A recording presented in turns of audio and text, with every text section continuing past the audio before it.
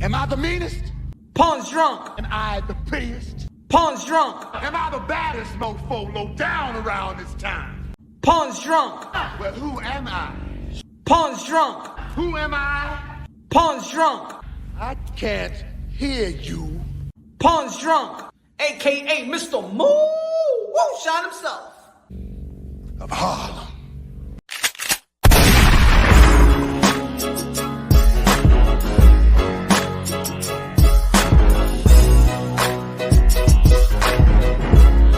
Dímelo, mi gente, que lo que. You already know this is Punch on Boxing, a.k.a. Mr. Mo Shine himself, a.k.a. el adobo, el sazón, el borracho, el pastor de boxeo, mi gente. Good Friday, everybody. Ladies and gentlemen, first and foremost, God bless each and every one of y'all. Hardcore, the casuals, the subscribers, the followers, the God-fearing people, my brothers and sisters. Hey, ¿cómo están, everybody? ¿Cómo están? I wasn't even thinking about going live, but I said, you know what, man? Why not chop it up with my boxing people, my boxing family? You know what I'm saying? My friends, my family, my associates, my haters. Wow, man. Wow, man. It's been kind of entertaining in the Twitter world of boxing. First of all, I already said first and foremost. But anyway, y'all already know that Richard-Pedraza going to be fighting Pedraza, Ghana versus Puerto Rico tomorrow. Tomorrow's good fight for both of these guys. Good fight. Let's unpack a couple of things here, man. We're just going straight away with the info. The undisputed lightweight champion of the world, Devin the Dream Haney. Gotta give respect for the undisputed lightweight champion of the world. Gotta give respect. You know what I'm saying? That's an accomplishment, y'all. That's an accomplishment. You know your haters are picking its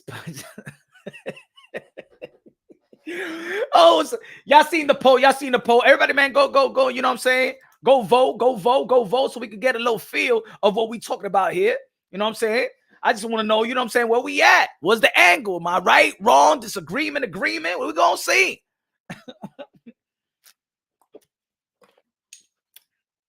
Ladies and gentlemen, and shout out to the people that tuned in last night. Last night was a good live. You know what I'm saying? Happy Hour Thursday. Always lit.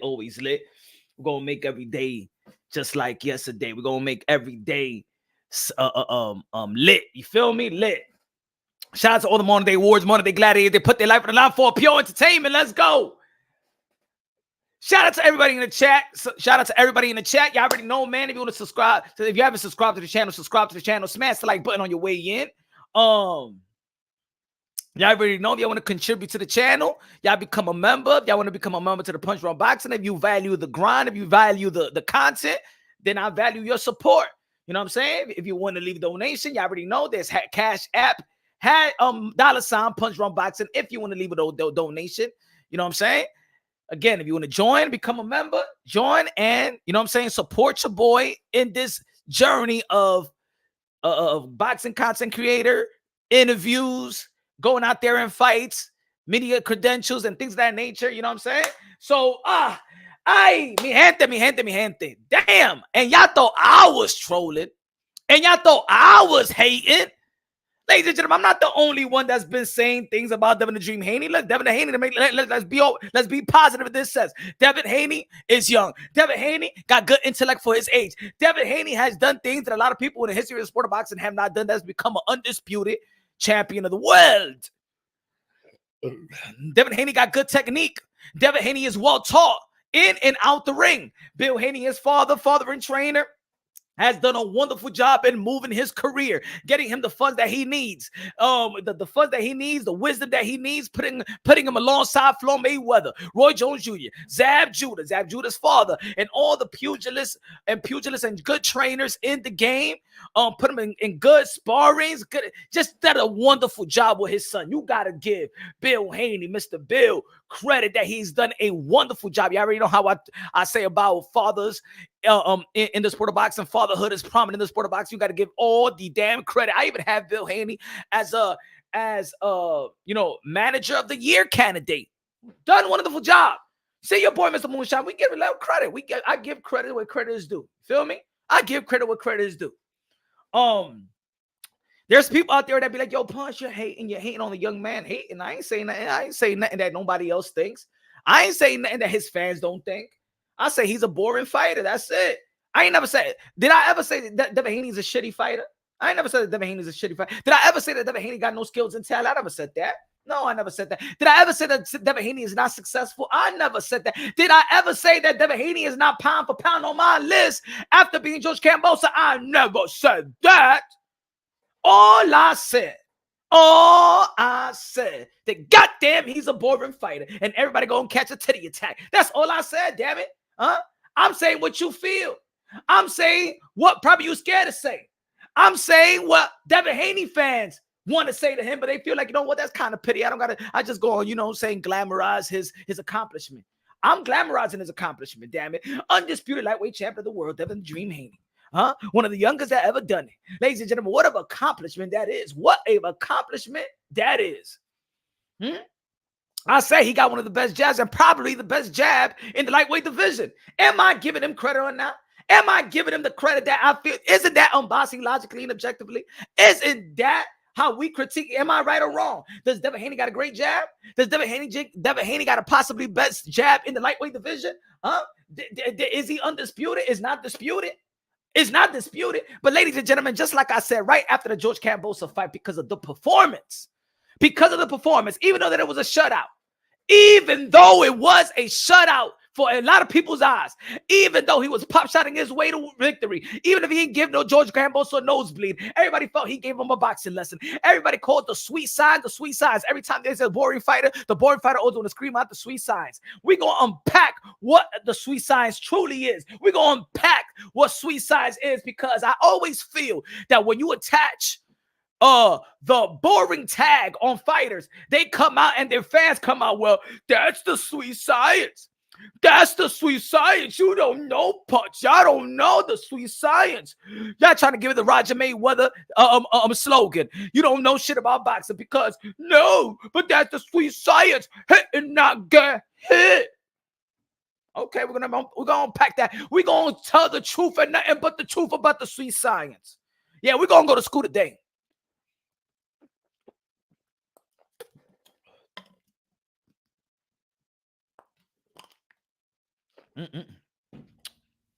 Refreshing. Hold on, I'm down. Whew. I should have bought another one. Puns, the funds are cool, but man, we need the good fights. Yeah, man, we need the good fights. Smash the like button, ladies and gentlemen. Smash the like button. Tap the like button. You ain't smashing nothing tonight. Come on, it's Saturday night. Y'all ain't smashing nothing. At least feel good. You're going to smash something tonight, and that would be the like button. Smash the like button. You know what I'm saying? Ain't foreplay with the like button. You feel me? Twerk the like button if you want to twerk. You know what I'm saying? Tongue kiss the like button, ladies and gentlemen. What up, Tip Bayless? Yeah, man, make out to the like button. Get the like button. Hickey. You know what I'm saying? Impregnate the like button. Suck the vajayjay juice out the like button. Turn the like button around and dookie duke the like button. Ladies and gentlemen, impregnate the like button, damn it. Give the like button twins. And treat the like button good before the like button take your ass to child support. Punch is thirsty. Yeah, I'm thirsty, motherfucker. I'm thirsty for a drink. Oh, man. That's good. That's good. Ah, damn, that's good. Quenches the thirst. What's good, Head and Eye General? Fight Hive got a good card being broadcasted. Damn, man, I'm missing out right now. Okay, let's talk about this right quick. Let's talk about this right quick. So I did a video earlier, and y'all already know, man. A lot of people have been talking about this lately. Today, Devin the Dream Haney, Devin Haney is not on the ring pound for pound list. I have him on my list, but what's Punch Run Boxing? It's not like I got the power of the pen to put anybody on the on the Hall of Fame, you know. But that's why we got to build the channel so y'all can help me get into that type of club, so we could do the right thing as hardcore boxing fans. You feel me? So Devin Haney is going back and forth for Ring Magazine. Now, a lot of people have been dialing. Let's go. Let's just go a little bit. And I just want to download a couple of things so we can know where we at. Ladies and gentlemen. Hold on, folks. Hold on. Give me a second. Let me select this. Let me select that. What else? Hold on. Let me select this and let me select that. We're going to download this shit. Hold on. Give me 1 second. Undisputed. Yes. What's good? Smash the like button, ladies and gentlemen. Smash the like. Let my boy Pancho take it away for a second. My boy Pancho. Anyway, then it's sad, it's stormy. Then it's not as slow. Said it never means me. Had a matter bone. Wait a minute. Anyway, spin me when I'm low. Then it started showing when it 90 feet. Pancho, my friend. And I gotta show love to my Cambodian friend. I just can't leave my Cambodian friend. You know what I'm saying? I can't leave my Cambodian friend like that. He hasn't even shown love. You'll never be alone. I'll be with you from door to door. I'll be with you from door to door. Baby, I'm right here. I'll be with you from door to door. Baby, I'm right here. But you'll never be alone. And my new member, the new member of the band, the 3-piece band, my brother from Dominican Republic, El Perrito. Ya saben que yo le tengo una producción que dice, mami, ¿y qué lo que? Yo, dime si me quieres o si no me quieres. Mami, yo tengo mala suerte con las mujeres. Mami, tú me tienes llorando como un perrito. Llorando como un perrito. Llorando como un perrito. Oh man, that guy is funny.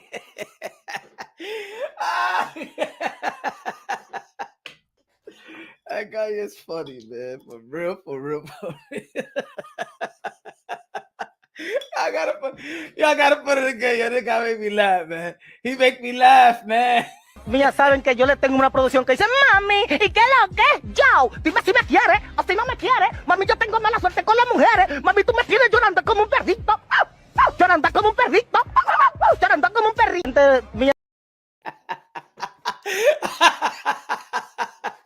Ay, Dios mío. Yo. Oh, man. Look, ladies and gentlemen, I told y'all once before how I feel about Devin the Dream Haney. I gave you all the positive I could give you. You thought that it was only me. I told you it was not only me. Ladies and gentlemen, the pugilist of the game has devalued his accomplishments. Floyd Mayweather, the man that he looked up to, devalue his accomplishments.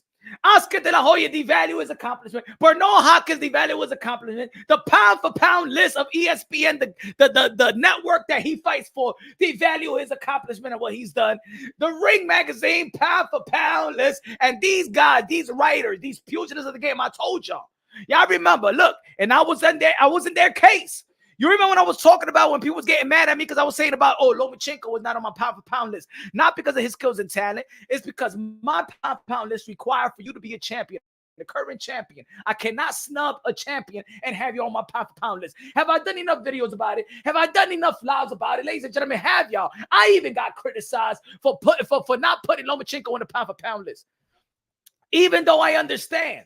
Even I understand what he's done. 3-division world champion, almost undisputed in the lightweight, almost, but got beaten with T from Lopez. But what he's done in the amateur circuit, what he's done, and the way that he performs, ladies and gentlemen, the way that he performs, the way that I want Devin Haney to perform, sensational, so he could be spectacular, sensational, entertaining, so he could separate himself from his contemporaries, so nobody could say and nobody could question that him being undisputed is not enough. That him not being questioned, that yes, he's undisputed, but is he the top dog?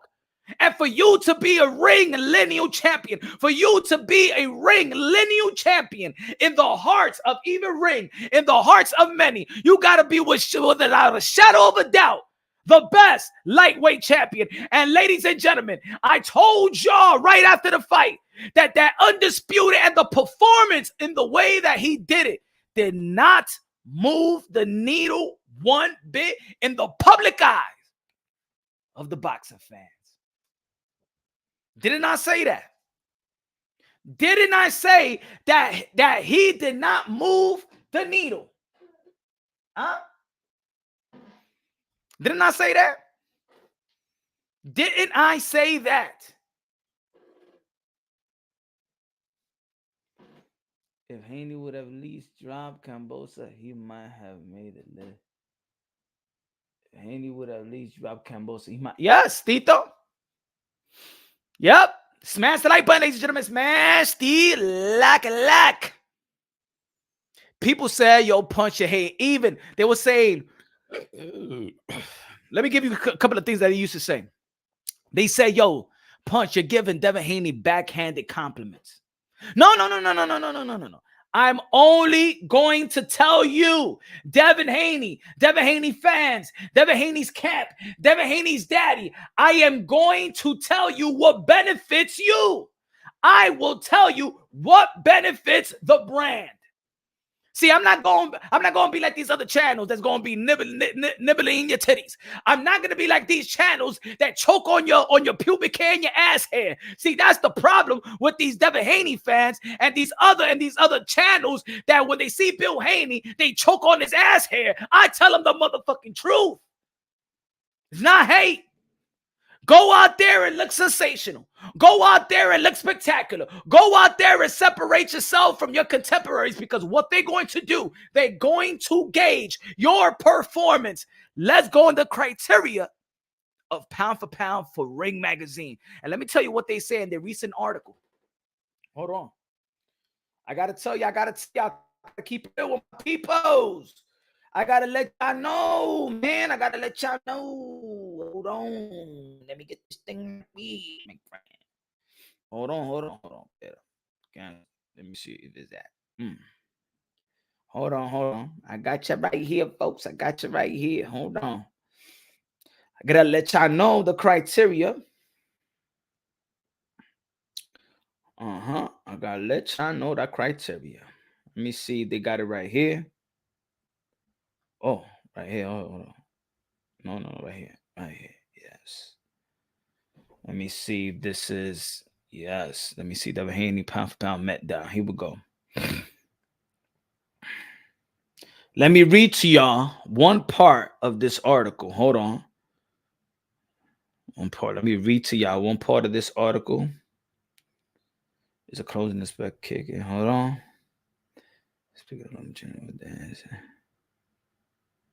Look. And one part of the article reads like this. One part of the article reads like this. You can understand. And speaking of Lomachenko, this talk that the Ukraine star shouldn't be pound for pound rated is absurd. He topped the list before losing a decision to Teofimo Lopez. He then had shoulder surgery and looked dazzling upon his return. Looked dazzling. Did not say that he won a good decision fight or whatever. He looked dazzling in his return. Do we ignore the fact that we was once number one? Do we ignore his performance level? Let me say it again. Do we ignore the fact that he was once number one pound for pound? And do we ignore his performance level question? Do we ignore the fact that he kicked ass at 3 weights? Do we just ignore the fact that he's spent significant time in his home country, which is under attack? Give the guy a break. In closing, I expect an ass kicking for writing this column, but I couldn't care less. I don't think a fighter should attempt to bully their way onto a pound for pound list and design their own criteria for exclusion. To watch Haney take a dramatic panel decision and win against him and use it as an excuse to turn his back on a championship that's when held by some of the greatest fighters of all time is disheartening. I should also point out that while doing the research for this column, I noticed that the ESPN don't have Haney rated on the pound-for-pound list. Given that the champ is shunning the ring title now, does that mean he refused to fight on the ESPN network? I did a video and I said this. Ladies and gentlemen, let me tell you why they emphasize performance. And this is the reason why I emphasize performance. What I've been talking about Devin the Dream Haney, what has been my critique of Devin Haney, and what has been what I've been telling y'all that Devin Haney needs to do to get the damn respect that we feel he deserves. What I have been telling y'all from story videos, real videos, videos, content, what has been my battle with Devin Haney? What has been my critique? What has I been telling y'all what Devin Haney needs to do? Thank you, Jay. Thank you, Jay. My motherfucking brother. Make a motherfucking statement, Devin. Ladies and gentlemen, this is the pros. This is pro boxing, not the amateurs. And in pro boxing, whether you like it or not, they emphasize power. Whether you like it or not, when they're scoring bouts, clean, effective punches. And yes, he got a good jab. Now, I've been telling y'all, make a statement. Make a statement.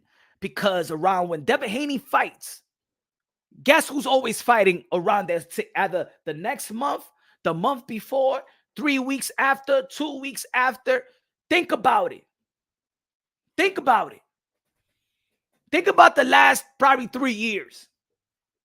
Around the same time, a month after, 2 months, 1 month before, 1 month after, 3 weeks after. Gervonta Tank Davis fights, Ryan Garcia fights, Devin Haney fights, Teofimo Lopez fights, probably Lomachenko fights. In terms of performance, Devin Haney, performance is always the opposite of eye-catching. The opposite of entertainment. The opposite of looking spectacular. The opposite of looking sensational compared to his contemporaries. So when you're in the lightweight division,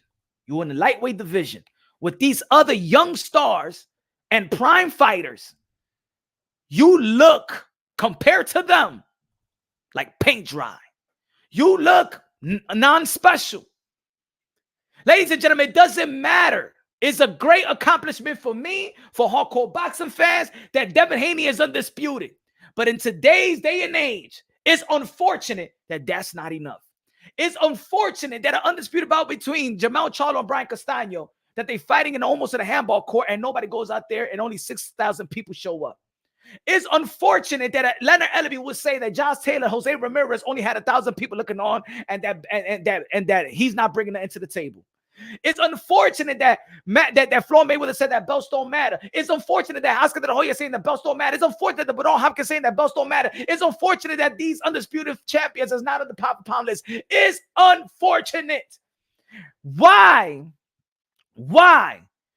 did Ring Magazine have Jermell Charlo in their pound for pound, and they didn't have Devin Haney? Both of them is pound for pound. Let me tell you what they say. Hold on. Give me 1 second. Give me 1 second. Give me 1 second. Hold on. Let me tell you why I say make a statement and why performance is very, very important. Let me give you a statement here. Here we go. Let me see.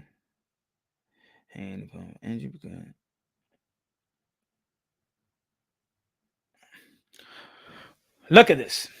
This is the Ring Magazine article that they wrote today concerning what Devin Haney felt about him being snubbed. Let me tell you why Jermell Charlo is on the pound for pound list on Ring. Both undisputed. Jermell Charlo has lost in his career. But why do they have Jermell Charlo on the pound for pound list? Let's read on. When Haney outpointed George Kambosos to become undisputed on June 5th of this year, He was thrown into a mix for a pound-for-pound spot. Ultimately, the panel went against his entry because Jermell Charlo had just earned his position at number 10 with a shuddering 10th round knockout of Brian Castano in their May rematch.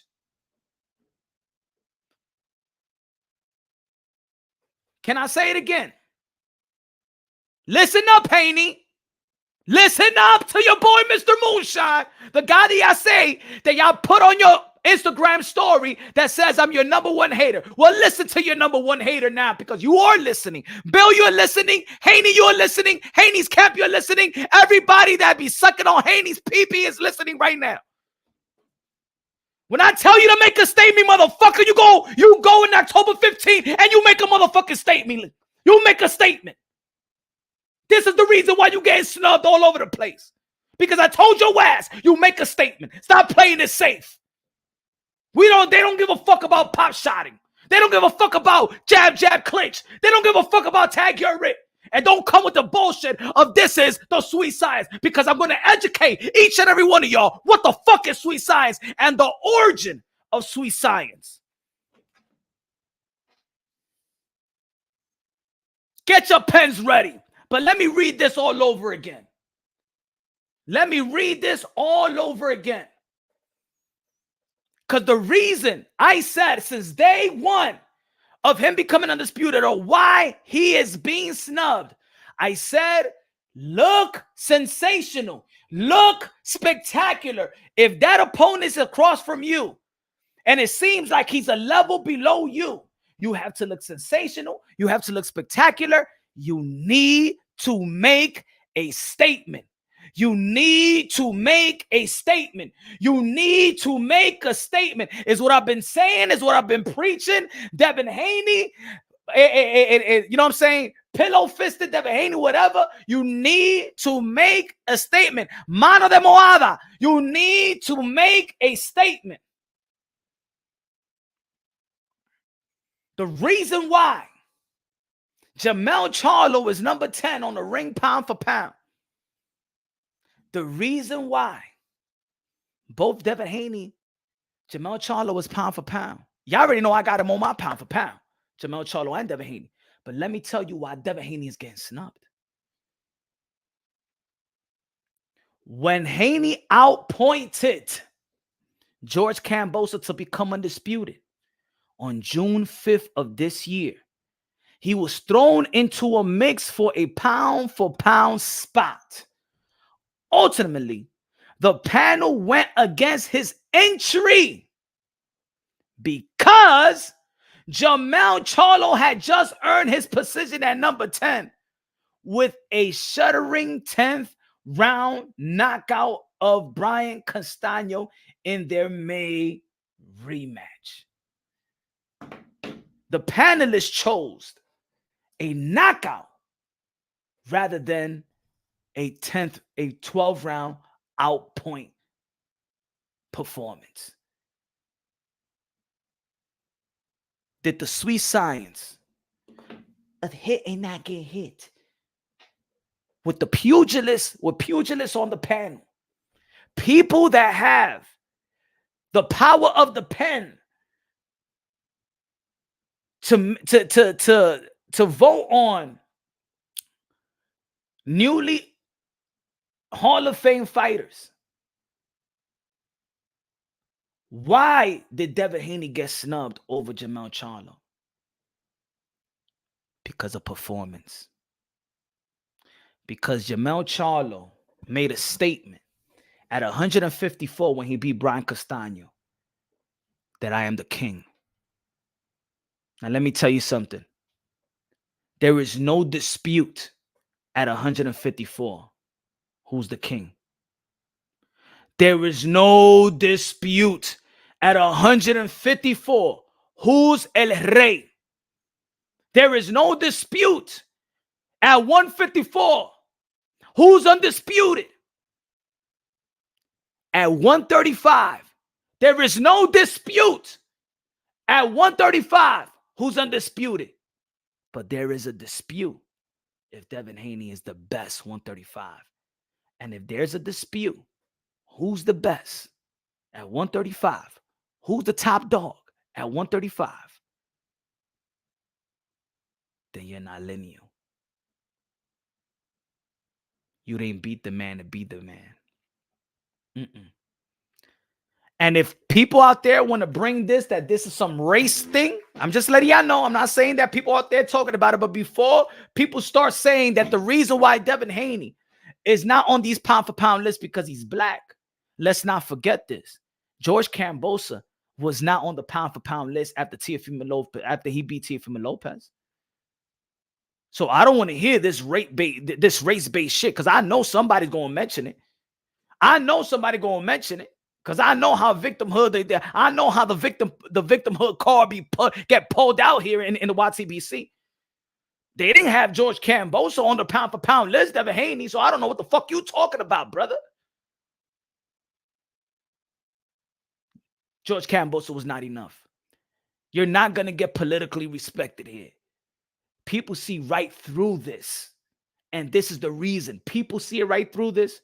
Hardcore boxer fans see right through this. Casuals see right through this.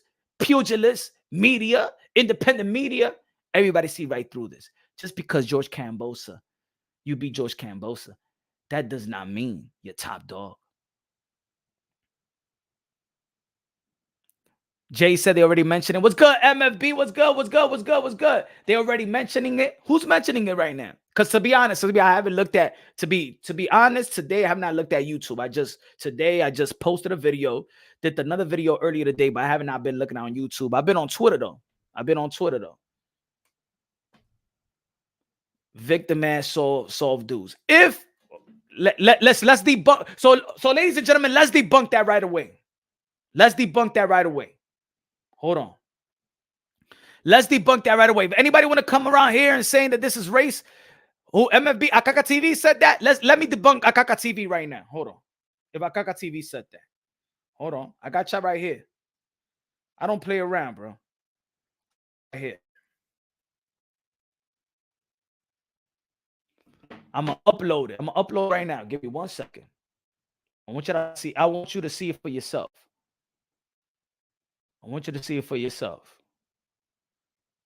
Give me 1 second. Give me 1 second. Give me less than a minute, y'all. Let me get less than a minute.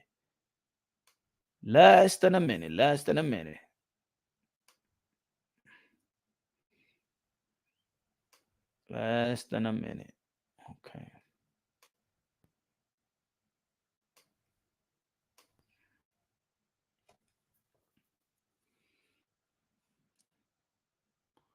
All right.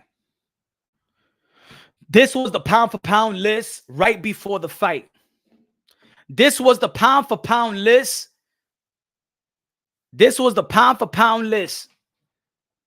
In right after Canelo Alvarez lost to Bivol. This is the pound for pound list right after Canelo Alvarez lost to Bivol, the Ring Magazine top 5 pound for pound. This was the list right after Canelo Alvarez lost to Bivol.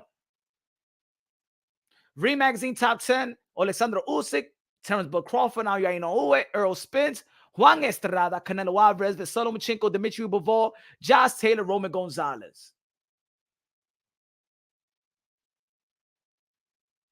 Did they put George Kambosos? Do y'all see George Kambosos in this list? Do y'all see George Kambosos in this list? This was the list before, right after Canelo Alvarez lost to Dmitry Bivol that they put up in May.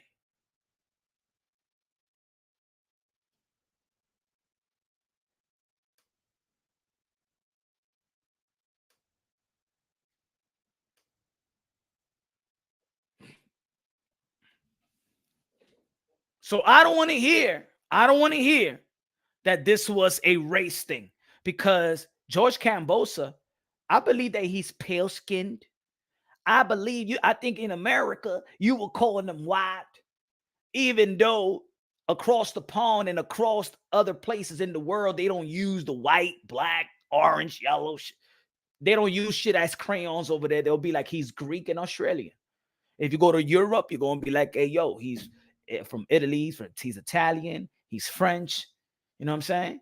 If you African, they're going to be like, you Nigerian, from Ghana or whatever. In America, they like to use black, white, yellow, green, yellow, blah, blah, blah, and all these colors. So George Kambosos, let's say he's white. They didn't put him on a pound-for-pound list. So Devin Haney did not beat a pound-for-pound fighter in their eyes. And I always used to say this, you know what I'm saying? Even a lot of people on the pound-for-pound list, they don't beat pound-for-pound fighters to be on the pound-for-pound list. Teofimo Lopez beat a pound-for-pound fighter. And that's why when he beat the pound-for-pound fighter, and he was a champion, a respectable champion, Devin Haney got to understand that this was his first real championship bout. Haven't even defended it yet. About to.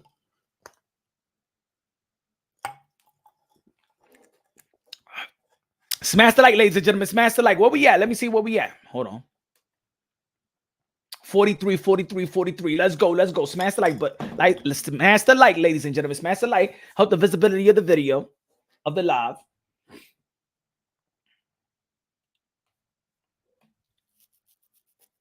Loma B. Rigo. Loma B. Nicholas, when everybody thought that he was some knockout artist. You know what I'm saying? He beat Luke. He beat Linares. He beat guys, man. He moved up in weight. 3-division world champion. He beat Gary Russell Jr. Yeah, he lost to Salido. But then he came back and beat Gary Russell Jr. And to be honest, when he beat Gary Russell Jr., I thought that guy, matter of fact, I picked Gary Russell Jr. to beat Lomachenko when they first fought. I thought that Gary Russell Jr. was going to beat Lomachenko because, of course, I seen the fight with Salido. And I mean, yo, Gary Russell Jr. is probably too fast for this guy. You know what I'm saying? HLD in the building. What's good, HLD? Mi brother, mi hermano. De lo mío, que lo que? So y'all think this is a punch run boxing thing? Y'all think this is a punch run boxing troll? No, no, no, no, no. You think this is a punch run boxing hate? Ladies and gentlemen, no. I'm just punch run boxing, man. I just got a little YouTube channel.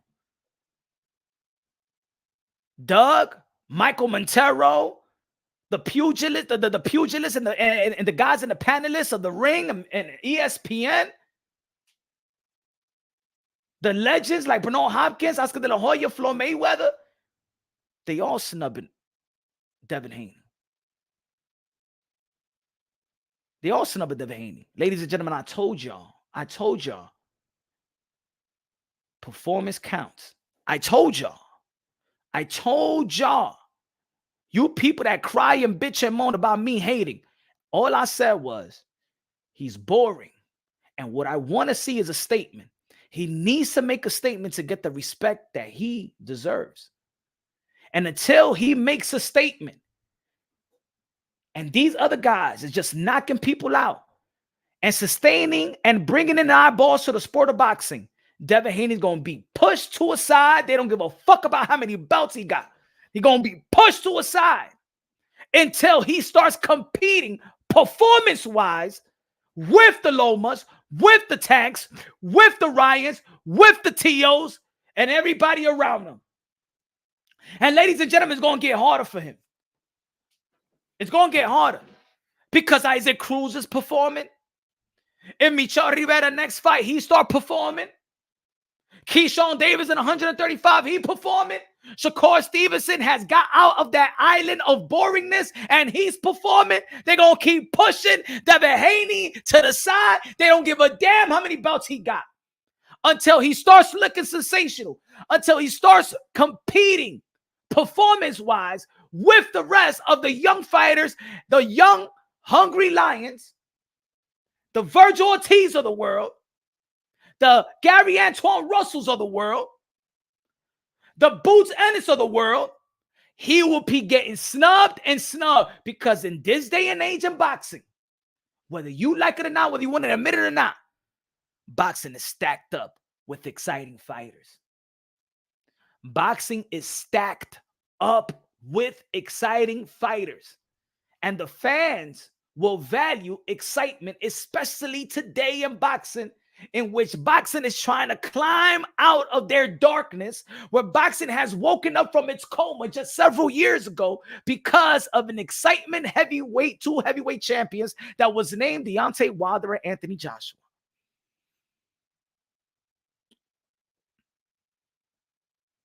The welterweight division, we can't wait to see a Bud and Crawford. You know why? Because they bring excitement. They say Bud Crawford's undisputed run is like the weakest, right? That's what they say. But Bud Crawford, even the guys that he's been fighting, he takes them all out.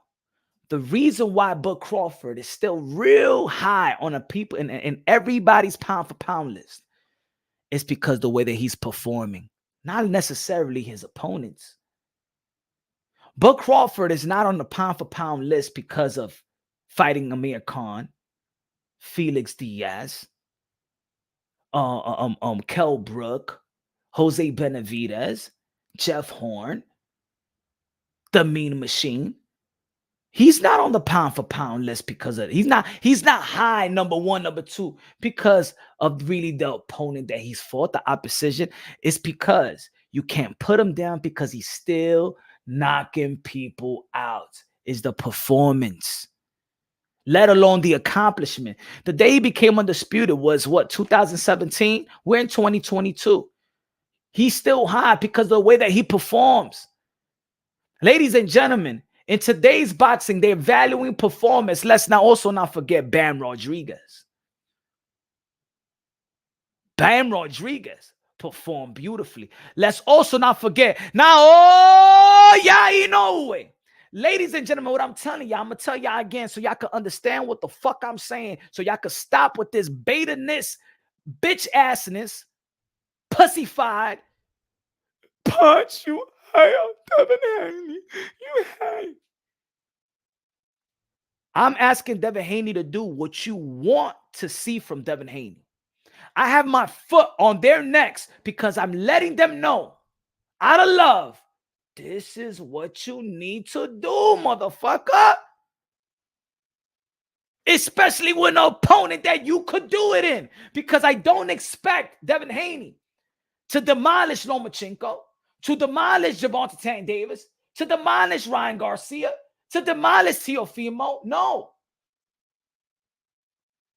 There's a time and place. Real boxing fan understand what levels and how you can compete. The reason why Canelo Alvarez and Triple G, both fights was tit for tat, is right there. It was a physical chess match. Technical physical chess match. You can't make this little mistakes because both of them are great. Both of them are great. The special fighter won. I could understand it going to 12. I could understand how hard it is. Triple G, Canelo, I understand that's pound for pound versus pound for pound. I understand why it was hard. I understand why Tio and Lomachenko went to 12. I understand that. That fight with Cambosen, the way you look after 7th round, we all understood that he was below your level. And you decided to shush the crowd and make everybody fall asleep. You wanted to play it safe. You wanted to play it so safe. And yeah, you won. But how many times in this channel do I always say, and people that follow the channel, how many times do I always say, everything is not about winning and losing, but it's how you win and how you lose. The way Devin Haney won, yes, he won, but the way that he won didn't convince nobody. It didn't convince nobody that you was the king of the division. It didn't convince nobody that you the top dog. It didn't convince nobody. It didn't convince people that you are the best. It convinced everybody that you're holding the undisputed tag. And just as much as people in the community wanted to make a big fuss of disputing the undisputed when Teofimo Lopez had the belt, Devin Haney is undisputed with no dispute. But then there's the dispute that if he's the best, he didn't move the needle, ladies and gentlemen. Y'all wanted to play politics. Y'all wanted to overlook what really happened. just so you could discredit a guy that was undisputed, that beat the man to be the man, a guy that never lost a WBC world title. The reason why you want to see Canelo Alvarez and David Benavidez, right? Because in your heart, you know that Canelo Alvarez probably didn't beat the best 168-pounder. Because you know the best 168-pounder, aside from Canelo Alvarez, is David Benavidez. He never lost the belt. But us boxing people understand that as much as an accomplishment that Canelo Alvarez achieved, we know in our hearts that Caleb Plant was not the best. 168. The reason why we want to see Canelo Alvarez and David Benavidez, and the reason why people are asking for that fight at 168, and every legends of the game that says what's the best fight at 168 was David Benavidez, is because we know that David Benavidez, aside from Canelo Alvarez, was the best 168-pounder.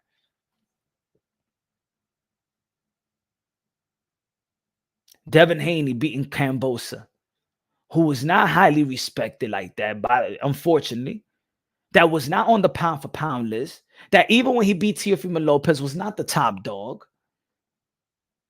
Devin Haney, you ain't beat the top dog. You ain't beat a pound-for-pound fighter.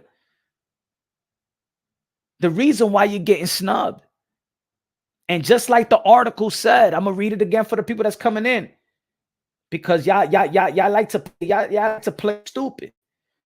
Y'all like to play this punch and hate, and I'm gonna read it again. I'm gonna read two parts because it's a long. And look, and just in case if y'all wanna know what the fuck I'm talking about, go to ringmagazine.com. They got a new article and it's called Gray Matter. Devin Haney and the pound for pound meltdown. Vato, dímelo, gracias. If Tio couldn't KO Cambosa, you think someone with less power will? He schooled them. He wasn't undisputed. Go do the search. Top rank of the zone showed us. Okay. He was not undisputed. He writing. You know he was undisputed because he beat the man and never lost the title. You think because the politics of boxing stripped him from that moment, you think I'm going to strip him from that moment? Usted está loco. You think because they stripped that, we saw what they did, we argue what they did, we debated.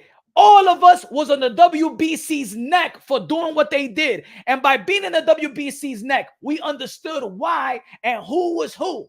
You think I'm going to take that away from Teofimo Lopez to play semantics with y'all? Usted tan loco. Nah, buddy. No. In punch drum boxing, Teofimo Lopez is undisputed and will stay undisputed and forever be undisputed at lightweight when he won it. I don't give a fuck what your channel says. I don't give a fuck what ESPN and all them says. I know. Oh, well, ESPN said undisputed anyway, because when Teofimo Lopez was fighting his last fight, they said the former undisputed. Anyway, I don't care what the zone says. Okay, look at now. He didn't get the strip he asked for. It Loma did, sir. He didn't get the strip. He didn't get strip. He didn't get strip. He asked for it. Loma did, sir. Okay, Valo. So that's what I'm saying. I don't play the fool. You know what I'm saying? I don't play the fool to have a debate.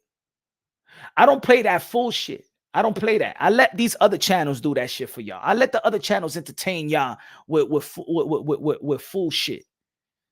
No, he's not undisputed. You know what I'm saying? Because he still got the title and the WBC, and then there's a franchise, and this. And I don't play that shit. We understand what happened, and I'm not going to take that victory from Tio. I'm not going to do it for me bragging and having a debate. Nah. We saw what we saw. And that's why Teofimo Lopez was on the pound for pound. Not only he was in the pound for pound list, they had him top 5 pound for pound because everybody understood. That's why all the legends called them undisputed. Even the legends of the game that know about boxing. I spoke to Belts Federation. I spoke to Paco myself face to face while we was eating pizza. November 26th, we had a conversation. I said, Paco, but Teofimo Lopez is not on. I asked him, do you feel like Teofimo Lopez is pound for pound, is undisputed? He said, of course he's undisputed. He said, everybody in boxing know he's undisputed. He said, yeah, but you know what I'm saying? In YouTube, we discuss and blah, blah. And I said, it's not on your website. He says, so everybody know he undisputed. Why you think everybody, and it was the WBC, the WBO. I was having pizza over the WBO and the WBC, the president of the WBO. And that's when he told me the phrase. He told me, he said, look, the business of boxing is none of the fans' business. Everybody know he's undisputed. And he is now super WBO champion. They elevated, that same day, they elevated Teofimo Lopez as super WBO. I had a conversation with Paco. He didn't want to be recorded. So when he's telling me that, the president of the WBO, the president from another belt federation is telling me that the boxing in the industry know that he's undisputed. What the fuck am I supposed to think? The fuck am I supposed to preach? We all understood the WBC was double dipping. Are we going to play the fool now? So because they choose to play double dipping, you think I'm going to take something away from Tio for y'all? For a discussion? Get the fuck out of here, man. I know fucking boxing, and I know the inside of boxing as well. That's why I'm the motherfucking most dangerous man in the sport of boxing. Punch run boxing, the most dangerous man in the sport of boxing. And by saying I'm the most dangerous man in the sport of boxing, it's because I'm going to tell you the truth and nothing but the truth. Are you going to let me in or not? The truth is always going to have me set in the sport of boxing. The most dangerous man, because if you're trying to lie to me, if any boxing person now you listen to me right now, if you try to cap to punch run boxing, I'm a phone call away to seeking the truth. I'm very persistent. If you're going to tell me, oh, this person is ducking, trust me. I'm going to hit up the other man. I'm going to hit up the other belt federation. If you calling somebody out and you say this person is ducking, I am going to call the belt federation because I got them on speed down. And I'm going to ask him, did this guy petition for this guy because he's saying that this person is ducking this person? If the belt federation tells me there was no petition handed, use a fucking cap and a liar. See, this is the difference between me and every other channels. I seek the truth.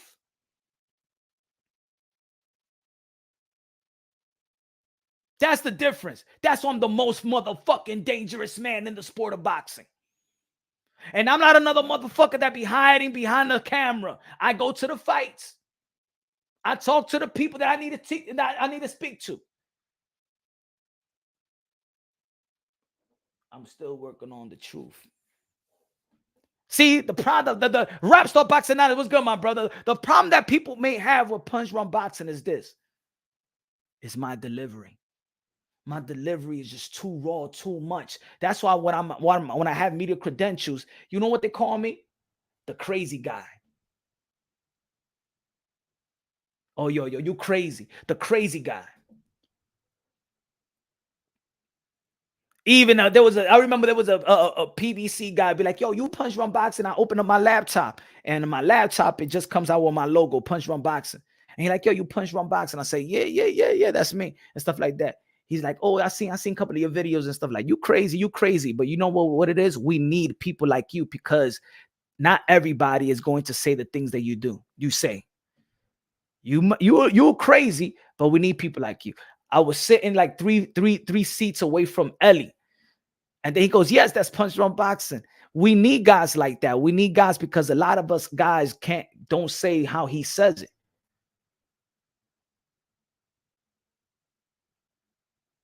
It's either they're going to take my media credentials away, like they done. But the way that I'm staying in the mix, you know why I'm staying in the mix? You want me to know the truth why I'm staying in the mix? Because world champions and fighters respect punch run boxing. And they say, this is what they say, from Canelo's team Demetrius Andrade team, the Charlos, the TOs. I got Haney's on speed dial, so don't even think that this is just this is war. Oh yeah, I got we text. The Haney's are not text. Every other, I get respect. You know what they say? You're fair. I may not agree with everything you say. WBC Mauricio Sulaiman saw me in San Antonio. Jamel Charlo and the Brian Castaño fight the first fight. And I was going to get an interview and stuff like that. And they in the WBC said, we be listening to you. You know, we be listening to you. You be saying a lot of things, you know what I'm saying? We don't agree with a lot of things that you be saying, but I understand that you don't know all the ins and outs of the sport of the business, right? All right, let's sit down and talk about the business. Let me know. Talk to me about the business so I won't be out there giving false information, right? I was supposed to have an interview with Mauricio Sulaiman, but he said, oh, I can't do it. I would love to. I can't do it right now. I have a conference call with the president of Ukraine. This was during the Jamel Charlo versus Brian Castaño 1. I was going to have an interview. He has a conference call with the president of Ukraine. So, then, now that I'm thinking about it, that shit is crazy, right? But, so that's the reason. The reason I could, let's say I'm gonna give you an example. Let's say the Haney is saying, oh, we want Lomachenko and we about to send a contract to Lomachenko. Guess what? Matchroom. Let's go. I'll ask Eddie Hearn myself. I asked Eddie Hearn during he was a live IG. I asked him, what happened about the $4 million? He said, what are you talking about, $4 million? Nobody, what this $4 million coming from? I said that Bill Haney said to me that he was going to get $4 million from the zone so he could get the Teofimo Lopez fight. He said, huh? I don't know what you're talking about. Like that's crazy. We're not even thinking about Teofimo Lopez. We're thinking about the win of Ryan Garcia and Luke Campbell. Hopefully it's Luke Campbell and we get Devin Haney and Luke Campbell. We're not even thinking about Teofimo Lopez. Eddie Hearn told me that. While Bill is telling me yeah and telling you this, Eddie Hearn is telling me that. Who's calling the shots? Eddie Hearn. Cap. I called out the cap. Oh, we're about to get Lomachenko. We're about to get Lomachenko. Yo, I even hit it. He hit me up. Hey, yo, we're gonna get Lomachenko. You saw that me and my son is going at it with Lomachenko. I said, you ain't gonna get Lomachenko. He said, yeah, we're gonna send the contract right now. We're gonna get the Lomachenko fight. Then he go and then before like a couple days before, he's in the boxing voice arguing with Samson Promotion, saying that, oh, let's get the Javier Fortuna fight. And then Samson Promotion said, I bet you're not gonna make the fight. I bet you $50,000. And then the next day he upped it with $100,000. Guess what your boy Mr. Moonshine did? Let me go to Matchroom. Oh, they already signed a petition to get Jorge Linares. We're not looking at nobody else. So they already petitioned to get Jorge Linares. They're in contractual agreement with Jorge Linares, but in YouTube, they're trying to use Lomachenko's name for clout. Go to the Boxing Voice and use the Samson Promotion for clout when they're already contractual to fight Jorge Linares. I exposed the cap for everybody to see. You could call me the hater all you want. I exposed the cap. Barbosa, Teofimo Lopez. Oh my God, they talking about no. Barbosa's team, Rick, had a meeting with Top Rank, Bob Arum, David McWaters, Teofimo Lopez team. They was trying to talk. The Lopez team wanted the Cepeda fight. Rick, who manages the Cepeda, wanted to said they wanted the Josh Taylor fight. He's in position as a mandatory to get the Josh Taylor fight. They'd rather wait for Josh Taylor than fight Teofimo Lopez. So they asked for Barbosa. Around that time, Teofimo Lopez has not been cleared by doctors. They didn't want to wait. They didn't know when Teofimo Lopez is going to be clear. So Barbosa's not going to wait on the fight. So boom, they go and fight in their fight. And then Teofimo Lopez, when he got clear 4 to 3 weeks before his fight versus versus Pedro, He got cleared 3 to 4 weeks before his fight. So even when he was going to camp, he has still not been cleared by doctors. Barbosa's team didn't want to wait for that. Now, could they fight versus each other? Yes. I think that's a fight that probably could happen in December. You know what I'm saying? I think Top Rank will want that. You know what I'm saying? But there's people out there that's going to, I'm going to get the news somewhere, somehow. How the fuck you think I know about the meeting? How the fuck you think I know about the meeting of June 14th and June 15th? Haney's and Top Rank. How the fuck you think I know about the meeting? Huh? How the fuck y'all think? Look, let me show you something. So y'all can understand who the fuck Punch Drunk Boxing is. What you think? How the fuck? Why do I rock fucking shirts like this? Who the fuck do I know that I know shit about the sport of boxing?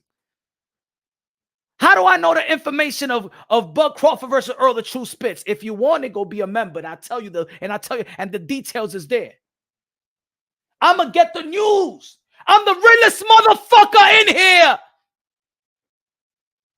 I am the realest, most dangerous motherfucker in boxing.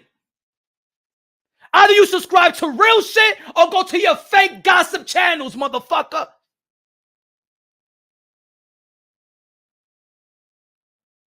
It's like fucking Denzel Washington ever said in the fucking training day. You fuck with me, I got cases on all you bitches. I'm the man up in this piece. I run shit here, you just live here. That's me. You cap, I expose. Anybody in the boxing industry, you cap, I expose. And the more that I expose for the benefit of your education, guess what they do to Punch Drunk Boxing? They oust me. So guess what? I'm not going to tell you everything anymore because y'all support. I'm talking about the people in the chat. I'm not talking about the people in the chat. Right now, I'm talking about 86 people looking on, so I have a fucking million. That's what I know. I should have a fucking million right now looking on. You a boxing fan? I'm the $1 million man. I'm the $1 million man.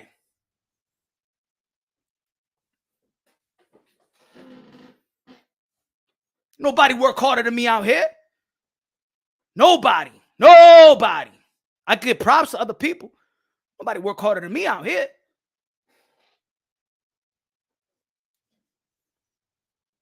Yo, pues, ese tipo es loco. Sí, yo soy loco, porque a mí no me va a mentir. I don't waste my time. You think I waste my family time?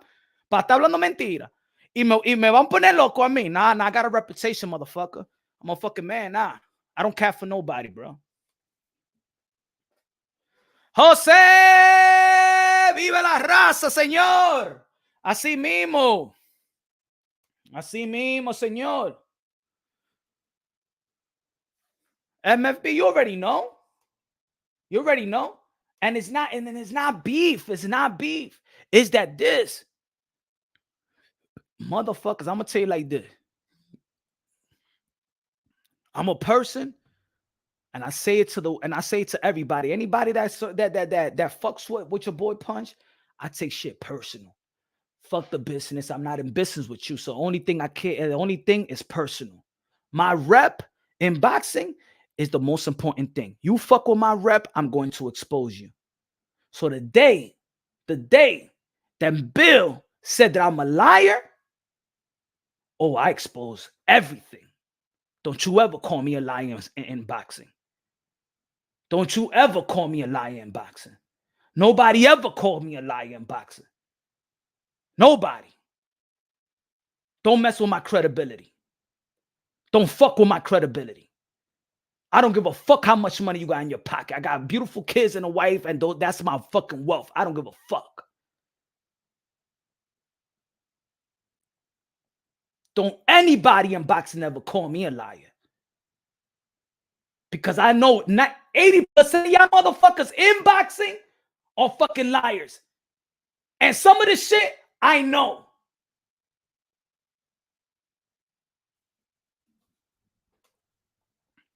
Transcendent Sports, Toronto. Not Toronto, Canada. What's good? Has been true to himself and what he promotes coming from a day one subscriber. That's what I'm talking about, Transcendent Sports. Facts. Facts, right, Carlos? Come on, man. You already know. You know, man. From the mud, my brother Transcendent Sports Channel, man. From the mud, been with your boy, man. Good looking out. Appreciate you. Hope the family's doing good, brother. Philippines, man.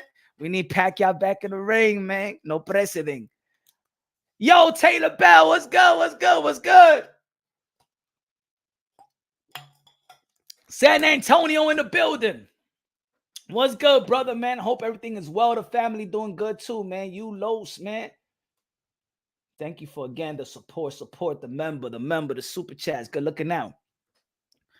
It's not, and this is what it is. When some, they be people and be like, yo, Punch, but this is, yo, you be sounding like it's personal. Some of the shit is fucking personal. Yeah, some of the shit is fucking personal. Yeah, some of the shit is fucking personal, bro. Yeah, I have to defend my fucking credibility. And I'm going to do it by any means necessary. But ain't nobody going to say that I'm lying about it. Yeah, this energy it is. Don't you ever fucking call me a liar. Not in this business. Don't you fucking call me and tell me that we have a meeting. I already know from a top rank rep that you had a meeting on June 14th, June 15th. And then I said, yeah, I skipped the meeting out when you told me you skipped the meeting out. And then you go to a channel and say that Punch Ruck is lying when you was the one that called me and told me about the meeting as well. And we was chopping it up for an hour and a half saying, yo, what happened to the meeting on Monday? Nah, bro. Don't you ever lie on me, man. Don't lie on me.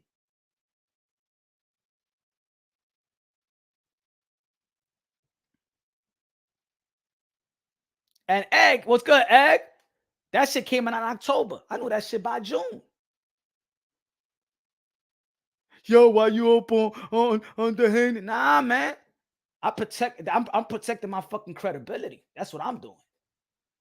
Steady. Arim. Keep bringing that alpha energy. Thank you, man. Steady. Thank you. That, man. Hey, yo, that's what it is, man. That's what it is, man. Good looking out, Mark. I appreciate you, man.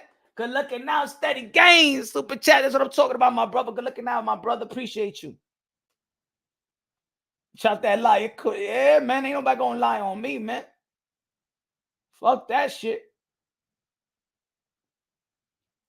You know why I go hard, bro? You know why I go hard? Let me tell you why I go hard, man. You's a liar!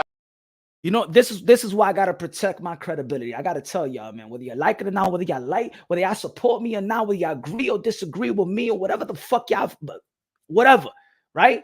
This is why I gotta protect. If anybody saw me how I started, all the work that I put in to just have a little crack of the door open so I could have the possibility of meeting world-class fighters, meeting world-class fighters, interviewing world-class fighters, you know what I'm saying? And, chopping it up with managers, chopping it up with promoters, chopping it up with belt federations, having the possibility, not the possibility, but I got three fighters to sign off this little channel where people saw me grow from going live, talking to myself for a good 20 minutes, no people looking on. From having videos that I put hard work in, from just did 4 or 5 videos, editing and all that shit. And then 5 videos could accumulate to like 86 views. But putting all that work, I work my fucking ass off to get my fucking name. I work my fucking ass off to get my rep. I work my fucking ass off to get respect. So this is why I got to defend my credibility at all times. Because I'm just a little ass voice. I just got a little one ass channel on the podcast. And a voice, like a Bill Haney or any other boxing personnel in the business. This is how small this community is. His voice values way more than mine's.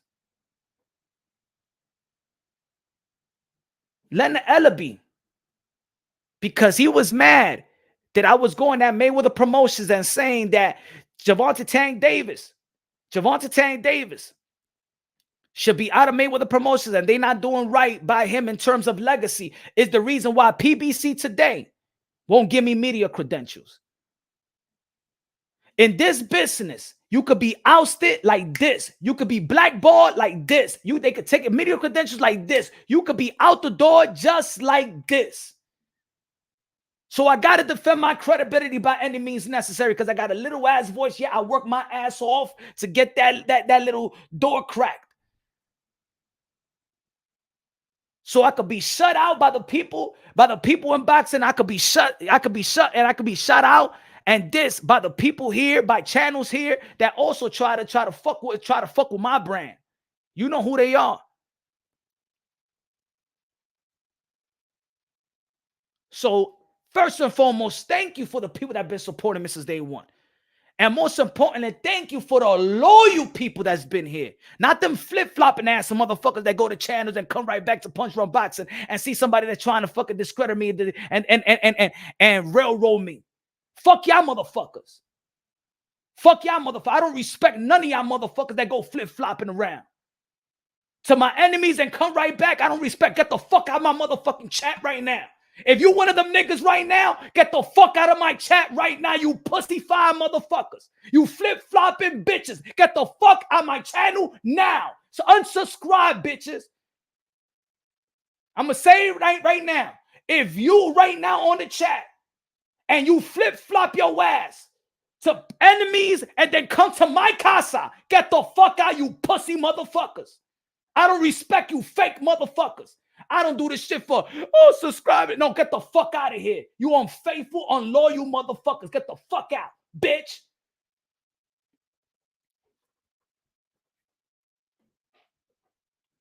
That's that energy, motherfucker. That's that energy. That's that energy.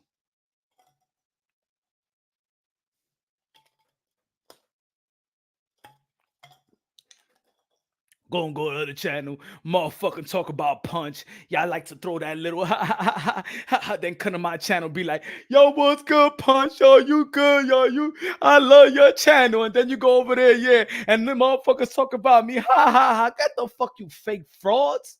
Fuck out of here, man. That shit is contagious, man. We only want real people around here. We only want loyal people around here. Agree or disagree. Y'all don't got to agree with me, but y'all got to understand the passion. Y'all got to understand my genuine passion for this shit. Y'all got to understand the hard work.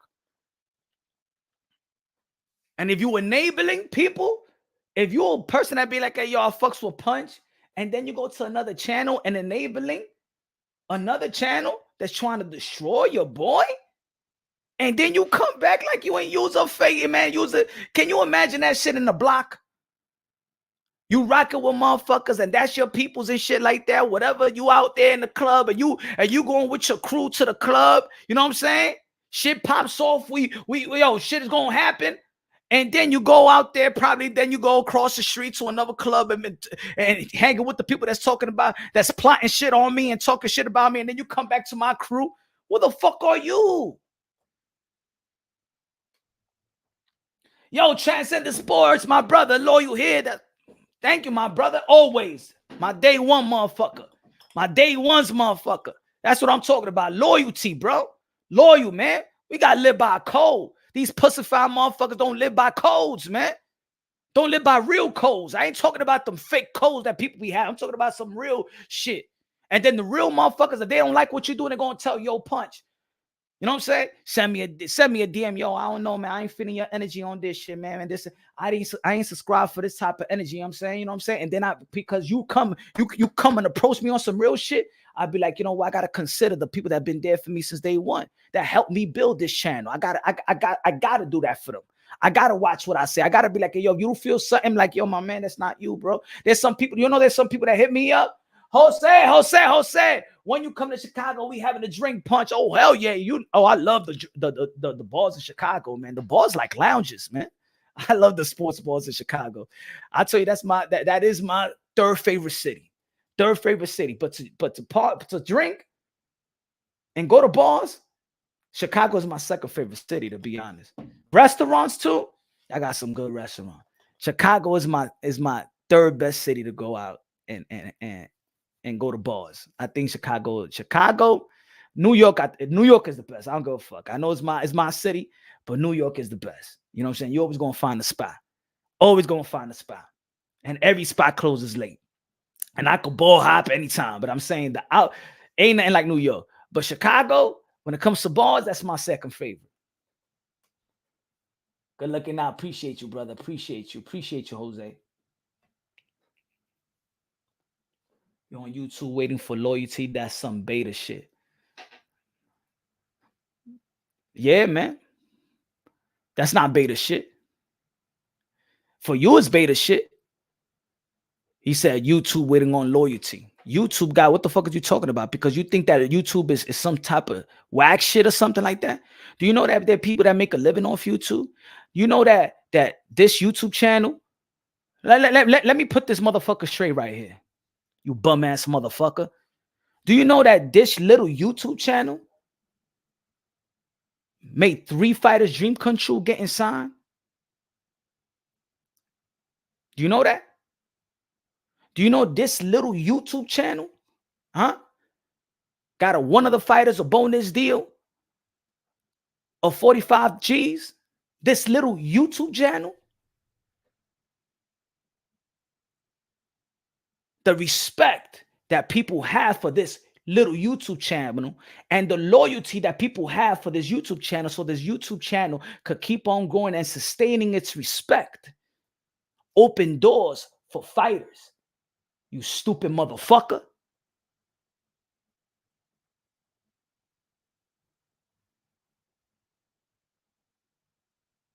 So I gotta respect, and I gotta protect this shit. Because at one point, this shit was just talking boxing. It's just talking boxing. But once opportunity opens, not for me, but for other fighters that risk their lives for their pure entertainment. Henry Cedeño Martinez just fought yesterday in Mexico. You know why he got signed? Through this channel, motherfucker. The Olympian Henry Cedeño Martinez. You know why he's getting signed? You know why he got signed? Because of this channel, motherfucker. The machine from Patterson that had a meeting. Supposed to have a meeting with Queensberry, Frank Warren assistant, to also get him signed, you stupid motherfucker.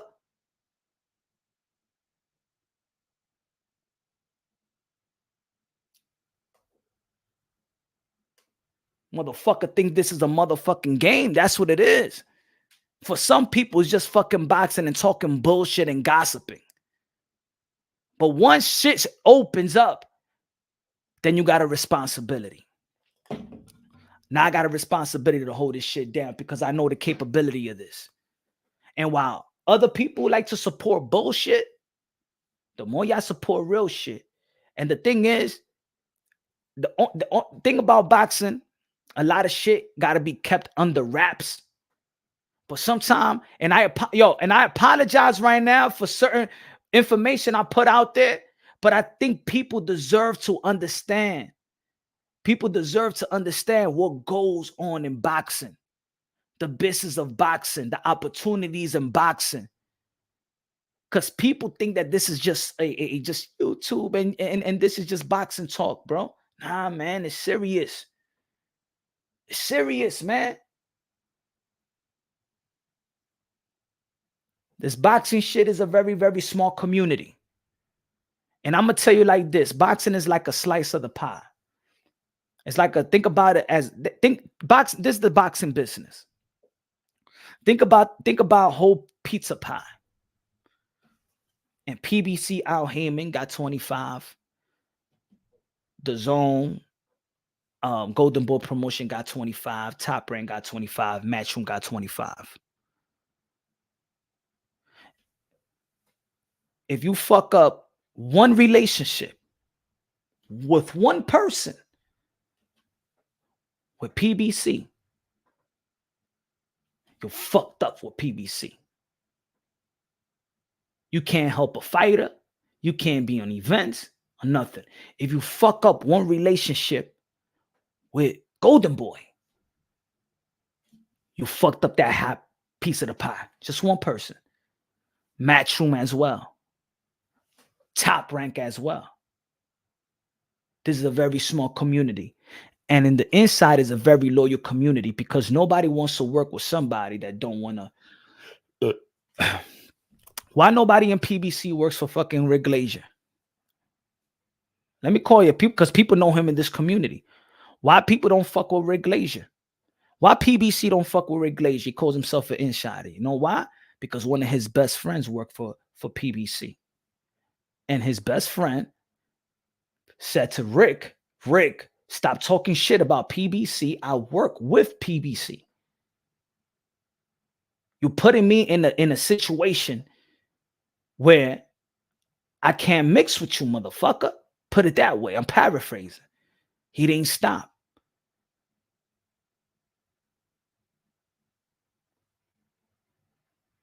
It's serious, bro. It's serious. The boxing shit is serious. Now, there's people in boxing here that they don't give a fuck about. They don't give a fuck about that shit. They don't give a fuck. They just gonna talk shit and they're gonna make their money off YouTube and whatever. They don't give a fuck about the fighters or nothing like that. They give a fuck about their subs. I understand. That's a hustle too.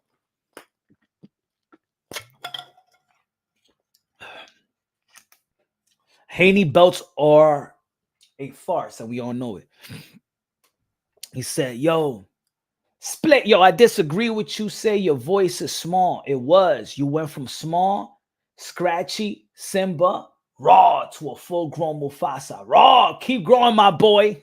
Yo, that's a good way to where you put it, my brother. I agree, bro. I agree with you. I agree with you, my brother. You know what I'm saying? I agree. And thank you, man. I appreciate that. You know, I appreciate that. But I want also people to understand. I want people to understand what you're saying. You know what I'm saying? I want people to understand what you're saying. You know? And Ali was good. And let me give you other story because I'm a humble cat. And when I do wrong, I could say when I do wrong. I don't got an ego like that. I've reached a stage in my life where I could say I need help. I'm a stage in my life where I'm saying I could say sorry. See, those are things that men, to be honest, like especially this alpha male character. That could be one of the easiest shit to do, but the hardest shit for men to do is to admit when they're wrong, ask for help. You know what I'm saying? Things like that. Easiest shit is hard, right? So I learned as I grew older, you know what I'm saying? So I could admit when I'm wrong and it's all right. I could praise another man. And especially a culture to be like, yo, when you're giving credit to another, to your fellow buddies or to your fellow neighbor, they'd be like, oh man, you on his dick or that, you know what I'm saying? That whack culture shit. That's our culture. We're limited in giving other people props. Even though that we be like, yo, he's doing this thing, man. I admire what he's doing. We limit ourselves. Our culture limit ourselves to big up other people. You know what I'm saying? So I appreciate everybody that gives me props and stuff like that. But that's why I could give props to other guys. We live in a culture that holds each other down. We live in a culture that we're competing. We're competing for scraps for nothing instead of we just help each other out, big up each other. You know what I'm saying? We all heroes. We all kings. How about that type of energy? You know what I'm saying? We still live in a community. You know what I told you? I went to the supermarket earlier, and I'm going out of the place. But let me tell you something about this community. I went to a supermarket earlier, right? And I saw a kid, and he had the Yeezy slippers. And I just felt like asking him. I said, yo, do you really like those slippers? Or you just made your mom or your dad to buy those slippers, or that's one of your relatives' slippers, or you wearing it because you feel like you're in a different status compared to your classmates. I said classmates and shit like that. He goes, I don't know, you know what I'm saying? I think it's Yeezys. I say, I know it's Yeezys. I said, do you like the slippers? Do you think that it's worth the slippers? And he like, I don't know. I mean, it's Yeezys and stuff like that. I mean, like, everybody wants them. Do you like the slippers? He like, and that's the end. And I could tell, and the kid is like, well, like my son age. I think he was like probably like 14, 15. You know what I'm saying? And that's what it is. That's our culture. He got them slippers, but he don't really like them slippers. He buy it because he thinks it creates a status for him. There ain't no fucking status. That's a fucking slippers that's done in China as well that cost like certain cents. You worried about what other people think. You try to put value on some whack ass slippers. That's fucking slippers. You're matching what you could be. You're matching your status for some slippers. That's our culture. I know motherfuckers that drop out of school because they couldn't have the gear, so they didn't want to go to school to compete with gears. We have, that's our culture. Our culture is a fucking disease. I'm going to say it like that, bro. But anyway, I just wanted to mention that. They don't want pound for pound. Devin Haney is on my pound for pound list, but I'm going to say it again. The more he don't perform, he's going to be ousted as pound for pound. People dislike the LDP, but they actually build each other. Hey, I got to give, right? Anali. Facts. People dislike the LDBC, but they actually build each other up. The rest of the channels are too busy bringing each other down.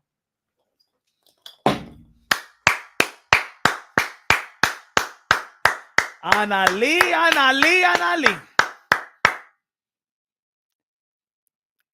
Absolutely 100% agree.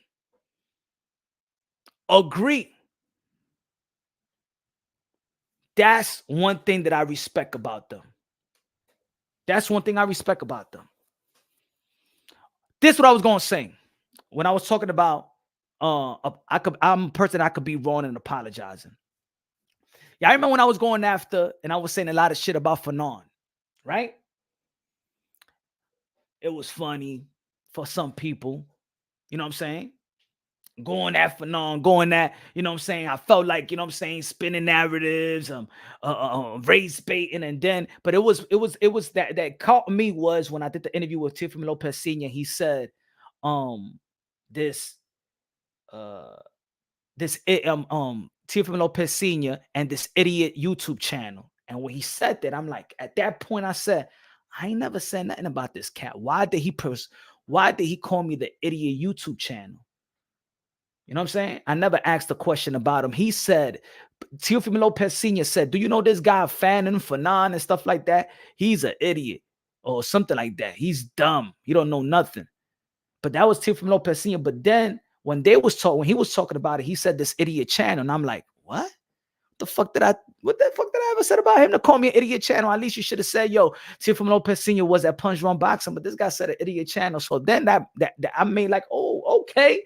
That's how you're going to represent me. All right. So then I was saying shit about Fanon. Then it started, right? All right. Once you get me started, I'm going in. You know what I'm saying? Again, I'm going to protect my credibility by any means necessary.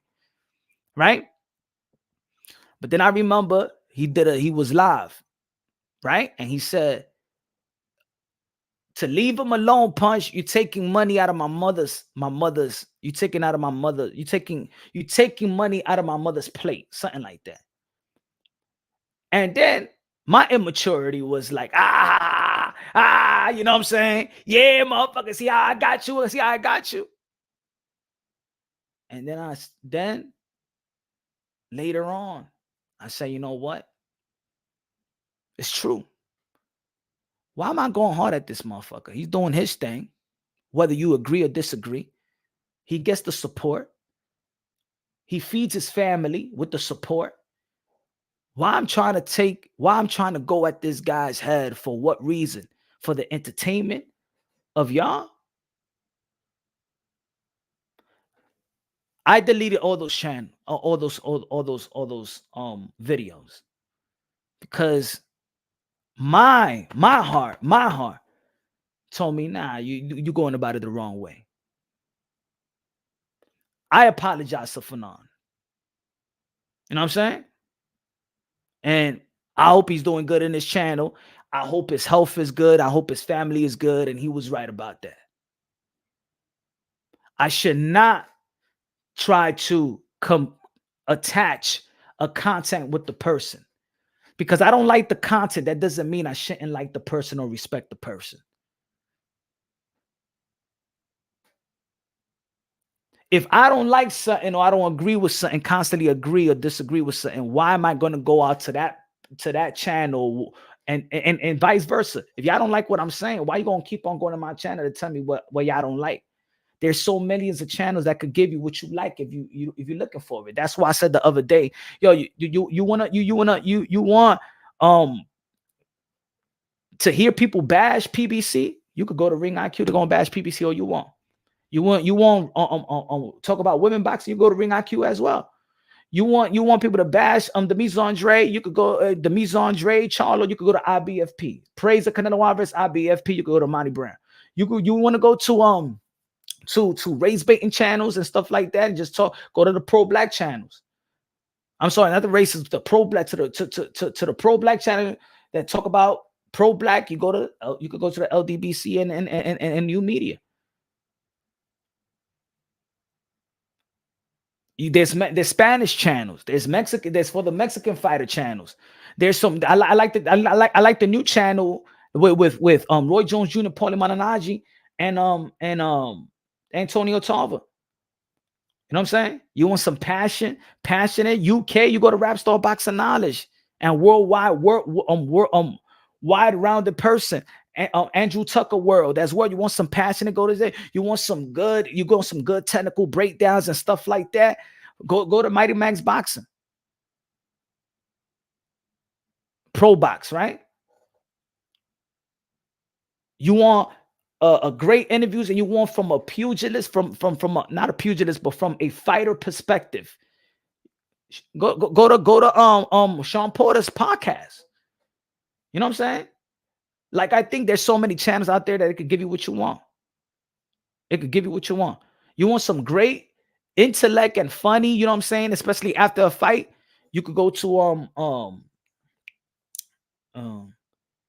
Stamina for Sale with Tunde and Spencer Fearon. Love that channel as well.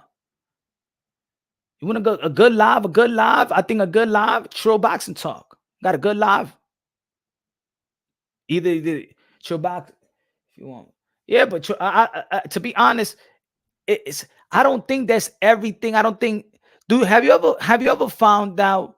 I mean, have you been to a channel that everything they say you agree on? I know a lot of people agree. Even my supporters, they disagree. I don't think everybody got to agree or disagree.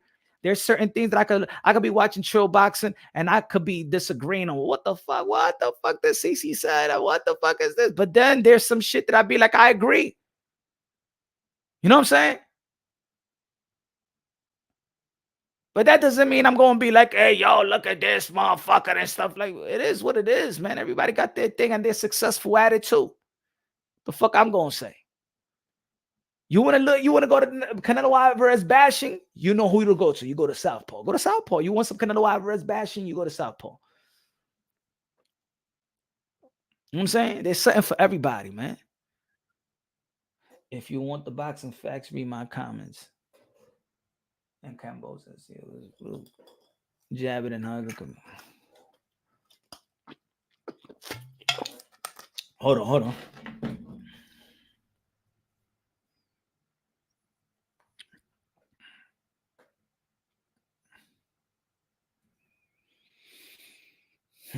Give me a sec.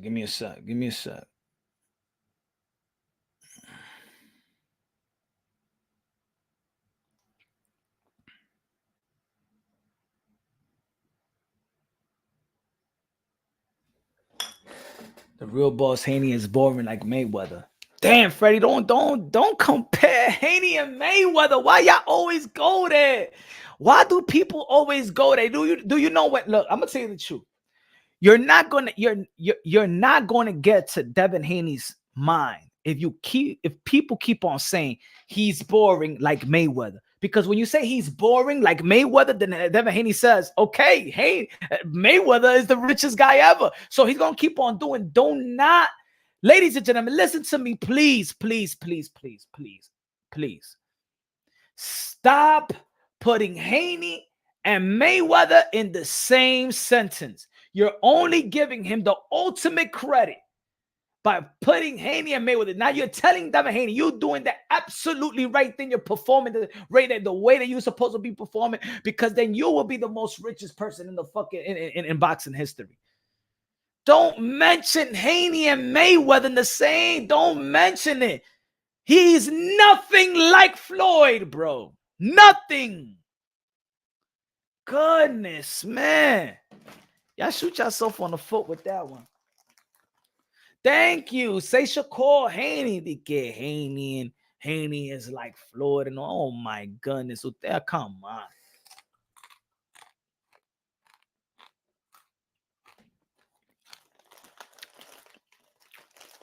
Devin, you wish you could be Floyd, you know.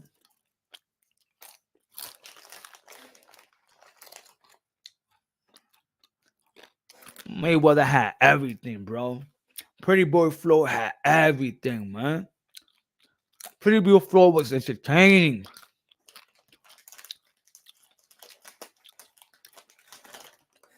Hold on.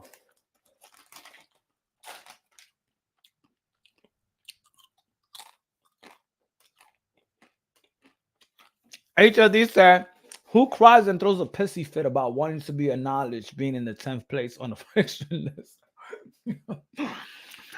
I'm not first. Don't mention my name, and second place means you're the first loser.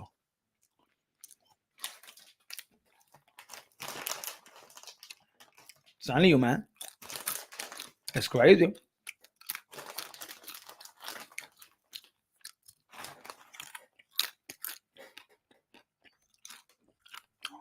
Who want to chop it up with this shit? I got a little time on my hands. Hold on.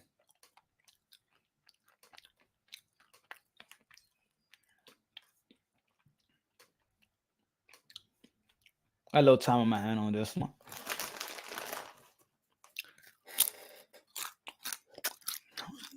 Who want to have a say on this subject? I'm not going to be here too long, so pick your poison. Y'all feel like it's disrespected? That Devin Haney is being disrespected? Well, let me see the poll. Where we at in the poll? Otra vez.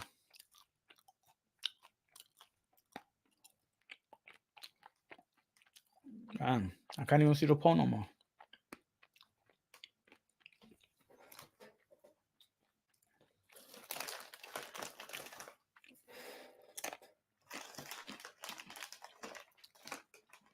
Just being real, I watched those with personalities punch and showbiz. Shout out to showbiz, man. Shout out to showbiz, bro. HLD in the building. What's good, brother? ¿Qué es lo que hay, hermanito? Espera. Diablo, espera. HLD in the building. What's good, man? Todo bien, hermanito. How we doing? Aquí, hablando de esta vaina. Yo le estoy diciendo a la gente, I tell the people, they think I'm hater. I tell the people, man, look, he got to perform, he got to entertain. And the people think I'm hating. I always say you got to make a statement, and they think I'm hating. Did you, by the way, HOD, did you read the article that they wrote? Oh, yeah, absolutely. I actually, with Tom Gray, we had a little, for understanding on the DMs. But yeah, I you know, the thing is, when it comes to this damn pound for pound list, the owner of the list is the one who makes his rules for his list. So Punch Drunk Brock didn't have his rules.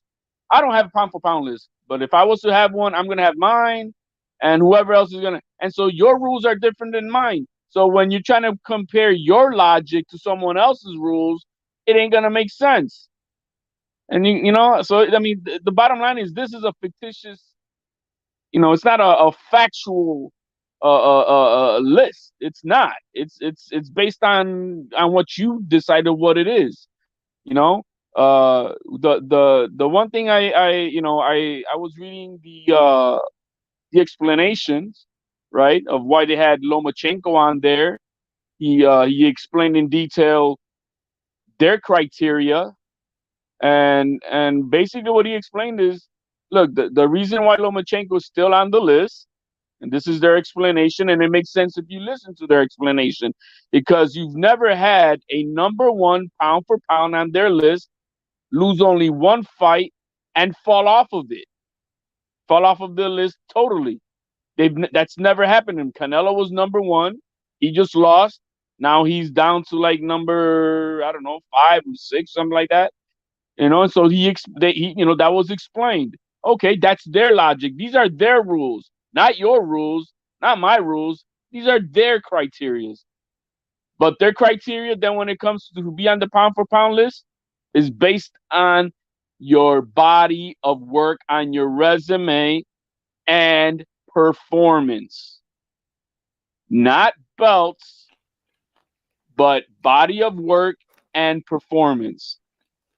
Yeah. Lomachenko has a great resume with body of work, and his performance has been top notch. Top notch. He stopped like 4 out of the last 5 guys that he's fought recently. You know what I mean? Or he'll knock them down too. Or he'll knock them down, right? Then when it comes to everybody's talking about Devin Haney, well, let's body of work. He fought a senior citizen Gamboa. Yeah. Who was on that was supposed to be his retiring party for Gamboa, and being on one leg. And what did Devin Haney do instead of at least knock the guy down at least or something, beat his ass? No, he didn't. He didn't knock him out. Who just came off being knocked out by Tank? What did Devin Haney do after the fight? He extended Gamboa's career. Yep. Oh shit! He's just like, oh shit! I could fight. I could get a few more paychecks if I lasted 12 rounds with this young buck, who's supposed to be the 4 horsemen. So look at Gamboa was still fighting till what, 2022? Yep. So who retired him? Pitbull Cruz.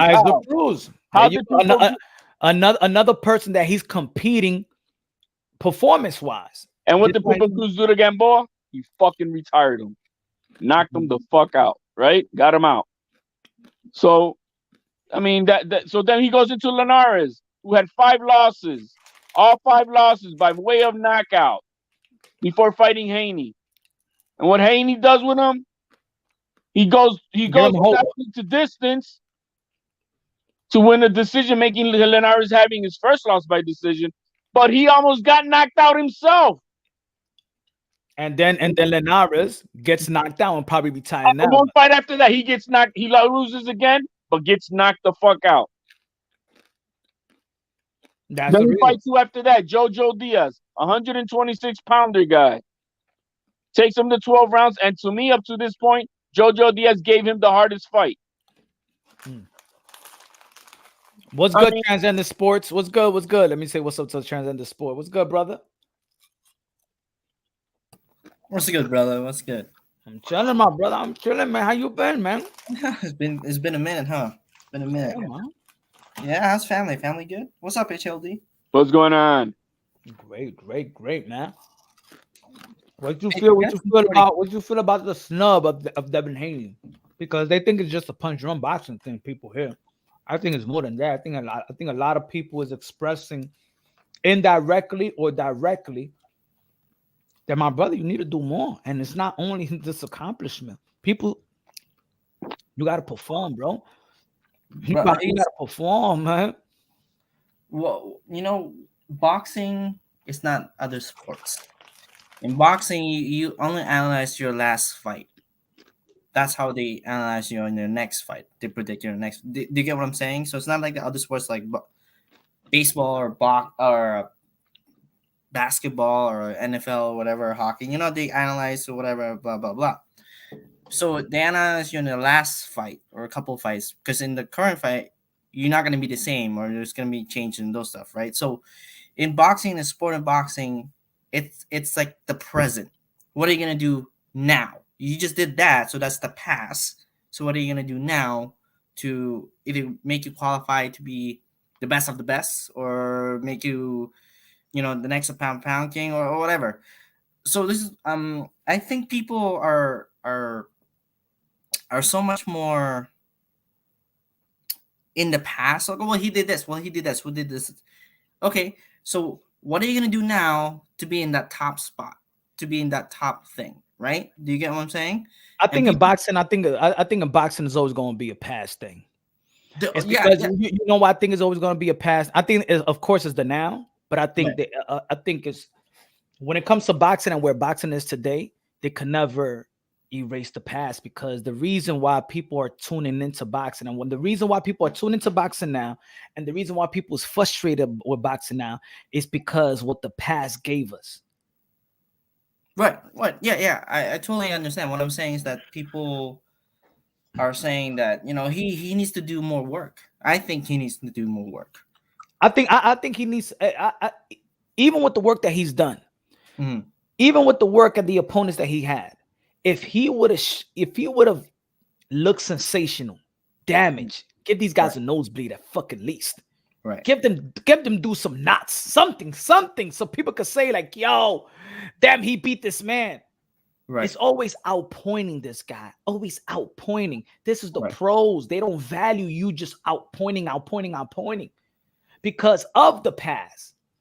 And the only reason why people want to hear the sweet science, I hate this. What I'm really starting to dislike and hate.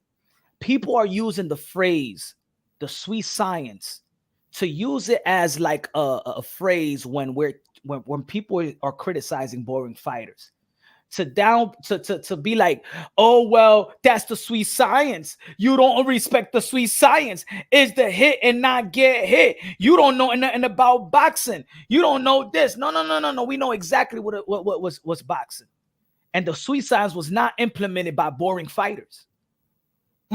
Right. The sweet science was never meant to be boring. No. The sweet science was never as pop and just get. No, that's the sweet science. A boxer didn't invent a sweet science.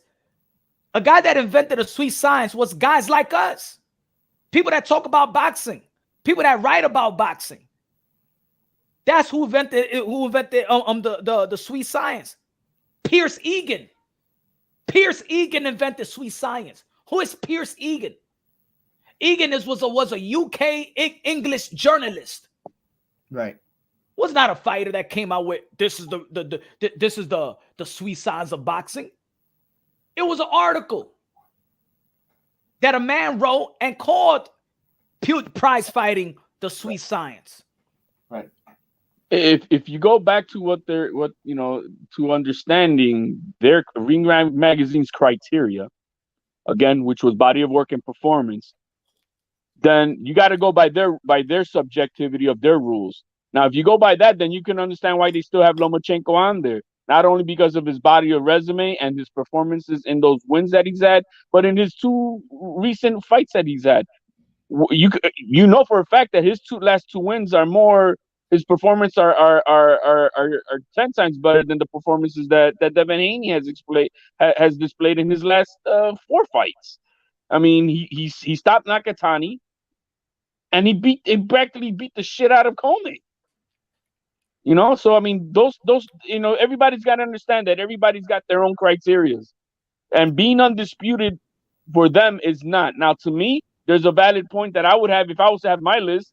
My list would be that you would have to be a current champion, and that you would have to, and you see what your body of resume is, and your performance. So if for me, there's an argument for me that Lomachenko doesn't belong on that list, but they don't go by that. That's their rules, and hey, you just go by that. That's it. What's good? What's good? Rapstar Boxing 9 is in the building. What's good, my brother? What's good? The voice of the UK, London. What's good? Yeah, what's happening, mate? I just had a nap, but look. Respect to the people. Yo, respect to the people in the chat. Transcended been a long time, mate. How's it going, bro?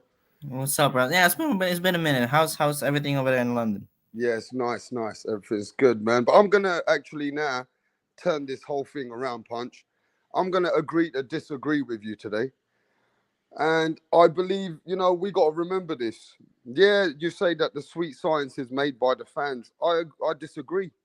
I say that sweet science of boxing is when you have some kind of a skill set, yeah, where you don't need to use power or aggression to win your fights. Who said that? Well, I'm saying that. I'm No, saying no, that no. sweet You said. science. Can I just let you know what I think sweet science is? Go ahead.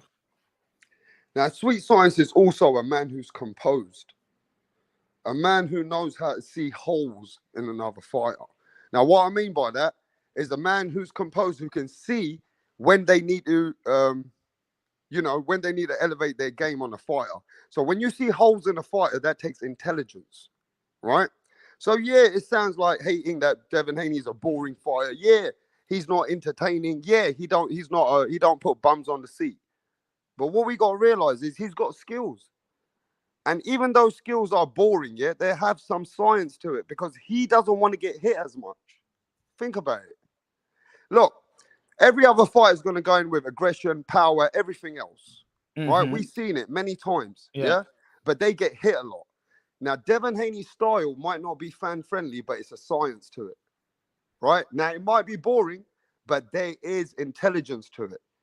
So, yeah, we got to agree that he's boring. Yeah, we agree. But is Devin Haney got skills? Of course he has. And it's a science to it. So there is a sweet science. Nobody, but see, that's what it is. You see how people like, it's not about that it's not sweet science. It's about that the sweet science now is only mentioned when we're trying to critique a boring fighter. So then the boring fighter and his fan says, but this is sweet science. It's not everything about knockouts. Nobody said that it's not sweet science. But sweet science was not meant to be boring. If but it's gonna be boring. No, it's not supposed to be boring. No, but why is it not supposed to be boring? Because it's not, boxing was not built like that. Yeah, it was boxing. Hold on. You finish. Boxing was not built on boringness. So when you say sweet science, Muhammad Ali was the first one that said sweet science out loud as a fighter. As a fighter, the sweet science. Muhammad Ali was far from boring. Sugar Ray Leonard was far from boring. Sugar Ray Robinson was far from boring. Mike Tyson, the peekaboo style, was far from boring. Julio Cesar Chavez, far from boring. All these fighters that we can mention, the Thomas Hearns, far from boring. Roberto Duran, far from boring. Us boxing fans value the sweet science, but the sweet science was never boring. Right. Look, so Devin Haney is like, now they want to use it. Oh, but that's the sweet science. But Punch, we got time out. Wait, hold on. Lomachenko is the sweet science. Lomachenko, they called him the Matrix. Lomachenko, they call him the best technician, the technician at one point, number one, all over the world. Is Lomachenko boring? No. So when you have a lot of fighters that we could go to and study, and all of them implements the sweet science, and then we see Devin Haney. Nah, man, this is the sweet science that we love. This is the sweet science that build boxing. Because if the sweet science of Devin Haney built boxing, guess what? There wouldn't be boxing. There wouldn't be nobody watching boxing. And I agree with you. But again, I disagree with this one, Punch. Look, nobody's saying that he doesn't have science. But look, we got to agree to disagree again. Muhammad Ali, one of the greatest fighters, his sweet science was limited. He was a fan-friendly fighter. He fought for the people. He put himself in positions where he would take licks to win a fight. That rope-a-dope, that's not smart. That's only for a fighter who's got a lot of heart, who wants to give his life in the ring. What Muhammad Ali did, fighters don't need to do that because you won't survive. Yeah, Muhammad Ali was one of the entertaining fighters, but he never had the best sweet science. That was on his second part of his career, man. No, let me just finish. Cassius Clay wasn't like that. But what I'm saying, the Muhammad Ali, what I saw, and when I saw before he was after Cassius Clay, it was the wrong sweet science for him. Now, I'm going to say this. But it was a sweet science, though. But let me say this. Yeah, there was science, but it was limited science. It wasn't science that fighters today, they don't want to do rope-a-dope. So you're not... So nobody wants to go on the rope-a-dope and take licks. So what is the disagreement if it's still a science? If Muhammad Ali told you... If Muhammad Ali told you after the fight that I use my brain, my intellect, that's what sweet science, to be technical and use your intellect. If he says after the fight that I waited for him to throw all these punches because I knew, hold on, because he knew that he was going to, he was going to be exhausted, and then he came with his flames and then knocked out Foreman. Was that a science, a sweet science of an intellect? Now that was an intellect which he put damage on himself for. So really and truly, fighters don't want to follow that blueprint. That's why today you don't see fighters following Muhammad Ali's blueprint, especially not towards the end of his career, because they were detrimental to his health. That's the kind of fighting that people don't actually respect. Yeah, it's good for the fans. It's good for the fans, but really and truly, you're a limited fighter. You taking too much punishment. Now, all I'm saying, bruv, let's keep it logical. Yeah, Devin Haney is a boring fucking fighter. We all know.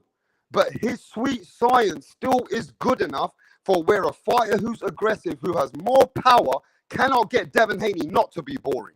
Who has more power? Let me just get this off. Let me get this off. If he does the same thing to Lomachenko and he does the same thing to Teofimo Lopez, then it doesn't matter how fucking good they are and how entertaining they are. It's that Devin Haney's sweet science is still boring enough to beat the fuck out of any elite guy. Maybe he don't put hands on you. That's not beating the fuck out of, bro. Let me finish. In boxing, he wins. And if he wins... Okay, that's but let me get it off and then I'm just going to go on mute. If he wins and he's winning, that's all that matters. And that means Devin Haney's sweet science might be boring for the fans, but it's good enough for him, good enough for his health. And when all boxing is said and done, if you want to go logically about it, Devin Haney is going to be in good shape, and his faculties be in the right position. While these other fighters like Tank Davis and all these other guys like Ryan, they're taking too many punches, and one day those guys ain't going to be living like Devin Haney. That's not our problem. But that's not our problem. It's exactly that's not my problem. I'm not his mommy. That wasn't. I'm just saying that's good for Devin Haney. I'm just saying that's good for Devin Haney. But that's what I mean about when people explain that. You see how when we're talking about sweet science, right? So you just said about, but Ryan Garcia and Gervonta Tank Davis is taking these hits. So you're saying that Gervonta Tank Davis and Ryan Garcia don't have sweet science? You're trying to say that because they take hits, they're not as smart as Devin Haney in the ring. No. Devin Haney's smarter. He's more intelligent. Devin Haney knows how to see holes in a fighter. That's why he will get those fighters to be in a position where he will elevate on them. Devin Haney's more smarter in the chess match. Those guys are more ruthless. If they catch Haney and Haney can't play the chess match with him, then Haney's in trouble. But overall, Devin Haney's chess match is smarter than those guys. Really? Where's the smart side on counters? Because, I mean, he's running. Yeah, but even if he's running, HLD, come on. We always argue and disagree, right? But he jabs, he gets that quick right. He's got a quick right flash. He hits you smart. He holds you in the right time. He knows when to move out. And he can always, he can always win that round.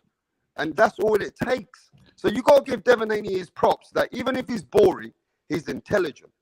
No, but that's what I mean. Nobody says he's not intelligent. Nobody says he's not intelligent. Nobody say he's not technical. What we say is what you agree, that he's boring. Nobody in boxing that says that he's not intelligent or saying that he's not technically sound or saying that he doesn't have no skills. That's a real hater of Haney. Yeah. People are only saying that he's boring. And when they call him, and then when they call him boring, y'all want to bring out the sweet science to trying to downplay the people that's saying that he's boring. Everybody has a science. Everybody has a science. The sweet science is implemented by Gervonta Tank Davis and Ryan Garcia and Tio and Loma and Keyshawn and Boots and Virgil and Canelo and Bivol. Everybody has a sweet science. Everybody. Now, what you can say, but wait. When they win, nobody want to say sweet science. You know why? because it's just because today they only say sweet science when it's stuck to a boring fighter. Nobody says Gervonta Tank Davis, the way he beat this guy with the sweet science, or the way Ryan Garcia stood back up from the first round and implemented that good point body shot. What a sweet punch that was, sweet science of the way he broke him down. No, they like to only mention it as a boring fighter just to justify him being as a boring fighter. The thing is that when you have true sweet science, it brings in high octane performance. There's high octane performance in the sweet science. Devin Haney sweet science does not yield high performances. It's weak performances. It's subpar performances. But it's good enough. Yeah, but it's good enough to win the fights, isn't it? It's good enough to win the fight, but is it good enough to get the respect from the boxing fans? How weak? Yeah, okay, no, look, I think we should recognize what words we're using here. Devin Haney ain't weak. He's fucking going in a boxing ring. Look, I don't like Devin Haney's weak performance. No, I don't like Devin Haney's. Maybe he's boring sometimes. I agree with you guys on that. He's not going to be a pay-per-view fighter if he carries on fighting the way he does. I understand. Today's boxing, it is what it is. We need entertainment because boxing is all about blood, sweat, and tears. But Devin Haney is also bringing something to the table where they don't make him fight. He's good enough to make it boring. He's good enough to jab and grab. He's good enough to use that kind of style because fighters are not good enough to break him in the style that he's at. Now, all I can say, is that, Devin Haney might not be the best, like Punch says, the most entertaining fighter. But is he one of the most intelligent fighters? That's the question here now. I don't think that he's the most intelligent fighter. I think he's one of the intelligent young fighters. So he's an intelligent young fighter, but he's boring. I think a lot of these guys are intelligent fighters. I don't think that he's out of even the young crowd. I don't think that he surpassed anybody in intelligence like that. He's an intelligent fighter, just like Tio displayed versus Loma, just like Shakur Stevenson displayed versus Hearing and Oscar Valdez, just like Boots did with Sergey Lipinyan, his last opponent. You know what I'm saying? It's just like Bam Rodriguez did versus Run, just like Inoue has done, and he's a young fighter too. He ain't not more intelligent. These guys are just as intelligent, but performs in a better way with their intelligence. High octane performances. Are we talking about like the activity when it comes to fighting? That's because like you're right. There's activity when it comes to sweet science. You can be explosive while having sweet science. You can be jabbing while having sweet. Are we talking about the activity within the ring to have like the kind of respect for fans to have it? Or fellow fighters to have it? Are we talking about like activity within the ring to have that performance? Is that what we're talking about here? I don't know about that. I would say the Devin Haney display all of the the skills that we're talking about, like Shakur did versus Hearing, for an example. Did he light him up and show him, hey, I'm gonna be in the box with you, and I'm gonna bob and weave, slip, counter, catch, punch. Did he do anything with that with Kambosos? Did he show himself to be such a supreme fighter that he is so high level that he made fucking Kambosos look like, or was this the Olympics? Right. So that's what I'm asking. So are we talking about the activity within the ring against a fighter? Is that what we're kind of basing on if it's like a sweet science or not? Because you're right, like Punch said, like Ali has a great sweet science, and it was activity. That level of activity is greater than his opponent, or like how Haney got his last opponent. He won it, but it was boring. The activity wasn't there. Is that what we're kind of based off on? Hold on, let me get this super chat. Jose Mesa say, "Yo, jab, clinch, run, not science. Stop it." Looking now, Jose, looking now. That's what I'm see. There's a bit of Devin Haney hating in sometimes, That's when we gonna get. Then there's a Devin Haney hating. You know what I'm saying? Look, man, We're spoiled believe that we're we're getting wrong. boxing. I think we're getting wrong about this. No, I think we're going right about it. I think that people are running from what's right. Look, I think what people and what you're trying to explain is running from what built boxing.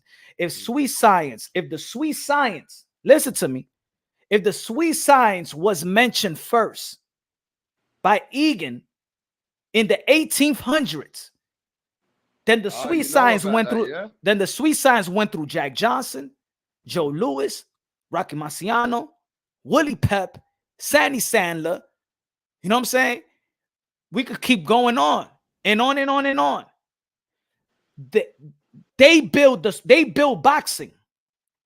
The names that I'm mentioning, and then we go from Muhammad Ali, Joe Frazier, George Foreman, to the Larry Holmes, to the Mike Tyson, to the Hearns, to the Haglers, to the Hector Camachos, to the Sanchez, with Frey Benitez, all these guys. Well, Frey Benitez was known one of the best defensive fighters around his time. Still exciting. Yeah. Jack Dempsey. You got to understand what built boxing. That sweet science is what built boxing. When people always like to say we want to go back to back in the days, when people always say we got to go back to the back of the days, you going to tell me that Devin Haney is better than Sugar Ray Leonard? No, but what we're saying is that we're not saying what built boxing. We're saying that Devin Haney still has a sweet science to his own game. Good. He has a sweet science, that his style, his sweet science put boxing in the coma. It will put boxing in a fucking grave, and that's what it is. And that's why. And that I don't give a fuck about his sweet science, and nobody gives a fuck about his sweet science. That's why he's getting snubbed by everybody. That's why he gets snubbed by Ring. That's why he gets snubbed by ESPN. That's why he gets snubbed by a guy that is the poster boy of sweet science, Floyd Mayweather. That's why he's snubbed by another poster boy of the sweet science called Bernard Hopkins. That's why he's snubbed by an Olympian gold medalist that implemented the sweet science, Oscar de la Hoya. That's why he gets snubbed all over the place. They're not impressed with that sweet science because it did not build boxing. It does not entail greatness. That's why. So let me say this. Devin Haney needs a bit more show. That's why, baby. That's why. Go out there and fucking execute excitement, sensational, because we've been spoiled in the sport of boxing. I don't give a fuck about if you trying to come over here and spin this devil shit. I don't give a fuck. He ain't shit. His style is weak and is not respected. That's it. I don't give a fuck. I don't have the time to go back and forth with bullshit. He is fucking boring. All right, yeah. So you better give me some heat, rap star. Give me some heat and back what you're saying. Because if you're trying to compare the sweet science of Sugar Ray Leonard that we watch, Hearn and Hagler, round number 1. If you want to compare that sweet science to Devin Haney, you're smoking some shit in the UK that needs to be sold around the world. And I want to become rich, rap star. You better tell me that he's a Sugar Ray Leonard. Let's go, rap star. Give me that energy. All right, can I get it off? Do you have it? Are you going to compare that? All right, can I get it off, though? Go ahead. Because I could even fucking Mr. Magic Man, fucking Paulie Malignaggi is more exciting, ladies and gentlemen. And he's a 2-time world champion. Let's go. Is more exciting. Let's go. All right, let's go. Get me how good his sweet science is. But let's go. Tell me who he be and got it in his resume to implement you that what he did to George Kambosos, he could do to Lomachenko, the motherfucking Matrix. Go ahead. Tell me. All right. Now, look. Tell me what he got better. I keep going. Come on. All right, Punch, listen. My drum is beating. Punch, you gotta let me fucking speak. Damn, yo, give me the energy, Carl. I'm gonna keep on man, going. Let me fucking speak, man. Go ahead. I'm trying to give Devin Haney a couple of fucking, you know what I mean? Trying to give him something here. You trying to pity him? No, I'm trying to say that, look, Devin Haney might be boring. I agree with you on that. But we gotta keep it logical. And we gotta keep it factual, because this is punch drunk boxing, bro. We're not here to hate on nobody. And I know you don't hate on nobody. So one thing we know, we're going to keep this shit fat. Stop kissing ass and get to the point. Oh, come on, man. I don't need a parrot. We just got to keep it facts. And the factual thing is, Devin Haney in this era, we're not talking about Sugar Ray Leonard. We're not motherfucking talking about no Sugar Ray Robinson. We're not talking about no Mayweather. He ain't in that fucking era. We can't even talk about Shakur Stevenson. All right. But let's keep it real, though. Yeah, Devin Haney's a boring fucking motherfucker when everybody doesn't like watching that style. but he's good enough to beat the fighters in this fucking era. And he has a smart intellectual brain that even if you love him or you hate him, he knows how to have a game plan, and he knows how to work a game plan and that takes fucking skill to see holes in a fighter, to even do what he's doing, still takes skills, even though if he's boring. So we got to keep it facts that the man still got skills. And if people don't like his sweet science because you think it kills fucking boxing, then let me just say this. If he beats your favorite fighter, let me just say this. He said he has skills. Listen, if he beats your favorite fighter, you have to respect Nobody said he doesn't have skills. You're not making you have to respect it that he's got a science. He doesn't have skills. Man, hey, listen, I'm not talking to you, Parrot. I'm talking to fucking Punch Drunk here. You're not even making an argument. Parrot, just quiet. I'm letting you know. It's not about it. Oh, man, this guy's a hater, bro. This guy just loves it. It's about does he have the fucking high octane performance of sweet? But he still has skills. The man has a sweet science. Maybe you fucking English people over there don't just look at man, you gotta look. Listen, You can't be hating, HLD. You're a grown man. You shouldn't be hating like that, bro. Come on. His performance sucks. Grow up. He's got some skills. Nobody said he doesn't. Again, so he's a sweet science. He's got the sweet science of today's fighters. Skills. He's got enough skill for his science to beat these fighters. Does he have skills? Of course he does. Nobody's asking. I'm asking Punch. Does that oh man, why is he talking, Punch? I thought you were gonna answer to me. Oh, answer to you? The fuck are you? Come on, man. Where's he come from? This fucking lemon. Who the fuck? Where the fuck did this lemon come from? What the fuck is wrong with this fucking dude? HLD, the transgender hater, always hates on every fighter who's not fucking Latino. We know who you are. Come on, man. You can never keep it factual. Fuck out of here. We got to agree to disagree with you, but Devin Haney has a sweet science. But I'm saying, Devin Haney has a sweet I don't understand. I don't understand what you're disagreeing about, because I'm not saying that he doesn't have sweet science. Well, so I don't know what's I want to know what we're disagreeing about. What are we disagreeing about? Well, then we're not disagreeing. Devin Haney has got the sweet science. Devin Haney got skills, Punch? Of course he got skills. I say he's got skills. Yo, Transcendent, does Devin Haney got skills? Tremendous skills for a young player. All right, so nobody on the channel is saying that Devin Haney got no skills. So why the fuck are you keep on repeating some bullshit because you have nothing to argue about?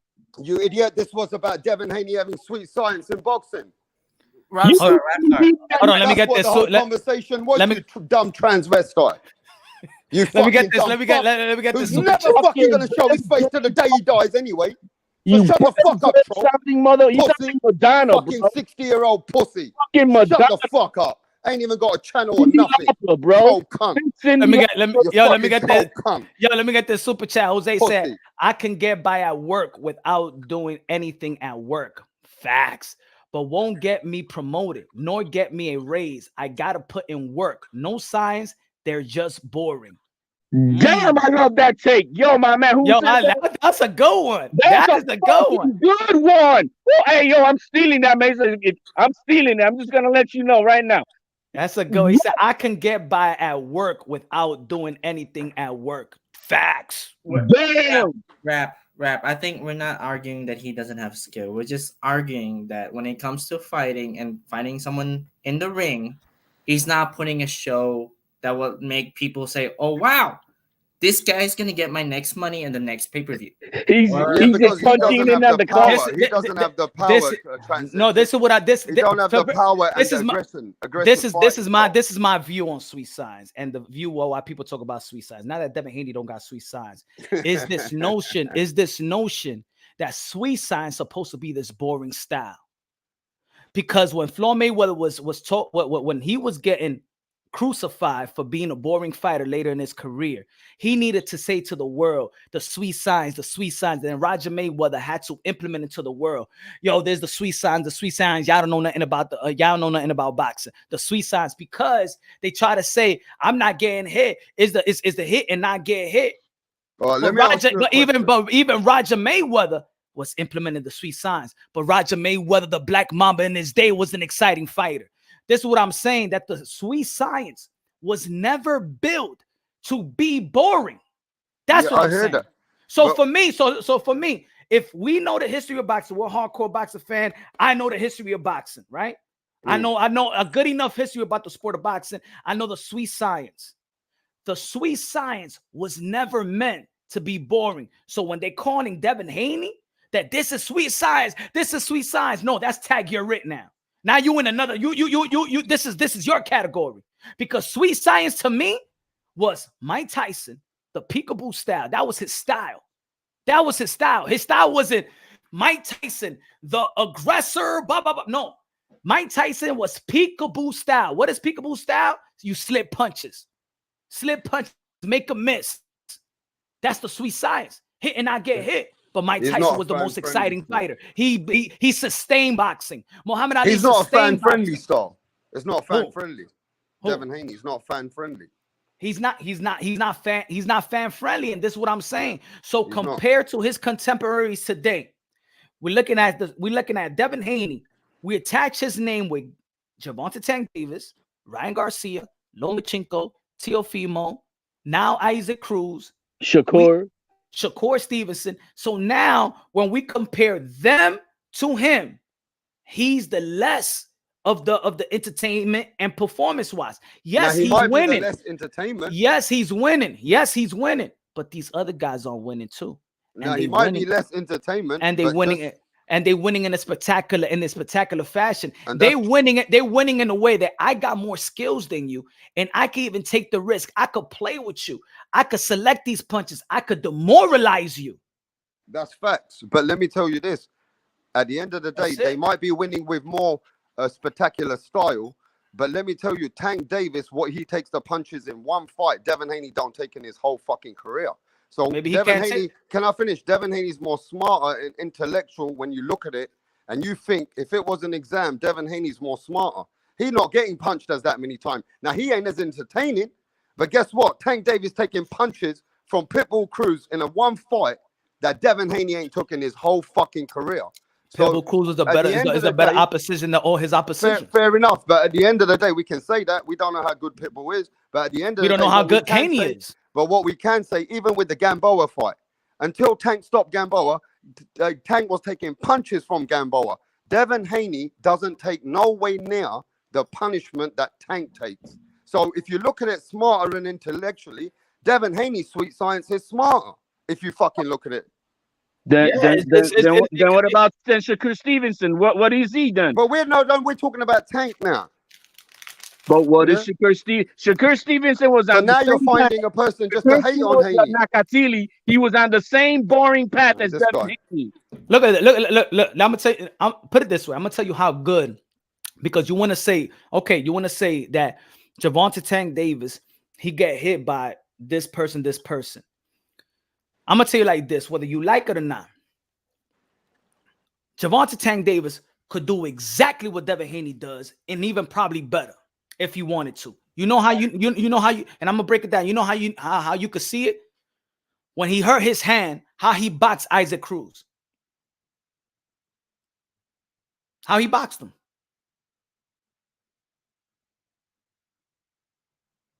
Crickets. The same way, with one fucking hand, another hand broken. Gervonta Tank Davis fought like Devin Haney. Gervonta Tank Davis fight like Devin Haney with one hand hindered. These guys could do exactly what Devin Haney does, but that shit is fucking boring to them. These guys can't do what Devin Haney does. He did it with Isaac Cruz with one hand. He fought him in the outside and was jabbing all fucking day. Yeah, but he can't do that for 12 rounds with certain fighters. Who said? Tank Davis. If Gervonta Tank Davis could do it, he could do it. Even if he did, not all of them can do it. I just prove it to you that he could do it. That Gervonta Tank Davis could do what Devin Haney does hindered. All of them couldn't do it. Ryan couldn't do that. Tank could do what Devin Haney does hindered. Well, Tank's got some boxing skills. With a killer. With a killer. Yeah, Tank Davis has got boxing skills. No, actually, Gary Russell Jr. with a fucked up shoulder. How did he fight? He gave a brave fucking performance still with only one fucking arm. You know, the problem is people just keep saying that, oh, Devin Haney got no skill with the jabbing. Nobody has said no skill. You say you You guys keep ain't getting saying caught. it. Let me He just say, has you to. guys You ain't keep getting saying it. caught. We're No, going no, fuck it. We're gonna stop you every time you say that now. You gotta stop saying that. People saying that Devin Haney got no skills. You Well, that's keep what on they're saying saying in that your shit. chat. That's what Nobody they're say saying in that. your chat. In your chat, they do. Come on, you gotta pay attention to the panel, man. All right, look, what I'm saying is, Punch, you know, majority of people, they just don't give Devin Haney no respect for the skills he does have, though. No, you can see you went back to the skills. No, but Rap. it's true, though. Nobody gives him respect for his weak ass performances. See? Weak Performance, ass that's what I'm, performances. not skills. Yeah, but let me tell you, weak ass or not, is good enough to win the fight. That's All right, not but the it's not good point. enough. It's not good enough for a bunch of fans to like it. Now, I'm trying to act like an old school boxing fan. And the An way old that school I look at boxing it, fan. What? My father would not watch this the shit. way I look at it, if you win, you're winning. No, Boring that's or not. old school. You crazy? Now, Hell listen, no. Joe Calzaghe didn't have no power. Joe Calzaghe won fights. And he was became a champion. entertaining. But Well, he wasn't boring. Yeah, There's but no what I'm old saying, head who would watch the shit that we're seeing today. we're not There's no disagreeing that old he's head not. who He's thinks that boring. this shit is good. Bro, that's what I was saying earlier. I said, what built boxing? The sweet science was built by these fighters that was exciting. They still implemented that performances, that sensational performances, having the sweet science. Well, you think that the Devin Haney built the sweet science? Look, That's what I said earlier, that today's day and age, they like to mention the sweet science.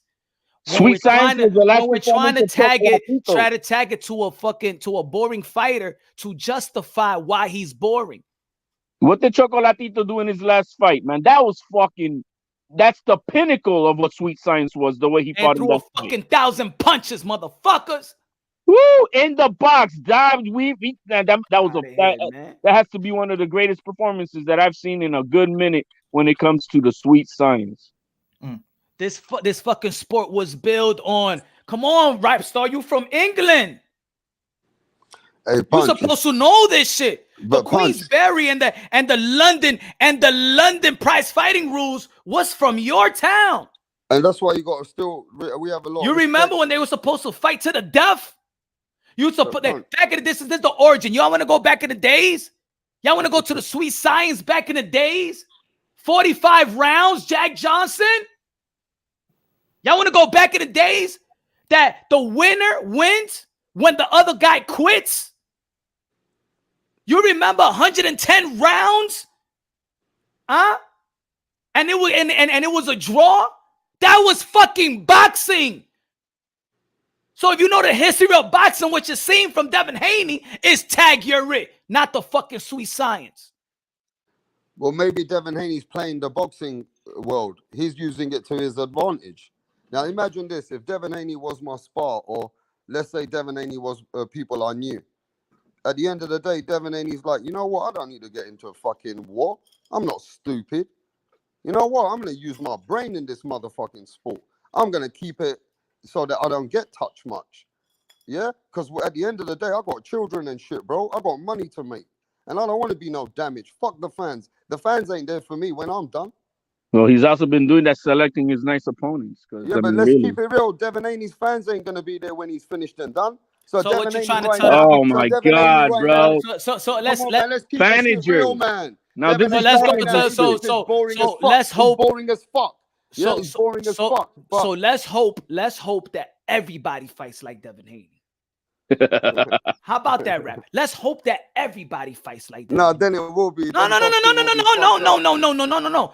Let's hope that everybody fights like Devin Haney. That everybody got to watch it. Can you imagine two Devin Haneys fighting each other?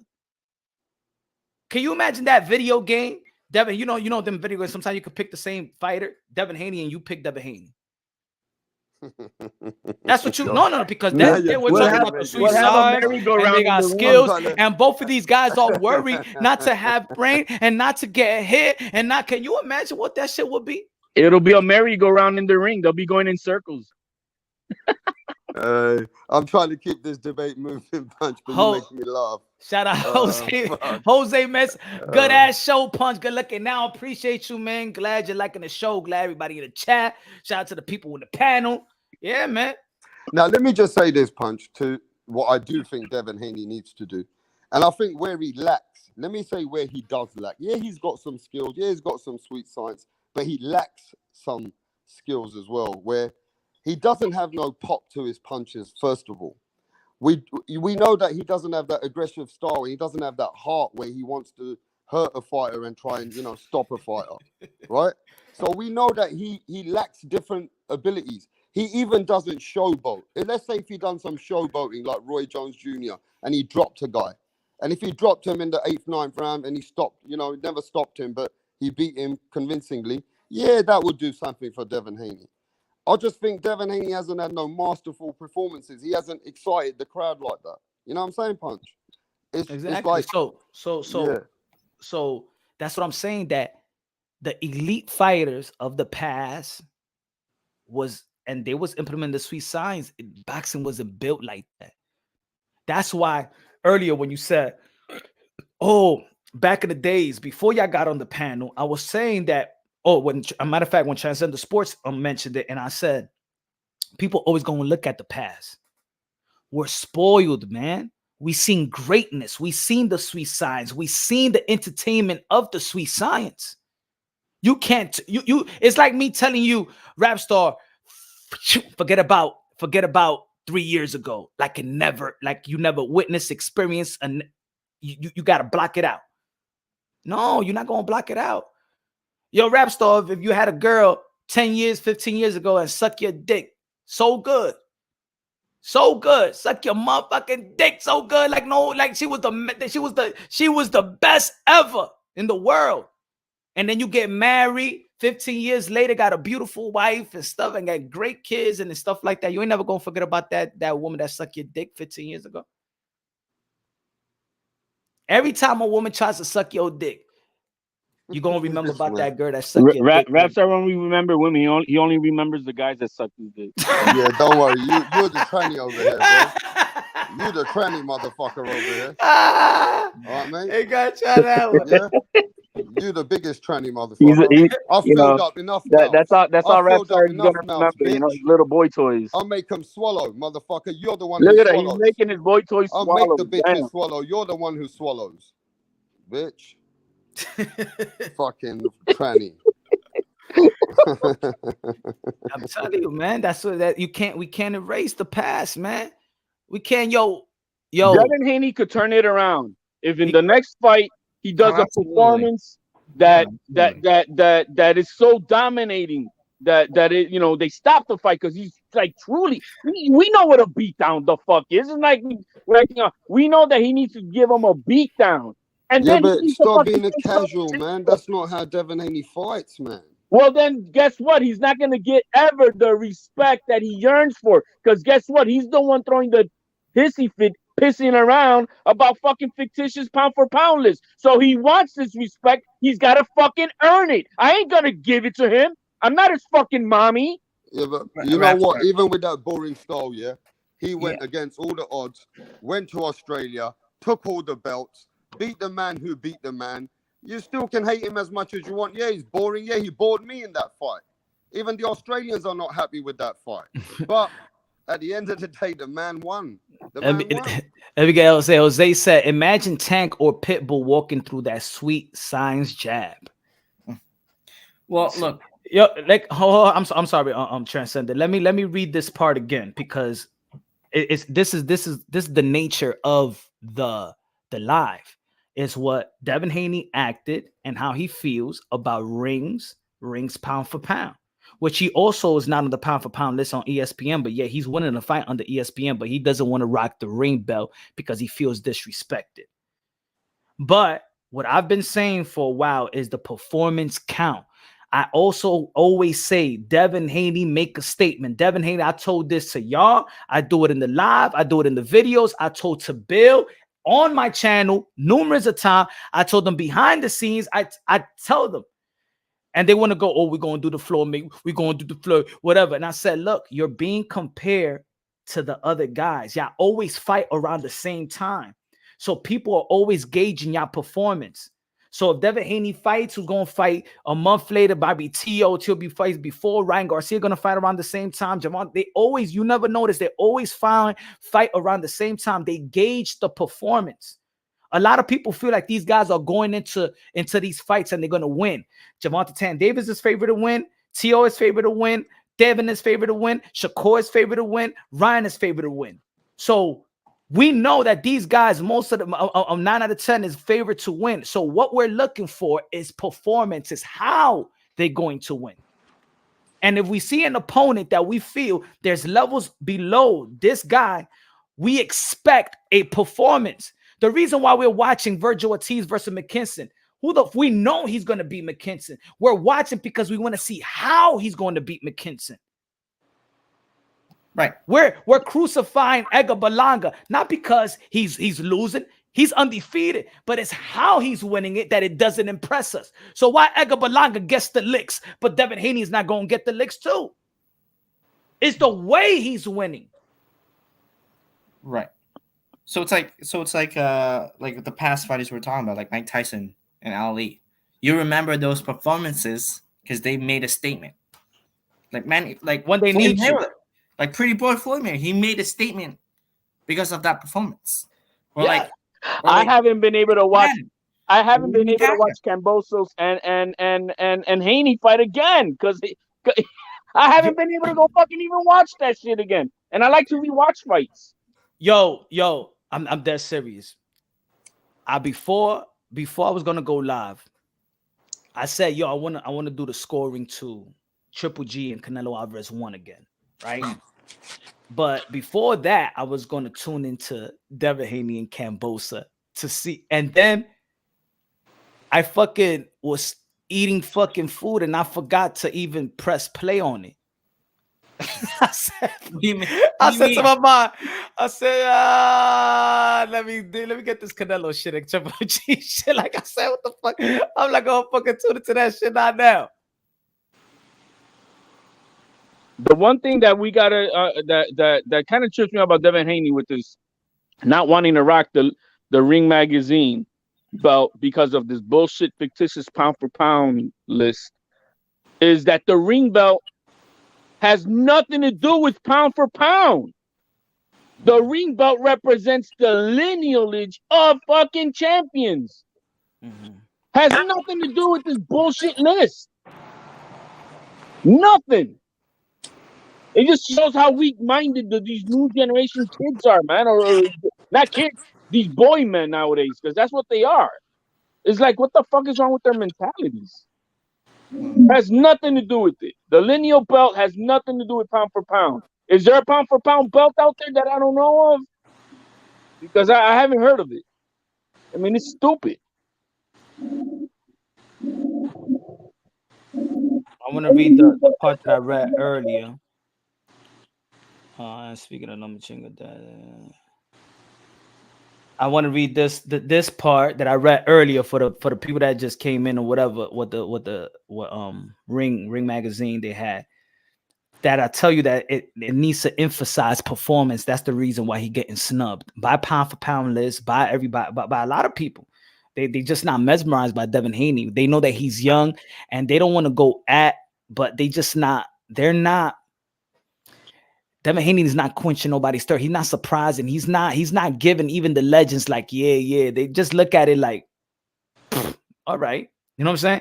Look, and speaking of the Lomachenko, the talk that the Ukrainian star shouldn't be pound for pound rated is absurd. He topped the list before losing the decision to Teofimo Lopez. He then had a soldier surgery and looked dazzling upon his return. Do we ignore the fact that we was once number one? Do we ignore his performance level? Do we ignore the fact that he kicked ass at 3 weights? Do we just ignore the fact that he spent significant time in his home country which under attack? Give the guy a break. So in this, they telling you, look at the words that they use, dazzling. When you're talking about kicked ass at 3 weight classes, do we ignore his performance level? So what they emphasize is performance. If Devin Haney, look, would have stopped Kambosa, people would be questioning Teofimo Lopez's power. Right, because of the performance. Because of the way if he takes out Gamboa, which he was there to take out. Gamboa was there to retire. He was there to retire. He was there to be taken out. He's dead man walking. Gamboa is dead man walking. If you knock out Gamboa, then people will start questioning Gervonta Tank Davis' performance. Right. You understand what I'm saying? Because at the end of the day, these guys are linked towards each other. So the performances, yes, they like to use these theories. They like to say, oh, but you fight him, but look how you did with him. The same thing we do with the welterweight division. Look what Earl Spence did to Sean Porter, but look what Bud Crawford did to Sean Porter. Ooh. Look what Keith did to Sean Porter, but look what Bud did to Sean Porter. Look what Earl Spence did to Kell Brook, but look what Bud did to Kell Brook. You know what I'm saying? Right. And the thing is that when you want to compare, you know, if you want to mention these names, Lomachenko, Tank Davis, Teofimo Lopez, and Devin Haney, they all have common opponents amongst themselves. And guess what? Only one guy did not stop those guys, but Teofimo stopped the guy. Lomachenko stopped the guy. Teofimo stopped Menard. Lomachenko stopped Linares, and Tank stopped Gamboa. But guess what those guys did versus Devin Haney? They went to distance. But the only argument for Devin Haney there then is that Devin Haney took less punishment than all of them, because Lomachenko also got knocked down by Linares. And what does that do Now, for me? let me just finish. Yeah, you're right. I'm not saying you're wrong. You're right. They gave a more dominant performance, but Devin Haney gave a smarter performance. So don't ask for our respect, because we don't. But the thing is, I understand what you guys are saying. The fans don't give a fuck. The fans are into entertainment. The fans want to see fighters who go for it. They're into boxing nowadays because nowadays the fans want to see fighters with killer instinct and not smart fucking technical shit. Well, but who says that those guys? Who says that they're not smart? Who says that because they? I'm saying the fans want more aggressive. Fans want more aggression. You could be more aggressive and still be smart. So you're saying so what you're saying is that the smarter fight always wins. I'm saying majority times the one who's the smarter chess player, who knows how to analyze a fighter, who can find holes in the guy while he's fighting. Yeah. Can you? Okay. All right. Skills level. Sweet science. Let's talk about the sweet science again. This for rap star. Let's go. Sweet science. Yo, before we start, I'm just gonna say I'm gonna go. So yes, transcendent. ALD, so rap star. Hello, my brother. Appreciate you. Be good, buddy. Okay, rap star. Sweet science. The smarter fighter. But he's staying safe. He's staying unhit. Safe. He's a small. Okay. Why didn't Rigondeaux beat Casimero? Say it again. Why Rigondeaux, the smarter, the better technical fighter, stood away, used his foot, used his jab, didn't get hit? Why didn't he beat Jung Rio Casimero? Because he ran. The guy that has, if we go by levels, oof, Jung Rio Casimero, I don't even think you could even put him in the same level in terms like, and you can't even match them like they're on the same level. He's 4 times level below Rigondeaux. Yeah, Rigondeaux didn't want to get involved in the trenches. Rigondeaux realized Casimero had a lot of power and he just went on his bike. And he did use enough sweet science to get away from all his punches, but he used too much sweet science. Exactly. He used so much, bro, that he lost the but he was smarter. Rigondeaux, what Rigondeaux said after the fight? He didn't get hit. Rigondeaux said he didn't get hit. He lost. What did it do for his brand? What did that victory do to? I mean, not even victory. He lost. What did it do for him?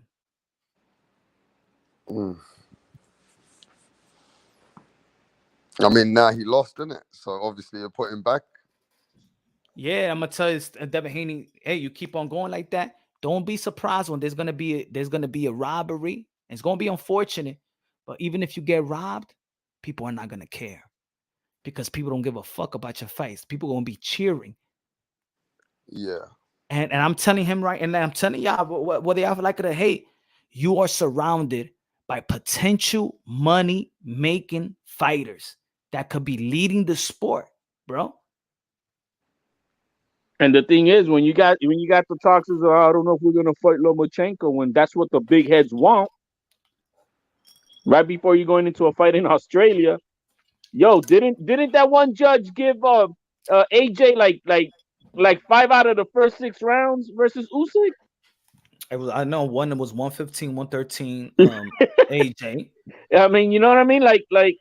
Yo, I mean, it's the honest thing is, yeah, when you're gonna have a performance like those are, yeah, you easily could be could they're gonna like, nah, fuck that running shit, bro. That's running. We're not gonna give you those rounds.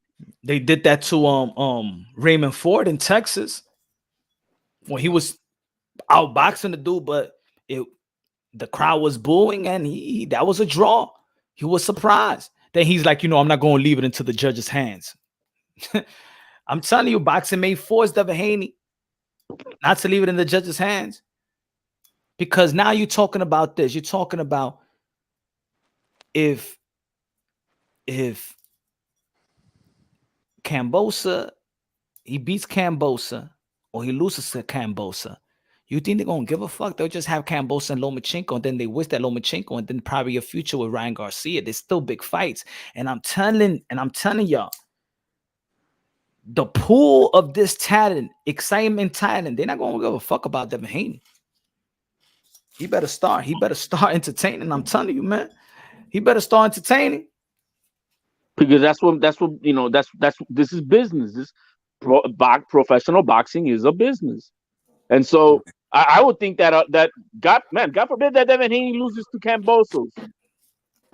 What's your reason? What's your reason why he's not on their pound for? I heard you actually. What's the reason, Rap Star, why he's not on the pound for pound list? On their pound for pound list, he's undisputed. Why not? Yeah, but isn't it the same year that Jamel Charlo's not on the pound for pound list? Isn't that ridiculous? No, he's on the pound for pound list now. He's number 10. But he wasn't before. No. That's how ridiculous it was. But also, we got to remember this year, George Kambosos made it in top 10 in some people's eyes. Not in ring. We're talking about ring. That's what I'm talking. This is the live of ring. Yeah. This is why Devin Haney is mad. So I'm saying why George Kambosos wasn't in it, right? But what's the top 10? Can you tell us? Hold on. What is the top 10? I'll let you know right now. Let me read this part. Go on. This is what they chose Jermall Charlo. When Haney outpointed George Kambosos to become undisputed on June 5th of this year, he was thrown into a mix for a pound-for-pound spot. Ultimately, the panel went against his entry because Jermall Charlo had just earned his position at number 10 with a shuddering 10th round knockout of Brian Castaño in May rematch. They compared the 10th, the point, beating a guy by a point, and Jermall Charlo knockout. Jermall Charlo has an L in his career, but they emphasize we're gonna put him because of the way that he performs. We can't neglect the knockout over your 12-round decision versus George Kambosos. Thus, this is why I emphasize that this kid needs to look sensational. Forget about the knockout, right? You can forget about the knockout. Drop him. Give him an 8 count. Disfigure his face. Give a nosebleed. Put some knots in that face. Give a visible appearance that you're beating a man and just not outpointing a man. Because outpointing somebody in the professional level, it doesn't gain you ultimate respect. From your contemporaries, from the writers, from the panelists, it just doesn't. Compared to the other guys that's implementing the sweet science and looking sensational doing so. Well, to be honest with you, Devin Haney's in a situation, Punch. How many injuries has Devin Haney had? Already, I think 2. 2 injuries, right? And we know that Devin Haney also has adapted as he's matured. Now, he might not be fighting that way. What you want from Devin Haney, he doesn't fight that way. So why don't we just logically look at how Devin Haney is going to fight? Because at the end of the day, Devin Haney ain't looking to fight the way that you want him to fight, trying to put Kambosos, you know what I mean? Trying to give him 2 black eyes, knock him out. Cool. Then keep getting That's fine, snubbed. but then shut up and don't be bitching about that. Yeah. People are giving you respect. That's all. Yeah. Then keep getting Don't snubbed. you're gonna try to make us respect that what we don't want? No, then just hey, it is what it is, and keep it moving. Then keep getting snubbed. That's all. That's what we saying. Keep getting snubbed then. I hear what you're saying, but Devin Haney is also risking his life. He's in Here we go. Wait, let's keep it real. He's in a motherfucking sport, which is the toughest sport in the world. He is also got a lot of guts to fight the way he does in order for him to fight and to stay elite. And in this era, yeah, he's able to do what he's got to do. It is boring, yeah, I hear you. But at the end of the day, he ain't getting the same respect as these other fighters, but he's also going in equivalently like the rest of them. He's putting his life up like the rest of them. Mm-hmm. And he wants me to give him the same cookie that I give the other guys? Huh? And you want me to give him the same cookie that we would give the other guys? I'm just saying, right? You know what I mean? It's just got to keep you keep on moving the goalposts on what this topic is. Now we got to sympathize a whole... No, man, we're just talking about, yo, he's the one coming out, bitching and crying and moaning, throwing a little pissy fit about being snubbed from a fictitious pound-for-pound list because he wants to be respected. Then you fucking go earn it. I've always said in boxing, respect, glory, and championship belts are only earned in the motherfucking ring. Yo, man, people are saying to me on the chat, Rapstar, how much did Bill pay you? They pay me nothing. Because you're trying to play the devil's advocate. That's why. I told you I'm coming over here for a debate. Listen, Rapstar come here. Punch already knows I'm playing the devil advocate, but I'm also keeping it logical that even though I don't like Devin Haney's style, what he brings to the table is good enough for him. Now, it's not good enough for you guys, but it's good enough we all for know him. It's good enough for him. It's not enough for boxing. But it's good enough for him. So good for Haney. So if it's good enough for him, why is he complaining about the ring? Well, then they should. You got to understand what we're talking about then, Rap. If it's good enough for him, don't complain about other people's pound for pound. You should be good at what you do. You should be happy. How about Devin Haney? How about you use your social media platform? You have credible opinion because you a guy that risks your life. How about you make your pound for pound list and you put it out and say this is DHP pound for pound list? Why don't he do that? Why he gotta wait for somebody else? The thing is, no fighter should be worried about nothing about any fucking pound for pound list. He needs to be the only thing he needs to be worried about is being the best in his fucking division. That's it. There's the pound for pound list. Number 1, Alexander Usyk. Number 2, Naoya Inoue. Number 3, Terence Bud Crawford. Number 4, Earl Spence. Number 5, Canelo Alvarez. Number 6, Vasily Lomachenko. Number 7, Dimitri Bivol. Number 8, Josh Taylor. Number 9, Jamel Charlo. Number 10, Artur Beterbiev. So they got Lomachenko in there, but obviously Devin Haney's thinking to himself, I've got all the motherfucking belts. Mm-hmm. And Lomachenko's already lost and he's coming back now. And you guys are putting him up there way ahead of me. I disagree. Remember, I did video. I disagree. Can I finish? Devin Haney's feeling a certain way, isn't he? He's thinking to himself, wait there. Man, I'm the man of the division right now. Mm-hmm. So he may be thinking a certain way.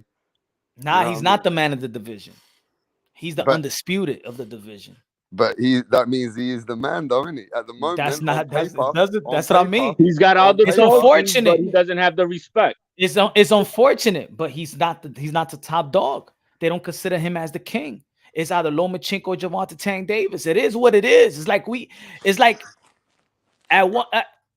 got to compromise. It's almost like I understand I can have my belief. It's almost like I could be like Andrade is not a boring fighter to me, but he's a boring fighter to you and a boring fighter to a lot of people. A lot of people saying this. I gotta understand what they trying to say. What is it? I gotta understand. I can't be too hard-headed in a point. Is a dispute that he's not the top dog. It's the dispute. But there's always a dispute. But he's right now Now, But- it was not no dispute when but Teofimo right now Lopez he's beat got all- Lomachenko. It was not a But yeah, dispute. but listen, like it or hate it, Devin Haney's got all the marbles. He does. Yeah, But so they snubbing him he's with the marbles. So when a man's got all the marbles, you got to call him the man of the division. No. When Yo. Josh Taylor had all the marbles, was Josh Taylor the man of the division? Yeah, because he beat the second best in Jose Ramirez. Well, Kambosos beat the man who beat the man. But Kambosos was not even the fifth best. They But looking at Kambosos. became Look, that guy. The reality, they looking at Kambosos like another Buster Douglas story, bro. And that's why nobody's even, after his loss with Devin Haney, ain't nobody calling him George Kambosos. Why you think Ring didn't even put him on the pound for pound list? That was look at the pound for pound list when George Kambosos was undisputed. Hold on. Oh, we had all the straps. This the pound for pound list in May. They didn't have George Kambosos. So if you ain't beat if George Kambosos was not pound for pound on that list, what makes you think Devin Haney's gonna be pound for pound because he beat George Kambosos? Now the pound for pound is obviously it's Look at the kinda list. I hear what you're saying though, because there's a lot of great fighters out there, and Devin Haney ain't proven himself in that level of fighter. Not yet. He doesn't Not have yet. the resume and he doesn't have the performance. That I have to agree. Those are the two things that they really base this shit on. Mm. But with Ring Magazine, like I said, everybody's got their own rules. But just because you got all the belts, look, what's the heavyweight guy's name who beat Lennox Lewis? Rockman. Rockman. So when he beat was he considered the best heavyweight? No. Yeah, when we were talking about Buster Douglas today, do we talk about him being one of the best heavyweights to ever live? He did beat Mike Tyson, one of the best to ever live in his prime. Exactly. Come on, man. People see through that like that. Like we're hardcore, but we see through it. We know it. It's a combination of everything. It's your body of work and your performance.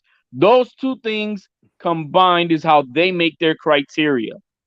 And when they explain why Lomachenko's on there for their own reasonings and their own criterias, all right, it makes sense why you have him on there, because you're going by his body of work. Well, it's like Jose Mesa said, good looking out for the super chat, my brother. He said he can't be on the pound for pound Christmas edition. Well, it's like what Roy Jones, Jose, man. You're funny, Jose. Hey, no, but it's like what Roy Jones Jr. said. He said the reason why Roy Jones Jr. still has Lomachenko highly up more than most fighters, he said that he analyzes how Lomachenko beats people. And he said, if a man can make it look that easy and dominate a fight, then that fighter is, for me, a pound-for-pound guy. Because it's how he beats champions and how he goes up in weight class and then how he beats champions. So Roy Jones is right. It's how you beat a man. Yo, why Roy Jones don't speak on the guy that he helped build? Roy Jones helped build Devin Haney. Why don't he speak like that about Devin Haney? Maybe Roy Jones just can't. He got to be too real. He can't lie to himself. Not even to cap. Yeah. Not even to cap. Devin Haney has powerful voices that could even cap for him, and they can't even do it. Floyd Mayweather, he ain't capping for Devin Haney. Roy Jones Jr. ain't capping for Devin Haney. Now, Floyd actually gave Devin Haney some props before.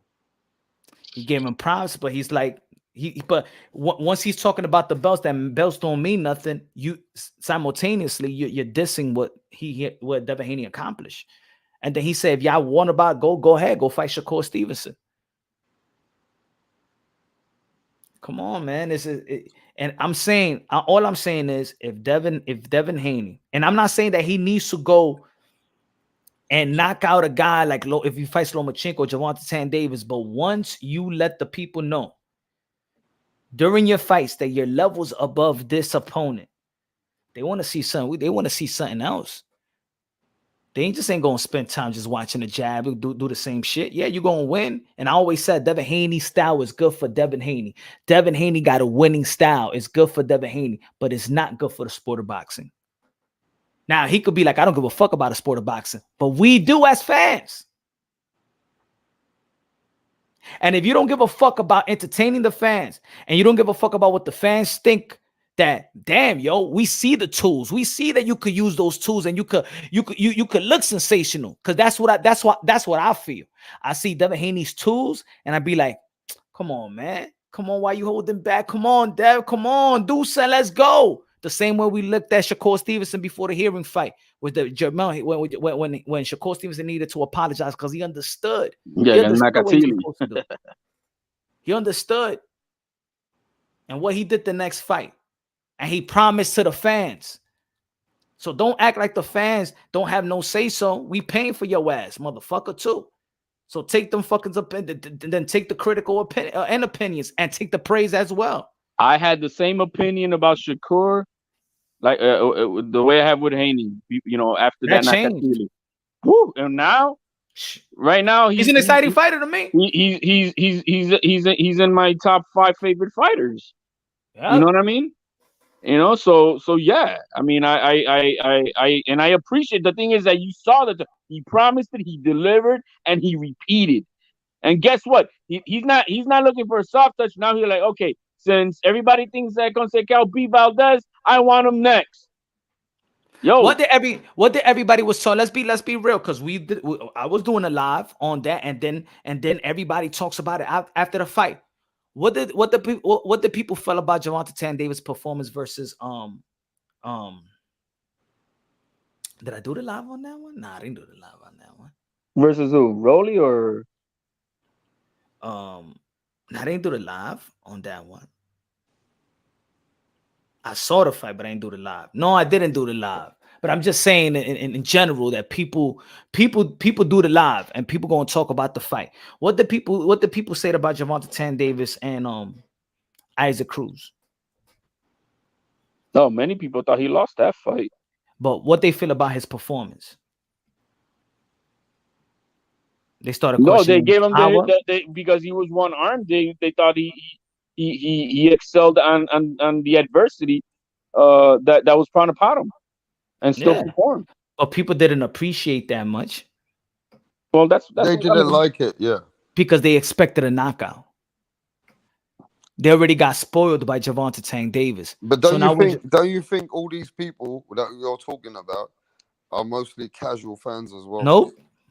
Don't you think that the hardcore, real pugilist fans, yeah, would also understand if a man keeps winning, even if the other fans don't like the fucking guy because he's boring, the man keeps winning, the man keeps winning, the man keeps winning, then obviously at the end of the day, that's just it. The man's might be boring, but guess what? He's still elite. No, you could be elite, but I'm just saying when you compare to the other guys, you're gonna fall short. Yeah, that's what it is. The only but what will he fall short for? Only money and pay-per-view? No, and respect. What the fuck? That's what this is about. No, because when it's all said and done, if he's got the medals and he's got it all on paper, if he's got it all on paper, he'll still go in the Hall of Fame.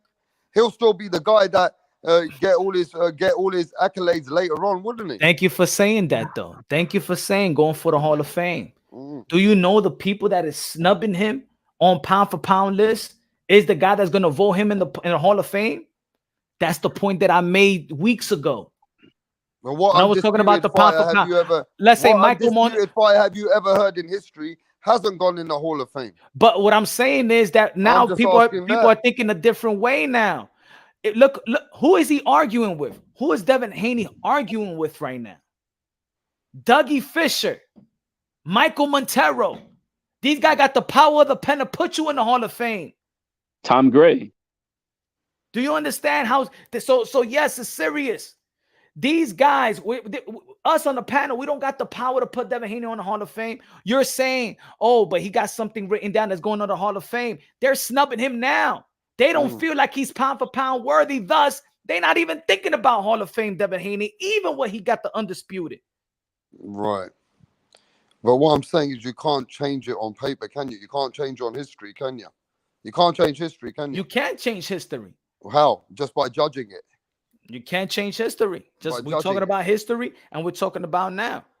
And right now where boxing is at, and people are seeing the opponents and how they get in the when they get in the undisputed, or they get it's not matching up. People see it. These pugilists, they know what's going on as well. Kambosa, Devin Haney, because he got undisputed versus Kambosa.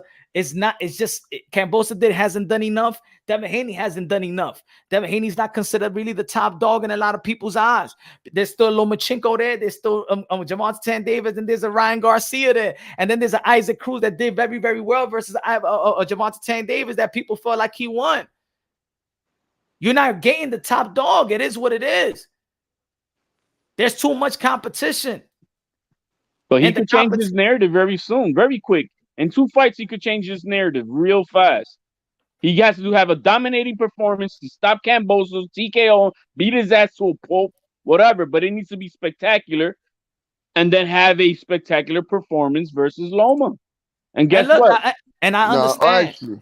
I understand he don't need a he might not want to fight Lomachenko. I understand. But his lineage in the 135, he's gonna have to go through Lomachenko. Either you go to Lomachenko or you go to the 140 and fight maybe Teofimo Lopez, and gotta be Teofimo Lopez. Gotta be you gotta be Regis Prograis, gotta be Jose Ramirez, gotta be John Taylor. And I'm sorry, man.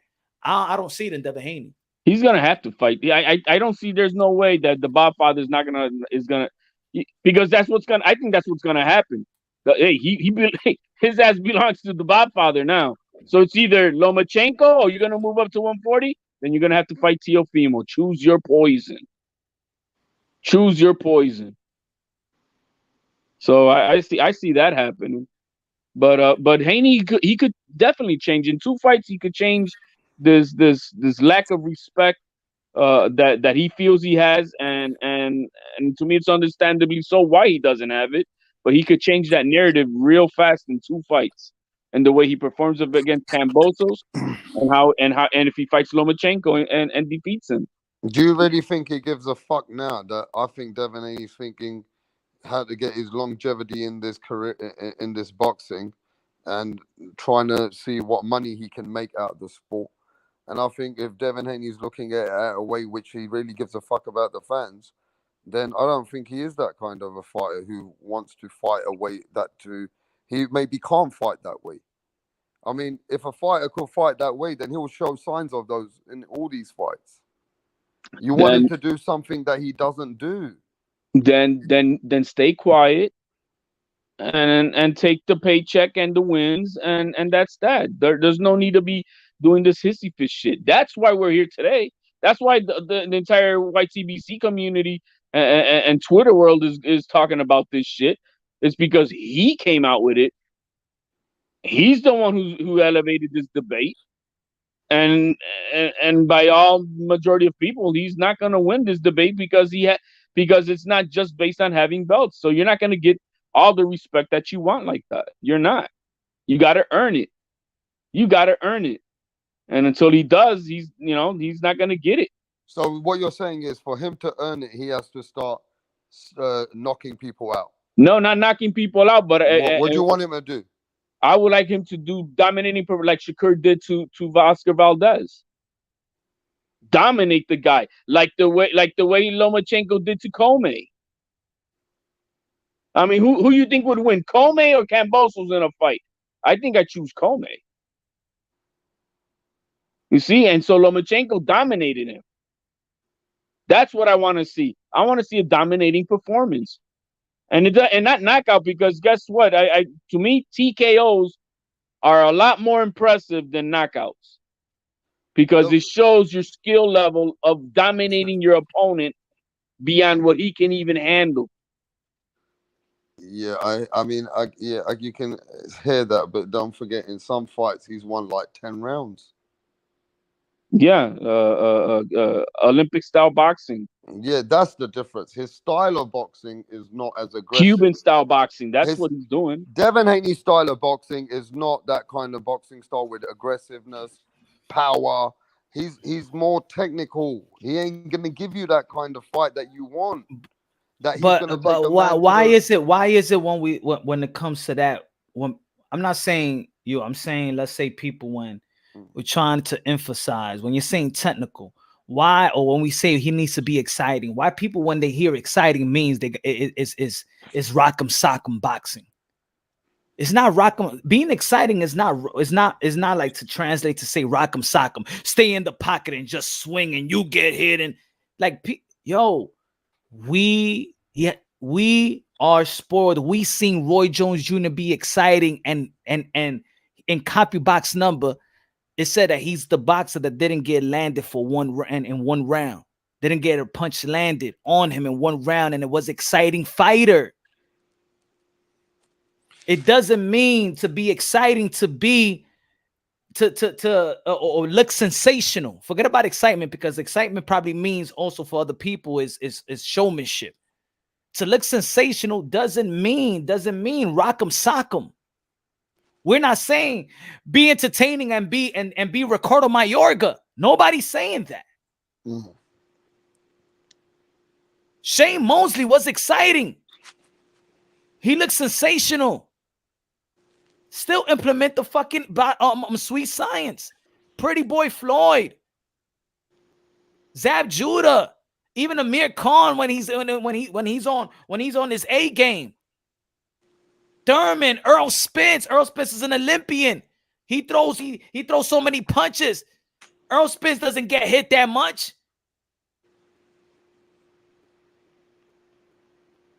You could go by fights and say, yo, when Earl Spence got hit with a flush shot. Yo, the way Bivol performed against Canelo.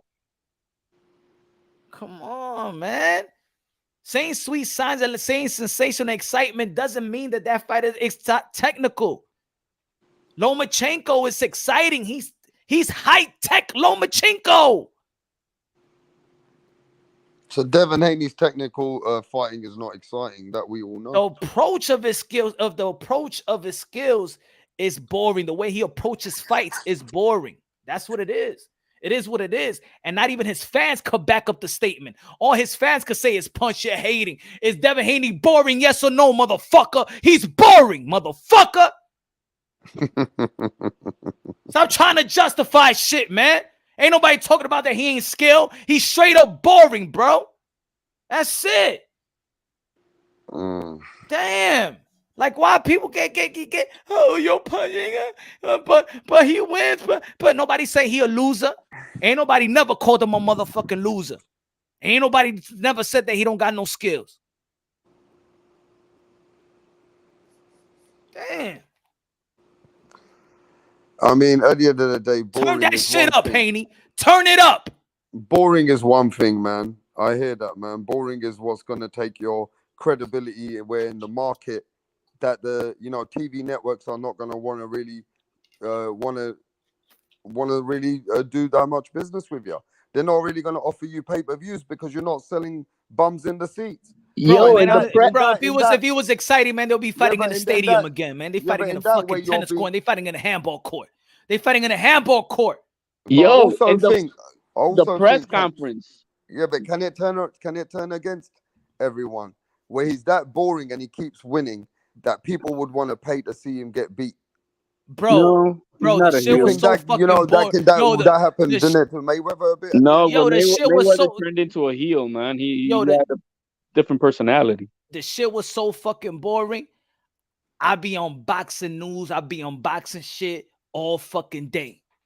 And I didn't even know there was a fucking press conference. Rapstar, you hit it. You need to tell me, yo, you ain't seen a press. What? There was a press conference? That's how much people didn't even want to fucking know about this shit. I told you about it, Punch. But the press conference, bro. I told you about it, Punch. Exactly.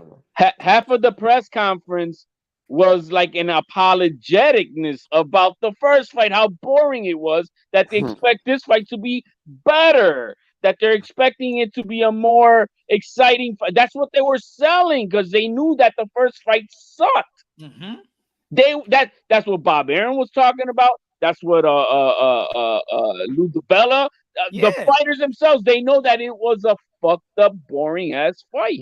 Exactly, HOD. So why does Lou, why does Bob, why does Devin? If I was Devin and I didn't care about my performance, I should be like, I was perfect. I outboxed him.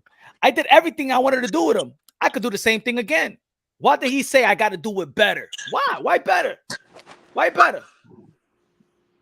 He had no chance. Do the same shit you did to him. Why you don't promote that shit? I dare to say I'm gonna do the same thing. I'm gonna box the same way I boxed my way. No, he needs to say, he needs to tell the fans I'm gonna do a lot better. A lot better. It's gonna be better this time. But then it comes down to it, you know, if you really can't, right? If you really can't, this is not his style, then accept it. Like, yo, man, this is my style, and that's it. And that's it. No, don't try to corrupt the minds of people trying to tell me that this is something that it's not. This is what it is, man. What did Chris Colbert say 2 fights ago in the post fight? He like, it's my style. If y'all looking for me to knock somebody, I don't knock people out. That's not my style. I box people. That's what I do. Throw some combinations and bro. Okay, and that's it. All right. That's it. You ain't trying to sell me. Chris Colbert was one of the best amateurs coming out. Across the pond. Mm-hmm. But at least Chris Colbert, you know, he's not trying to say something that he's not with that, right? But is Devin Haney saying that he's knocking everyone out? No, Devin Haney's saying that he's the greatest thing since sliced bread, and he deserves to be, you know, under pound for pound. Yeah. All I'm saying is this. All I'm saying is that I'm gonna keep on saying it again. Devin Haney is getting snubbed on pound for pound list because of performance. Devin Haney is getting snubbed because of performance. He's not quenching the thirst of even legendary fighters that even I know want to give him props. But they're looking at it like, come on, man, this shit is suck. All right, let me ask you this then. If we said that, okay, we know he's boring fighter of our era here, yeah? Now, how many more boring fighters? Fuck boring fighter of our era. Come on, man. You come on, man. Let's be real, rap star. Well, He's the most boring fighter that ever laced up the pair of gloves. Was against Casameo. Fuck the era. He's the most boringest fighter to ever wear a pair of gloves. Really? You're gonna give him that title? Okay, go ahead. You tell me. Bring me anybody in history. Paul Spanner Fedora, whatever his name was. No, man. He could pack Pittsburgh. No, Pittsburgh will be sold out. Man, it was boring. It was boring. Paul Spanner was going sell out. I'll put you on was coming out for Paul Spanner. I'll put you. I watched a couple of his. Doesn't matter. I went back. He was selling out Pittsburgh. It was boring though. Devin Haney never even fought in Oakland. They didn't want him in Oakland. Yo, when have you ever heard the crowd chant his name? I'll wait. Shit, Haney. Not even in Vegas, in his hometown. Actually, he got booed in Vegas. Don't they say the dream? He put people in a fucking dream. They can't. By the 12th round, people are not even awake for him to get cheered. Shit. Yo, I seen it in all fights. Look. Versus Santiago, he got booed. Right? They boo him when he was on the YouTube card, on the undercard. They booed that performance. Madison Square Garden Hulu Theater when it was Heather Hardy versus Amanda Serrano, and they should have been in the main event. After that, Devin Haney, even when he stopped his opponent, man, people didn't give a fuck. Wow. Shit. So, I mean, to be honest, yeah, I hear that, man. But some of those channels across the pond, bro, they think Devin Haney's the best thing since sliced bread. You heard of the boxing voice? He talks about Haney like Haney's the man right now. Because he's buddy with Bill Haney. Man, that dude is a sellout. Fucking bring that bullshit. Buddy with Bill. That's what I'm saying. He's a buddy with Bill. He don't believe that. He's not trying to kiss. But boxing voice seems to have a lot of respect for Devin Haney's skill sets, bro. Of course, everybody got respect. Everybody got respect for the skill sets. Nobody. Yeah, and also good respect to the point where, you know what I mean? They think he is the man of the division and all that. Tip Bayless on the super chat said, "What's good? Good looking out." Tip said, "Devin, new nickname is Inception." Obviously, man. You know, it's funny though you say that, yeah, but everyone is pushing Devin Haney. They don't call him boring though. Like they don't, because they lied to them. You know why they're not calling boring? I don't even hear that conversation in those Devin Haney channels. Because they need to pump Devin Haney, bro. You think they're gonna say? I know how they feel when the camera is off. Yeah, why doesn't Boxing Voice ever talk about this boring situation with Devin? Because his boy is Bill. He need to pump Bill right. He need to pump Haney right now. That's why. You need to pump Haney right now. So let him do what he got to do. Let him be a friend and pump Haney. Let him do the Bill Haney favor. It's all right. You know what I'm saying?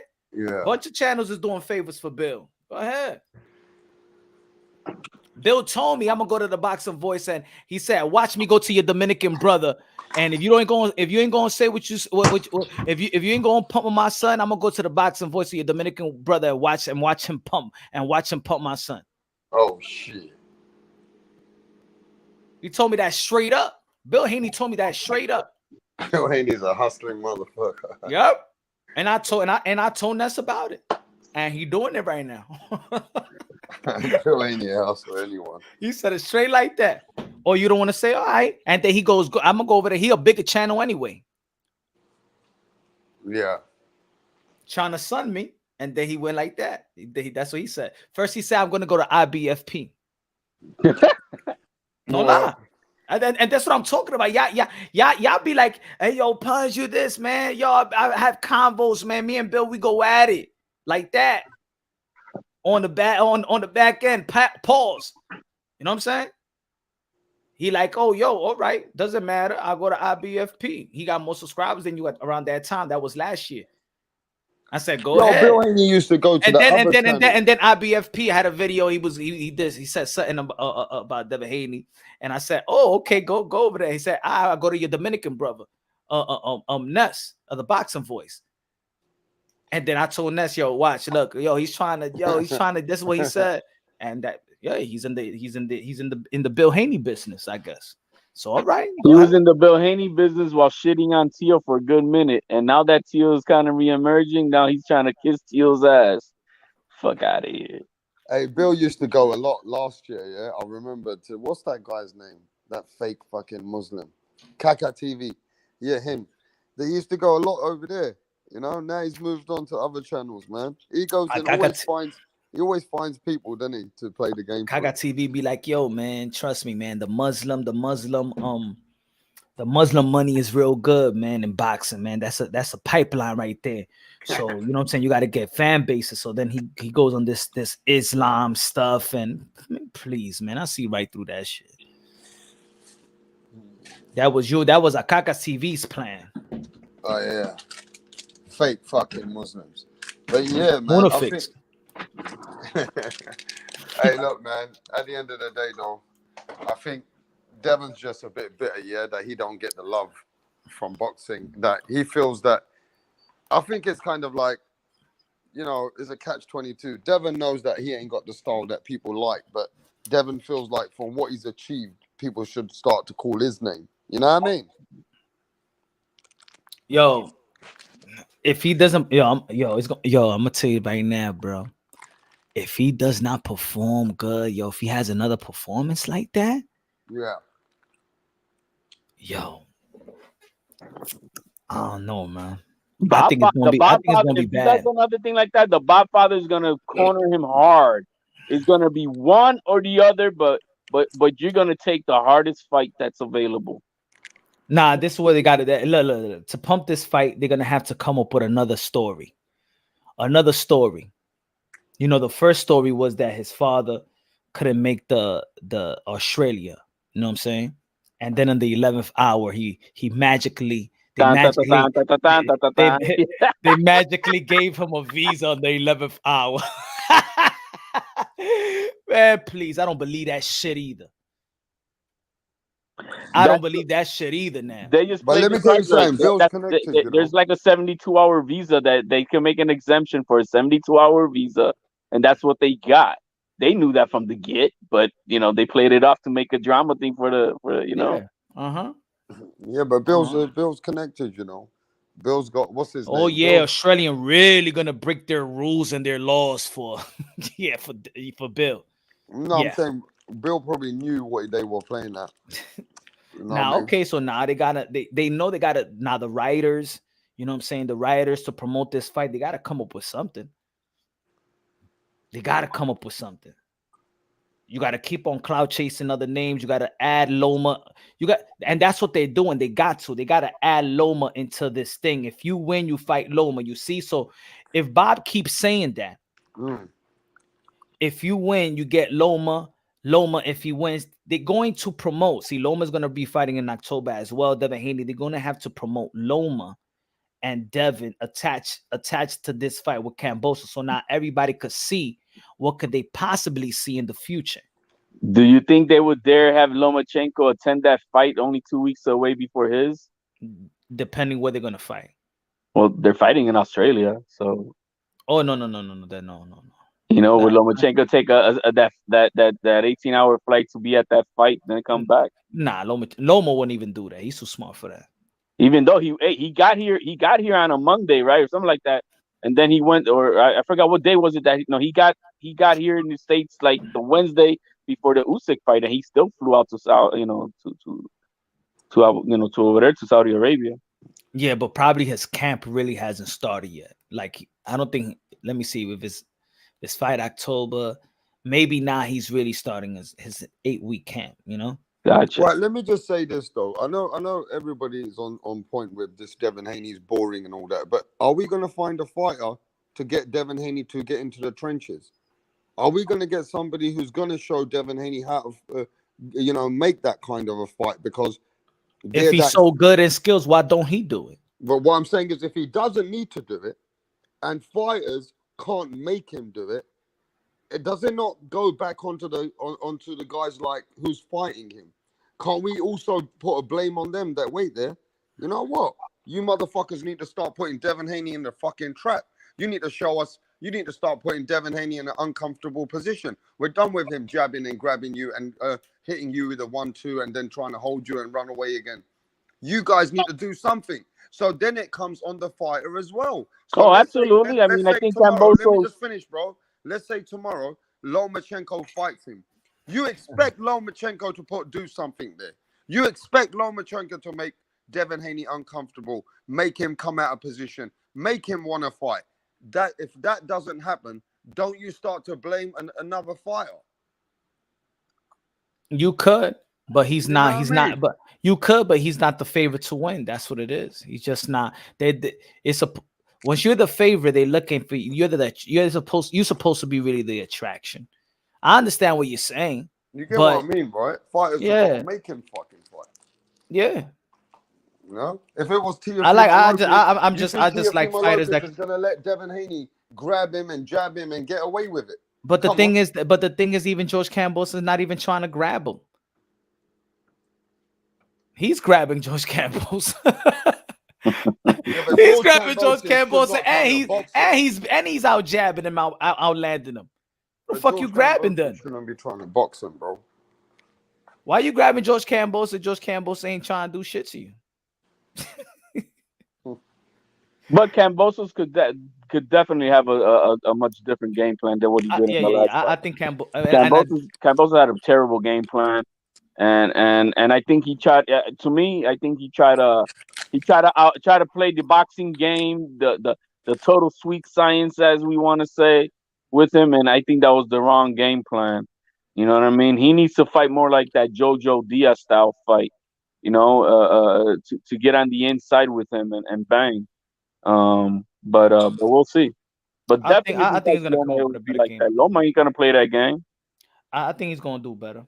But the thing is, if Devin Haney can take Kambosos' power, then Kambosos ain't gonna win. That's it. Devin Haney's gonna be too smart in the fight. Technically, Kambosos got to hurt Devin Haney, and if he can't hurt Haney, and Haney can take his punch, then Kambosos is in for a rough night again. I think Kambosos can hurt Haney. I don't know if he can. I saw him. I think he tagged. There was one part in that fight where Kambosos tagged Haney good, but Haney took the punch. It shook him. He just didn't follow up. But he took the punch. So if he can improve on that, we'll see. But definitely, yeah, the other fighter has, Kambosos on his. He's got to change his game plan to make this fight a lot more exciting than what he did last time. He cannot come with that same game plan. He's gonna have to play more of that the inside rough game with Devin Haney at all times. So we'll see. And he didn't use his left, like we all know that Devin Haney is susceptible to the left, and it got muted in that fight. So Hey, Punch, before we go anywhere else, man, I just want to say this. In the last few weeks, yeah, I'm hearing a lot about this David Benavidez hating on Canelo again. There's a lot of people bringing David Benavidez' name, right? Saying that Canelo has to fight David Benavidez, Punch. Like, this is now, and I'm just not going to call names, but now there's this big trend going on that we don't care about the GGG fight, that Canelo has to fight David Benavidez. What is this? Is David Benavidez the new I think name? so. Saying I think Canelo everywhere now. I think if Canelo Alvarez still campaigns at 168, He has to. You agree? You agree? Of course. Ah, Punches with those alphabet boys on that one. Yes. Of course. If you're gonna stay at 168, of course David Benavidez. That's not even an alphabet boy. That's just the reality. You got to fight the top competition. So everybody believes that he should fight David Benavidez if he stays at 168. Absolutely. If he stays at 168 after Triple G, I think the next fight has to be David Benavidez. And look, he said he wants Bivol. So Canelo's in a tough spot. Then let's keep it real now. Nah, he's not in no tough spot, bro. Nah. He is not in a tough spot. Look, the Bivol rematch is in his fucking integrity. It's already burning him. But then as a man like Canelo Alvarez, who's achieved everything, who's bigger than boxing, he thinks in his head as well, he doesn't want to leave that Bivol rematch. He must be thinking to himself, that's something he needs to finish. I understand Canelo. That's bigger than David Benavidez. But you're only looking at it at one side. Who says that Bivol needs to fight Canelo? If you already lined up to fight, look, he got a big fight with Zurdo Ramirez. That's a big fight. Now the next fight that Bivol wants is, and Beterbiev wants, is undisputed. Bivol don't have to give Canelo Alvarez shit. But you know the business of boxing. Beterbiev, he can only earn $3 million, $4 million. Bro, I'm gonna tell you something about Canelo Alvarez, bro. He can earn 20 to 10 to 15 million. Bro, I'm gonna tell you something about these guys, like from other countries, and these guys that they don't care about that much million. They're set, bro. Yeah, they don't care about the money like that. It's legacy. I don't know any British or American fighter who would not care about the money like that. No. It's not about everybody. This is prize fighting. They care about the money. But what I'm saying is, these guys are set. Once you get these gold medals and stuff like that for their country, they always get their stipends. You know what I'm saying? Even like Felix Diaz in DR, he gets $250 to $300 a year. That's because he won a gold medal for Dominican Republic. So I could imagine. Look, Usyk is set with Ukraine. Lomachenko is set. What they done and the medals that they brought, they set. They get the government gives them money just because of that. So these guys are that's why they came. That's why some of these guys come late to the professional level. They're well taken care of, even as amateurs. It's not like in America. Yeah. You know what I'm saying? But they're also saying, right now, I don't know what you think, but the 44-0, where the man's, the only fight, I remember him beating that guy, Rob Bryant. I think that's his name, Rob Bryant, who was in the tournament. Zurdo Ramirez. Now, this guy, some people feel like across the pond they're high on him. I mean, they're saying that this guy, he's at that weight. He's a complete 175 fighter. This guy could actually put a monkey in the wrench for Canelo Alvarez. Do you believe in this guy, Zurdo Ramirez? I mean, I've seen a couple of fights, but what do you think? Where do you think he is with this? I got Bivol gonna box the head off of Zurdo Ramirez. Look, I say that if Bivol beats Zurdo Ramirez, right? That's another good fight, and that's another good name for his resume. And let's say he beats Beterbiev to become undisputed. And then Canelo Alvarez wants me, I'm getting paid more than Canelo Alvarez. I won't fight you, Canelo. I get paid more. I already got a win over you, and I got a wide range win over you. Like, a lot of people don't even feel like it was close. I don't need to fight you. Matter of fact, now I'm moving up. Bivol's in a real good spot. He's in a real good spot. Bivol's not desperate for Canelo. That's the difference. He's not desperate. No. And we gotta also remember this. Canelo had a rematch clause. And what he chose to do? Fight Triple G.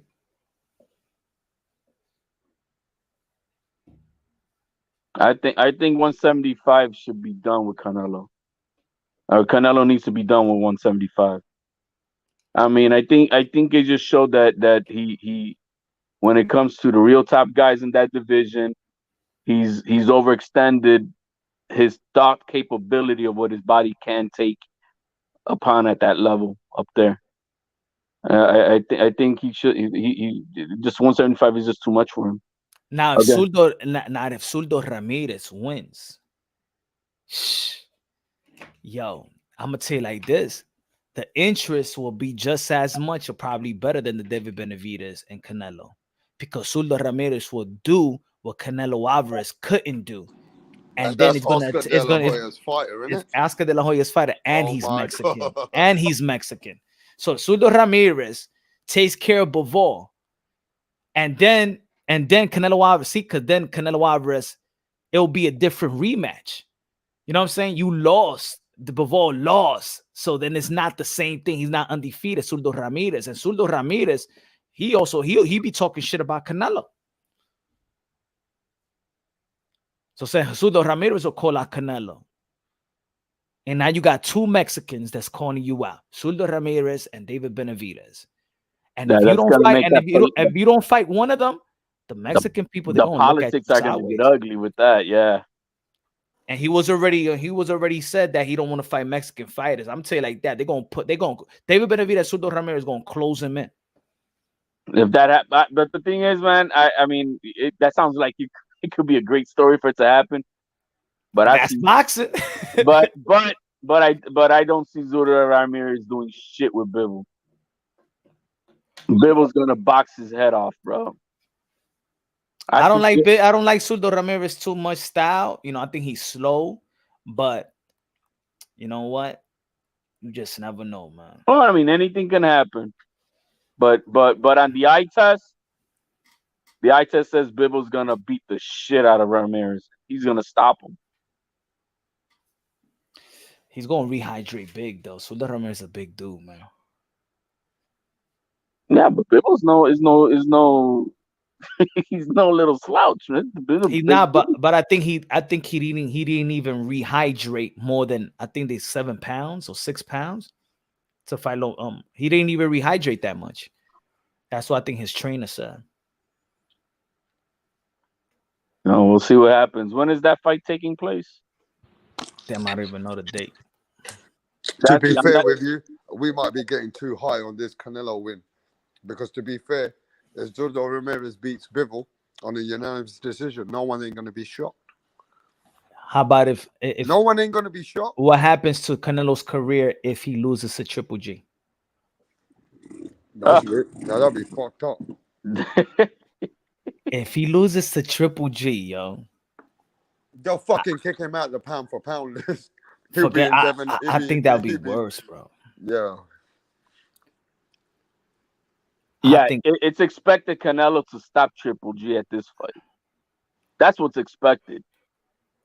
Yo, if he loses to Canelo, I mean, if he loses to Triple G, bro, I think, you know, when he listens to fighters that fall into depression and all that shit, that will be Canelo. I don't give a fuck how much money he got. Because, like I said yesterday, Canelo Alvarez biggest win is his most controversial win, and that's Triple G. That's his biggest win. If he gets beaten by Triple G, then people really gonna say you really did lose all the fights with Triple G. Yeah, it'll fuck his legacy up in the public. Yeah. Yep. It'll fuck his legacy up. Yeah, his legacy is two losses in a row too. That'll be just forget it. Now, if he loses to Triple G, he might even take that stepper stool where he will never go down as the best Mexican fighter who ever lived. Because then they'll always say Chavez Sr. So maybe it's critical. I want to ask a fighter, what's more of a pressure fight? You know what I'm saying? When you coming from a loss, I think that's pressure. You know what I'm saying? Like, even though, let's say, because I know, like, even with Tio, even you know, it was Pedro Campa, that was pressure. to look sensational, even if it was gonna win. And if he didn't look sensational, if he didn't stop him, it would have been. Because even Todd the Buff in that interview was saying, like, we're gonna see what he's really made of. And I'm like, damn, you got to see what he's made of, even what he's done already. Well, Andre Ward he touched on that and that telecast with Teofimo, talking about the pressures with Tim Bradley, and Andre Ward is saying, yeah, he has pressure tonight, but what he went through before when he was fighting Kambosos, being undefeated, you know, with all the belts, there's a different type of pressure that a fighter has to maintain that undefeated record. And Tim Bradley couldn't catch it. He's like, I'm telling you, there's a different type of pressure. I know what that pressure does, and it's a heavy load when you have an undefeated record and you're expected to win. So you know, he did say that to him, that's the greatest pressure that there is. But if think about it, why I went when we talk about Canelo and Triple G, right? And people always, even there's Canelo fans always saying, well, I think that Triple G beat him. I think that I hear more people say that they feel like Triple G. But it's not just those fans, bro. We got to remember the same Tim Bradley, the same Paulie Malignaggi, the Andre Ward. They all thought Triple G beat Canelo. So why do you feel now? Why people are saying if most people felt that he won, why age is something big now? Like, did Triple G lose after Canelo Alvarez? Because now they think years later, after the second fight, Canelo's a way more improved fighter, and Triple G stayed where he has and declined. But then there's people say that when they improve fighter, they be like, when they talk about Canelo improved fighter, they always say that he improved from Floyd Mayweather. They never said that he improved after the first Triple G. They never said that Canelo Alvarez improved after the second Triple G. So where did Canelo Alvarez improve? He improved versus Smith, Saunders, and Caleb Plant, guys that we know that he was going to take out. Where did he improve? Because of the weight class. He went up to a weight class and became undisputed in 12 months. So his activity and what he's achieved, what he's done at a higher weight class, he's stayed there, he's stable there, and Triple G hasn't been there. And he's years later. And Triple G did look a bit, you know, sluggish in the last fight. He was getting outpointed a bit, you know. So people feel like, yeah, man, this is easy win for Canelo. This is how they feel. I don't know. Maybe the reason why it's not an easy win and why people don't feel like it's an easy win, and Triple G feels so much confident when he fights Canelo Alvarez because they were sparring partners. I think this next fight is it's a lot of pressure on Canelo. Ain't no fucking doubt. There's a lot of pressure, not only to win, but to outperform, to like solidify. I'm gonna beat your motherfucking ass. I am so good. Because if he has another fucking type of performance like in the first fight, after all these years, it's gonna be bad. Even if he wins, if it's similar to the first fight, he's gonna get a lot of shit. And look, I don't think that Bivol overwhelmed Canelo Alvarez enough for him to be exhausted after the third, fifth round. Now, my question is this. Do you think at this point he made the wrong deal? That he should have took the Showtime deal? I mean, do you think that that this way it's gone wrong for him now? What do you think? Nah, because now if I say yes, then I'm just because I'm saying he lost. I predicted that he was going because you already was supporting him going for legacy anyway. Yeah. So I don't really knock him now that he went for the DAZN route. Yeah, you know what I'm saying. I think that man, look, I don't know if it was big or not. You know what I'm saying. I wasn't a fan of the Triple G trilogy, so I was good with Bivol, and then after Bivol, go after Beterbiev. That was my but that wasn't the deal. The deal was Bivol and Golovkin and Charlo versus and with Benavidez. And then that's just preference of just wanting to see a good fight. You know what I'm saying? Is that I think a preference? Charlo and Canelo fight would have been good. I think a Benavidez and Canelo would have been great. So you it's think almost that like would have been a more fan friendly. That would have been what the you would have wanted to watch more than the Bivol and Golovkin. at the time, either or. I wouldn't care. I wasn't too mad Now I about. think Charlo and Benavidez is a bit more exciting, but Bivol and Golovkin is more legacy. I think it'll be more. I think it was more of talks because of the YouTube circuit and what people said about Charlo. And I think after Juan Montiel, the performance of Jamal Charlo wasn't like big, like, oh shit, I want to see Charlo and Canelo. Everything got to do with performance, you know what I'm saying? Like everything got to lead up to a big fight too. People got to do their thing to lead up to a good fight too, you know? And some fighters ain't doing what they need to do to lead up to a good fight. That's why I want to see Devin Haney look sensational, so people wouldn't just talk about Ryan and Gervonta Tank Davis being the most lucrative fight. You know what I'm saying? If he looks sensational, he look like, hey, yo, shit, that's gonna be a tough, hard fight for Gervonta Tank Davis, yo. But his performance does not pressure Gervonta Tank Davis. It don't pressure Ryan Garcia. It's not shaming Ryan and Gervonta Tank Davis to fight Devin Haney. It's not. What do you mean? But they should be also, if they want to get the rest of the belts, they should be wanting him. Yeah, but if people are saying that Gervonta Tank Davis and Lomachenko are like the top dogs or the most threatening one, but you're undisputed, then it's like, it's almost like, I'm already the man. I don't even got to go through you, bro. I'm already the man. I'm already outshining you. Yeah. Yeah, but if you're outshining, yeah, then you should want to take the belts off the man who's not outshining and just take the medals off of him. Maybe I'm people just think of different. But just like Leonard was saying about Haney, who's gonna pay for that fight? Who's gonna pay Devin Haney? He's gonna probably want $5-6 million or whatever the fuck it is versus Tank, for an example. That's what Leonard was saying. Like, who's gonna pay for this fight? That's not gonna generate. It's not gonna generate the money for the business profit. It's not. I don't think that's true. Devin Haney versus Tank Davis is the biggest fight that Tank Davis could fight till now. If Crawford and Spence cannot all this time, right? Why wasn't it? Because they didn't want to compromise on the salaries that they were getting.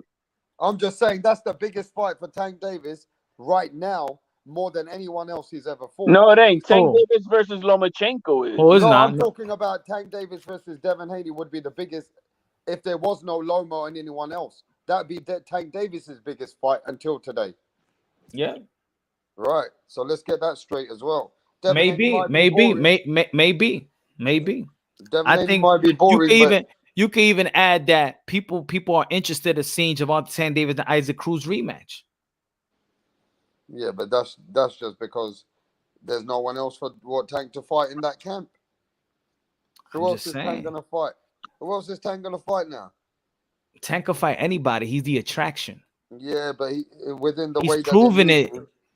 That's what he's proven it though. That's something we can't neglect. I think I've done videos and stuff. That's something we can't neglect. We can't neglect that he could go to Atlanta and fucking go sell out. Yeah, we're not saying anybody he wants. He could do his thing in California. Fight next. You know what I mean? Who's left over for him to fight? You know what I'm saying? I don't know who's left for him to fight over there. He's gonna have to fight Michael Rivera, or what? That's it. Nobody else. What I'm saying that Devin Haney's performance, it's all about performance. You know what I'm saying? It's not hate, it's not this. We understand he's undisputed. I give him props. He's on my pound for pound list, but I could understand why the business of boxing, everybody else is snubbing him. He got to perform, bro. He got to perform, man. Well, Devin Haney's best friend is the best of enhanced performance drugs himself, Mr. Victor Conte Snack. Yeah, give him some more steroids. What he needs to do, he needs to make a secret. I put it this way: he's the only boxer. He's the only boxer I could be like, yo, use steroids, man. Give Devin Haney steroids, man. Look, Victor Conte, the biggest, Victor Conte, the biggest drug scandalous guy in baseball and boxing and everything else, is the one man who sponsors Devin Haney. Now, with that snack brand, I'm sure they can make something, a formula for Devin Haney where it can get undetected in USADA, whatever you guys have got it there, right? And then they just need to give Devin Haney something so he can power up with that steroid, bro. He needs something. No, but to be fair, man, that guy. I mean, that the guy he's not on that old path that he was, and so we gotta be careful just throwing his name like he was. Doesn't mean he is. Fuck Victor Conte. Fuck Victor Conte, bro. He was a fucking guy who was giving drugs to athletes. So I don't care if he was or whatever. The man's bring all that dirty money to bring a brand to support fighters now. And fighters are supporting Victor Conte, who was nothing but giving drugs to all these athletes. So fuck Victor Conte, bro. Hey, I'm man, not here to defend his the name. athletes came Fuck to him. him. The athletes came to him. Fuck himself. Just like right now, the athletes are coming to him.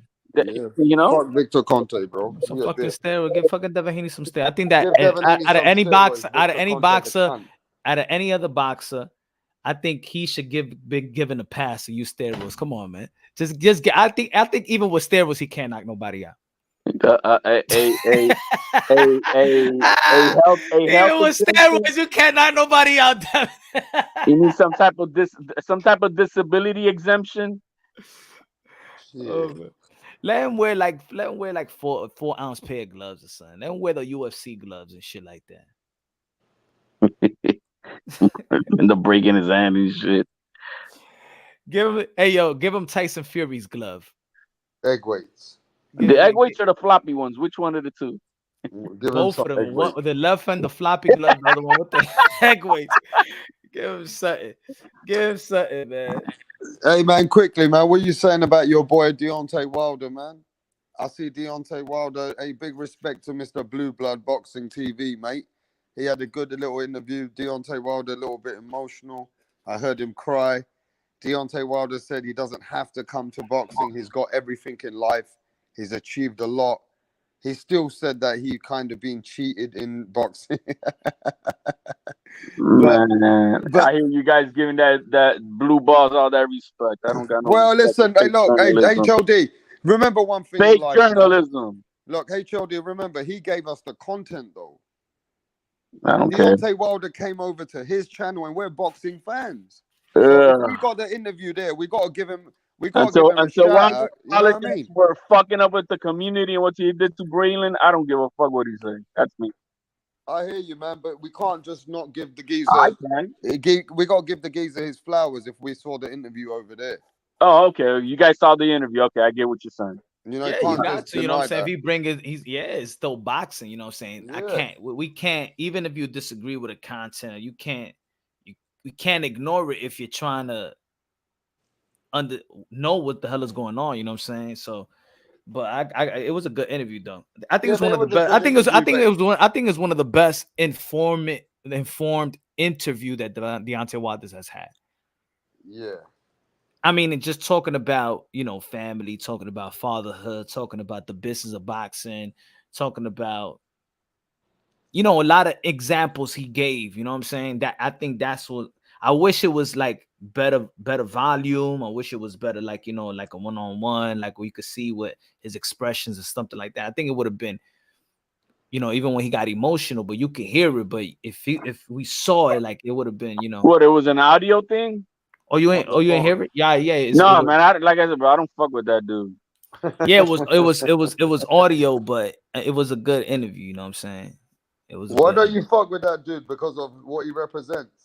No, because I don't fuck with blue ball fake news, man. Yeah. No, I fucks with him, bro. I fucks with him as a person.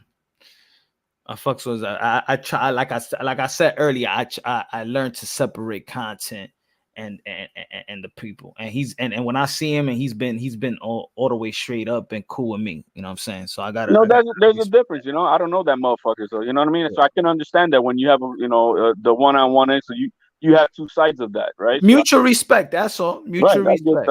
I get that. So all I know is just for being the blue balls fake news, and so I don't fuck with that. That's all.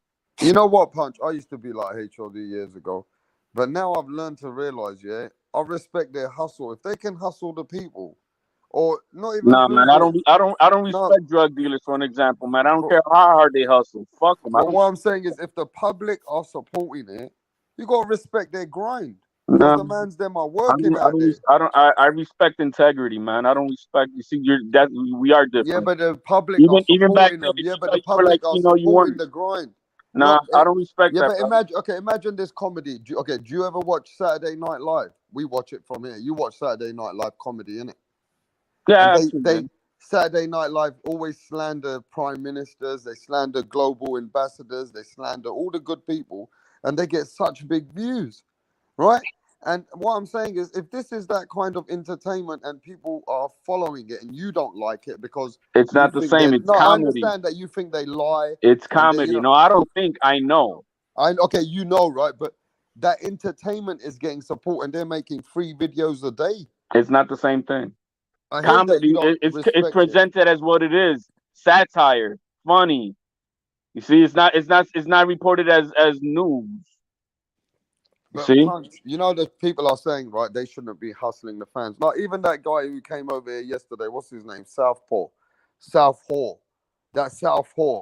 He comes over here, yeah, but he got thousands of people who watch him when he's slandering Mexicans.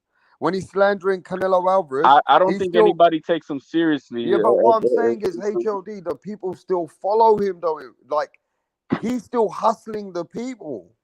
And so I'm supposed to respect that? Just No, like you I don't gotta need to respect. What I'm saying, this is just like I gotta YouTube. respect the pimp for Yeah, but this is not serious. This is YouTube. Nah, man. Dude, you're not. YouTube is not serious. Bro. You have your opinion. I don't. Right. I respect integrity. Yeah, I heard that. I But respect YouTube integrity. is not. YouTube don't have integrity, most of it. Well, then that's why I cut. Like the saying goes, I cut the grass. I don't do. That's why I say I don't fuck with that channel. I don't got nothing to do with that dude. I don't respect his content. Yeah, That's but all. people get a lot of support for hating out here and also having that kind of crazy content.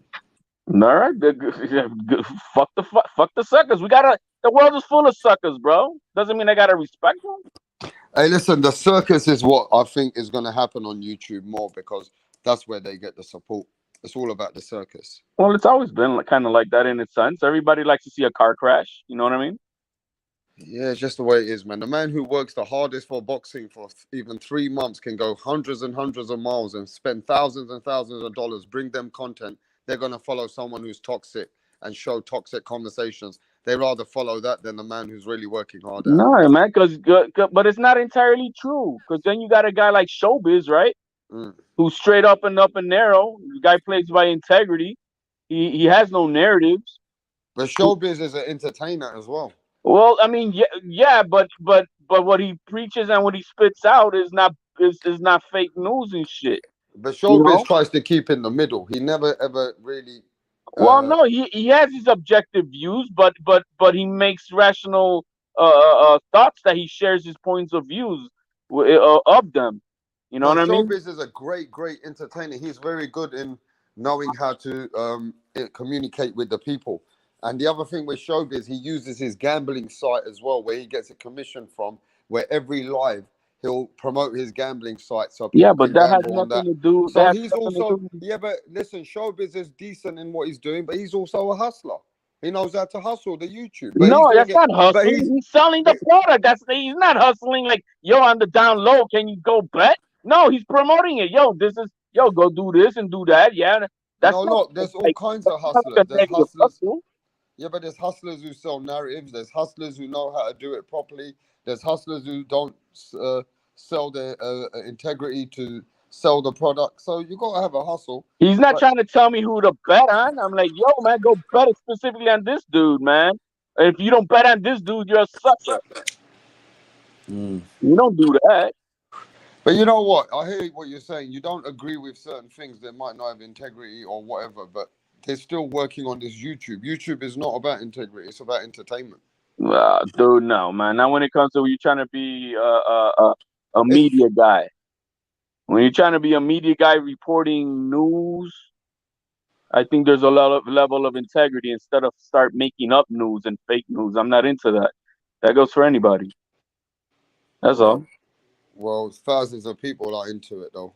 Well, then, yo, man, like I said, man, the world is full of suckers. You're outvoted on these streets. There's a lot of suckers out there, man. But you're outvoted on these streets. If you think you're gonna sit around more integrity and really hardcore people, which are really gonna stay unbiased to boxing and love everybody and there's very limited of them. I got a threshold. If I could at least, if you show at least 80% that we can agree on stuff that you're at least showing a moral code. Look, for an example, me and Punch, we don't agree on everything. Fuck no. You know what I mean? I know I don't agree with everything with Punch, but there's a moral code. You know what I mean? He ain't putting out fake news. I don't see him fucking betraying shit and doing no. I don't see none of that. That's why I'm here, right? So that's the difference, you know. So yeah, I want to compare like Punches to blue balls. Yeah, it's night and day to me. But Blue Balls is the biggest channel with the most biggest. That guy probably makes. Like I said, man. Like I said, yo, man, a whole bunch. Look, I'm gonna throw a stone at Punch, and yeah, a whole bunch of people voted for Trump. Don't mean they fucking smart. So what you're saying? People across your side of the pond are a lot of stupid people in America, yeah? There's a lot of stupid people throughout the whole world. Look, you know that Punch allows you on the panel, man. I mean, you know. Yeah, happens, but you're the tranny, not me. You're dumb, bro. I'm here chatting to a tranny. I must feel stupid. You know what I mean? You know what I mean? At the end of the day, you're here. You know what? I ain't got hate in my heart for anyone, man. There's not about hate, man. It's not hate because it's not like I don't even have a chat. I'm not into nothing. I just don't fuck with it. That's all. Yeah. Don't try to push it on me that for me to respect it or want it. I don't need to. I don't have to. That's all. It's my choice. No, I respect people's work ethic. If they know how to hustle people. And they know how the YouTubers are that are ready to be hustled, then good on them. Good on these people that know how to hustle people. Because the people are stupid enough to be hustled. So it's on them, mate. It's not on the people. Yeah, but when they're doing that hustle, who are they affecting? They're affecting they're affecting the fighters. You're funny, you're calling them blue balls. You're calling blue balls, yeah? Yeah, blue ball sports. Yeah. Shit. Yeah, Blue Balls is a big channel, man. He bring a lot to the sport. He might be a good dude, like Punch is saying. I'm not. I have, you know, it's like no different with Bill Haney. I mean, I think Bill Haney's he's a great father. And that I know for a fact because I've seen him all the time with his kids and how dedicated and what he is with that. You know, he's been dedicated to his kids, and there's nothing I can say wrong about that at all. You know what I mean? But when it comes to the hustle side of this shit over here. He's full of shit, right? And so I and that side I don't respect that. That's all. Listen, man, they got their own code, right? What I've learned to realize is they want to push certain fighters which suit what they want to do. Now they're all about pushing certain you can call it narratives, you can say what you want. But they're a big crew, you know what I'm saying? So no matter what, their voice is gonna be heard. You know what I'm saying?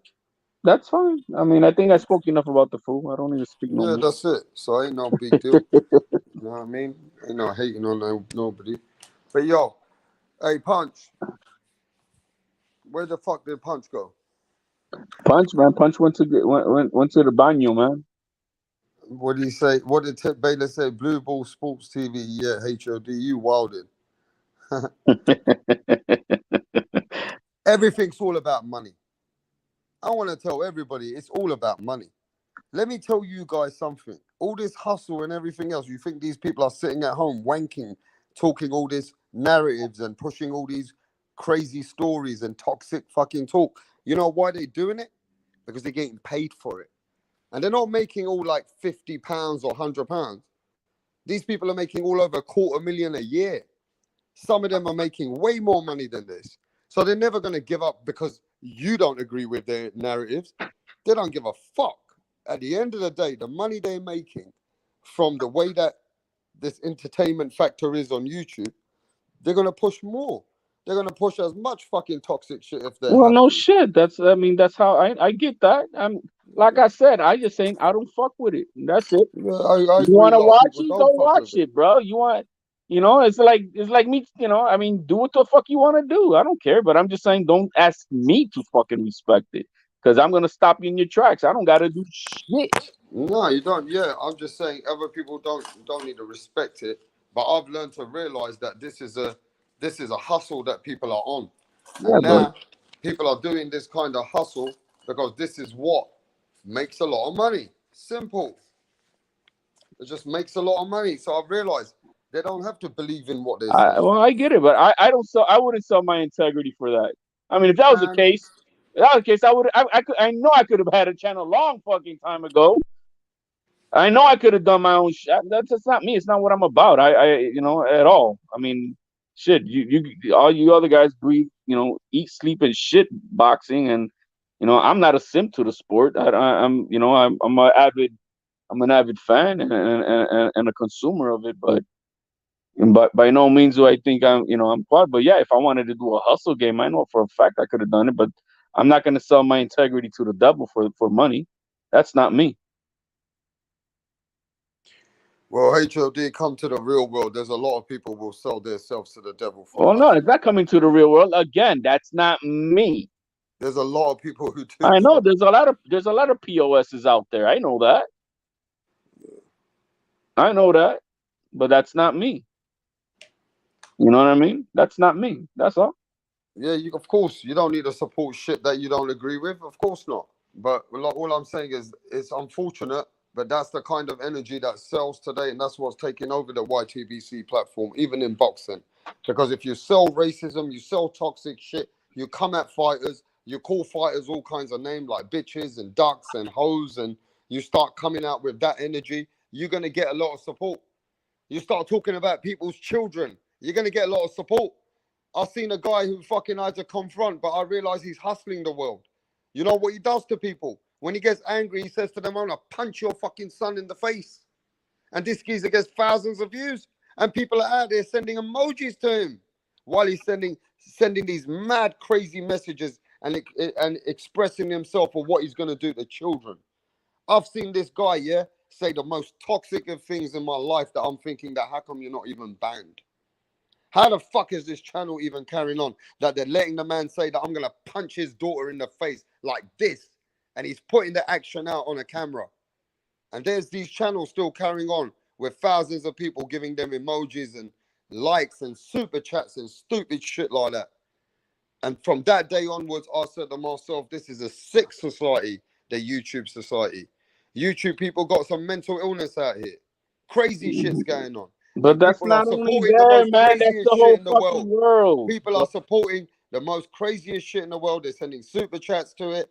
And I'm thinking to myself, holy shit, is that what the world's come to? It's a devil. The devil is what's getting supported. People who talk and preaching about love and God and shit, nobody want to support them. They want to support these devilish, mad, crazy shit in my life that I've seen. And that's what how sad this society is today. No, that's how it is. But like I said, man, I stay in my lane and I do my thing, and to each his own. Just don't expect me to. I don't fall under peer pressure, man, for nobody. Tip Nobody Bayless, says, I don't have a as long as you channel because acknowledge it. That's all. As long as you Tip acknowledging it. Bayless. Give me a sec, man. Tip Bayless asking me why I don't have a channel because there's a lot of good channels out here from people who eat, sleep, and shit boxing, are extremely knowledgeable, and there's no need for me to add on to that. I mean, if I'm not gonna do anything better than what they're doing, I don't see a reason for why I need to have a channel. I'm blessed that I have a few channels out here that allow me to express my opinions and my views, just like Punch Drunk does with me, and that's good enough for me. Yeah, man. But yo, man, I'm gonna catch you guys later. Peace out to the chat. Peace out to Punch Drunk. HOD, go fuck yourself. I'm out of here, bro. Yeah, go to your suck out a boyfriend, bro. tranny. Go suck out a Go tranny, to your HOD. boyfriend, You rap star. dirty hoe. Hey, Boys listen, don't HOD, wait you're a for you, man. dirty hoe, man. Guys in the You UK, bro. fucking dirt Fucking go to your boy I George. always get HOD going, man. I make HOD into a negative man. George Mike is Hey, waiting for HOD lost $100 to me last month, and he's still dying, or a couple of months ago. Anyway, peace you. out. Dude, man, buy a microphone, man. They give you enough for a microphone. Bueno. Mi hermano, ¿estás ahí? Let's see what the chat got. What we got, guys? What you guys want to talk about here? Nah, Gabe. Me and Rap Snap, we Yo, my fault. No, it's all good. Punch. Yo, but let me cut this off. Gotta do something right quick. Está bien. Well, hey, everybody, man. Let's hit the likes real quick, man. Appreciate you being on the chat. Be a membership, Punch Young Boxing. You just got to hit the link. Punch, man, manito, man. Check you out, bro. Good looking out, brother. Good looking out, bro.